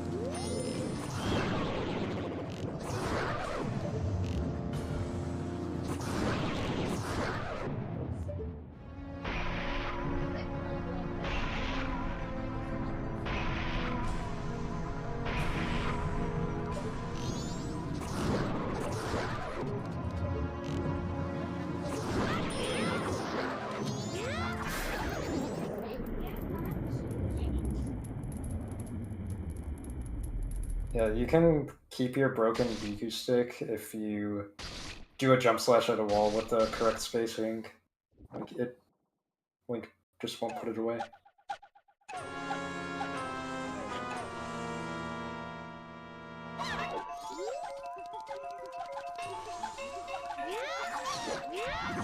Right now, I can only do jump slashes because we don't have another stick.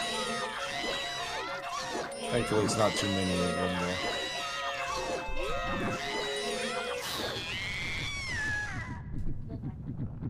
Another fun fact, the health actually underflows at that point.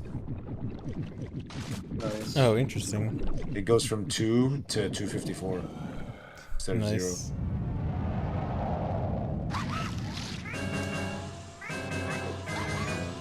So now we can't do the spin attack to speed it up, so we can't just take a broken stick the whole time. We have to do this for the rest.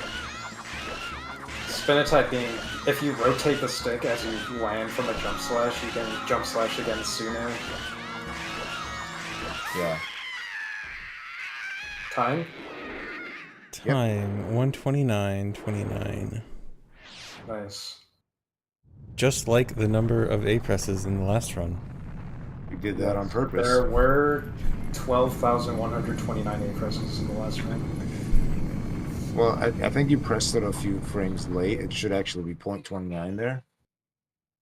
Oh, okay, yeah. I'm I was definitely bad on that. Oh, that's cool though.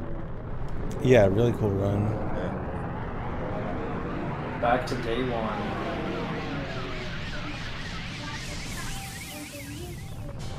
Yeah, really cool that this is finally possible. Like no technicalities, no SRM, just like straight up possible now. Yeah, and you can see that the run was indeed like very different from the one 2 years ago. Like Yeah. the runs are pretty different, even though the goals are pretty much the same.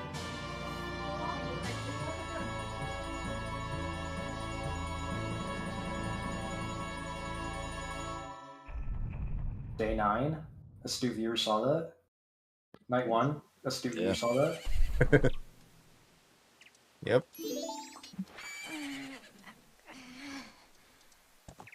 All right. Time for bonus stream number 2.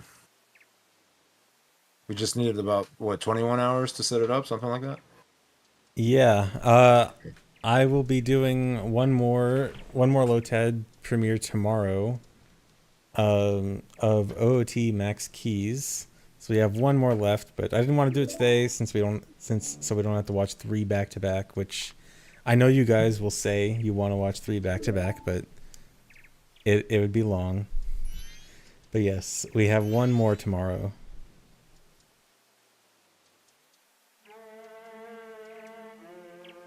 I think you never even once said what time it would be.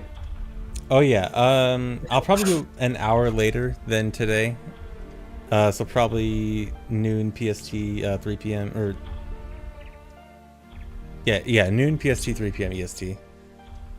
Oh wow, I totally guessed 21 hours. I got it exactly right. Oh, was it actually? Yeah, basically. Yeah.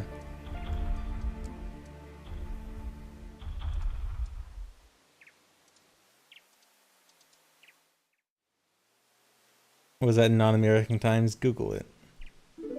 20 o'clock UTC. That's what you need. As long as you have UTC, you can figure everything out. The 23-year-old dream finally alive.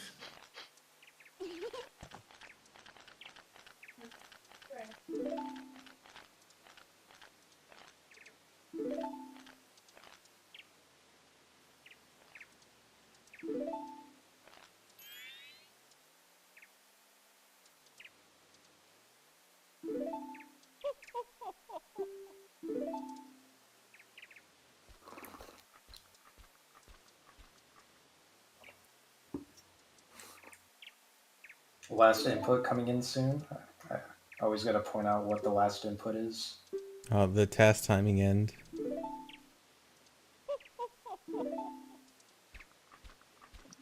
Thank you, Falcon. And congrats to glitches and stuff as well. For those watching on YouTube, that was a response to a chat message saying, "Congrats, the Ox, for making this," which I agree. Congrats. I mean, thank Yeah, you. this was very cool.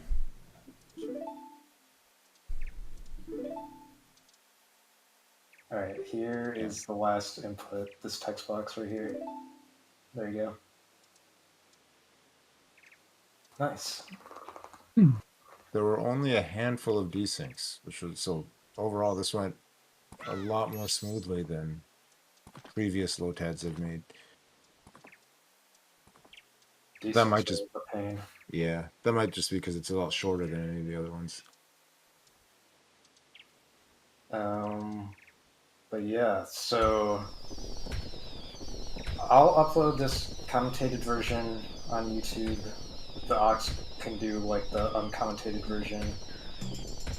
Yeah, so on the uncommentated one, I actually have a little bit more info at various points on this in the run. Just pointing to certain memory addresses, like during the hover, it shows you your actual Y height throughout the whole thing, so you can see where you are and how much each part helps. And other counts and like boss health and stuff. So Cool.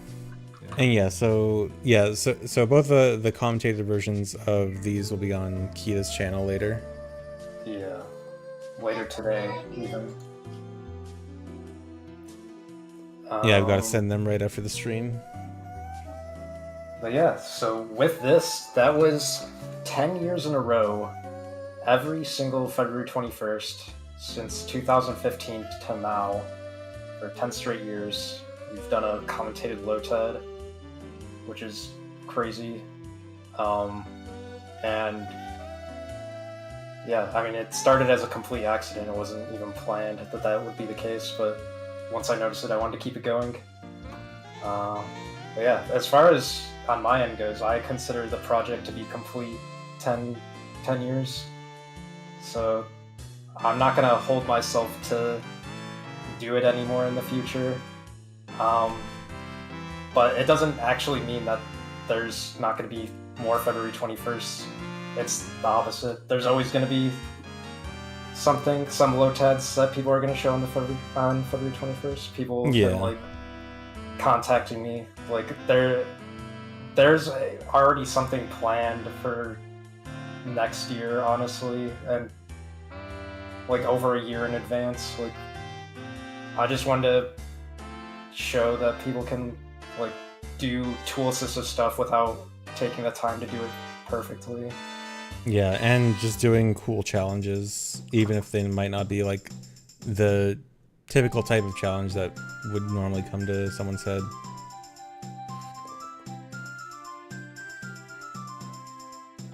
And yeah, like, if I just mean, when I say I consider the project complete, I just mean that I am not going to be the one doing like all the preparation and stuff, but if people want me to commentate, I'll happily do that.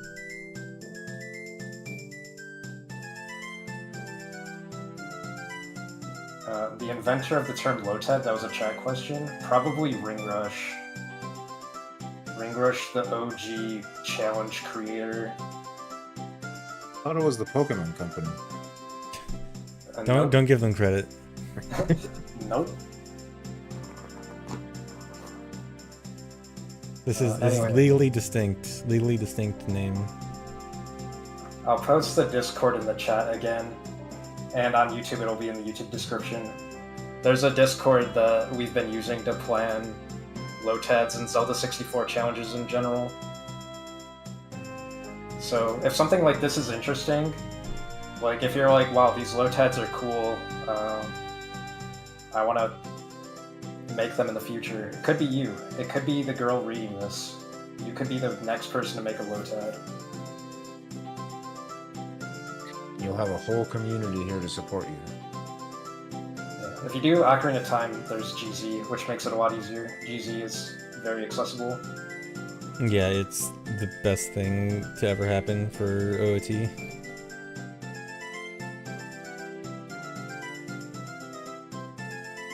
Someday KZ will get macro recordings. If it's possible. I don't even know If it's possible, yeah. It seems like it'd be very difficult to implement. Probably needs like VC decomp.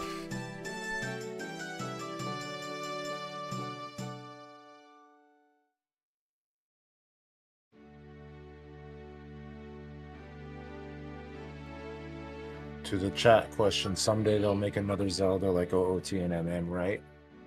I hope so. I have not been a fan of the direction of the last two. So a huge can of worms. Oh man, Yeah. Here we go. Well, actually, that's good. Now all the YouTube comments will be about that instead of what else. You it could just be about. you just distracted all the YouTube comments. Yeah. And time to walk away right now. Just drop the mic.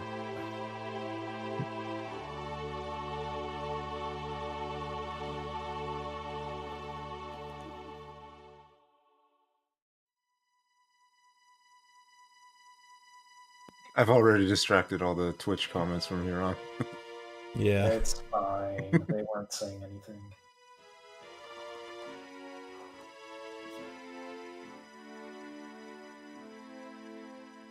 What was the total hiccup count?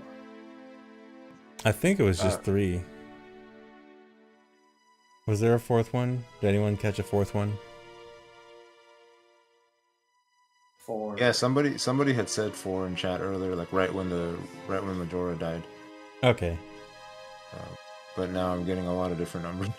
But the actual number that matters is the astute count. Or wait, was that already paid I think out? they stopped the count right before I said it like 2 more times. Okay, yeah, it was already paid out. But yeah, I mean, we all know you kind of just robbed Chad by intentionally not trying to not say it. I didn't do that. But I mean, you're within your right to do that.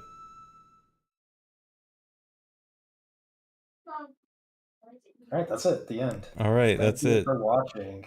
Thank you Thanks all for so much for watching, everyone. being a part of this. It's the first February 21st that I've participated in, so thank you so much. It was a blast. Yeah, that was great. Loved watching it. Yeah, good job. Good run. Yeah, that was a highly optimized low tad. That was not very low tatty. That was closer to a test. But yeah, that was really cool. All right. I'm gonna head out. Thanks again, everyone. Have a great All right, day. see ya. Bye. Yeah. Yeah, so see you later, everyone. Again, remember, tomorrow OOT Max Keys Lotad will be at noon PST, 3 p.m. EST. And then that is it for today. So thanks for watching, guys. See ya.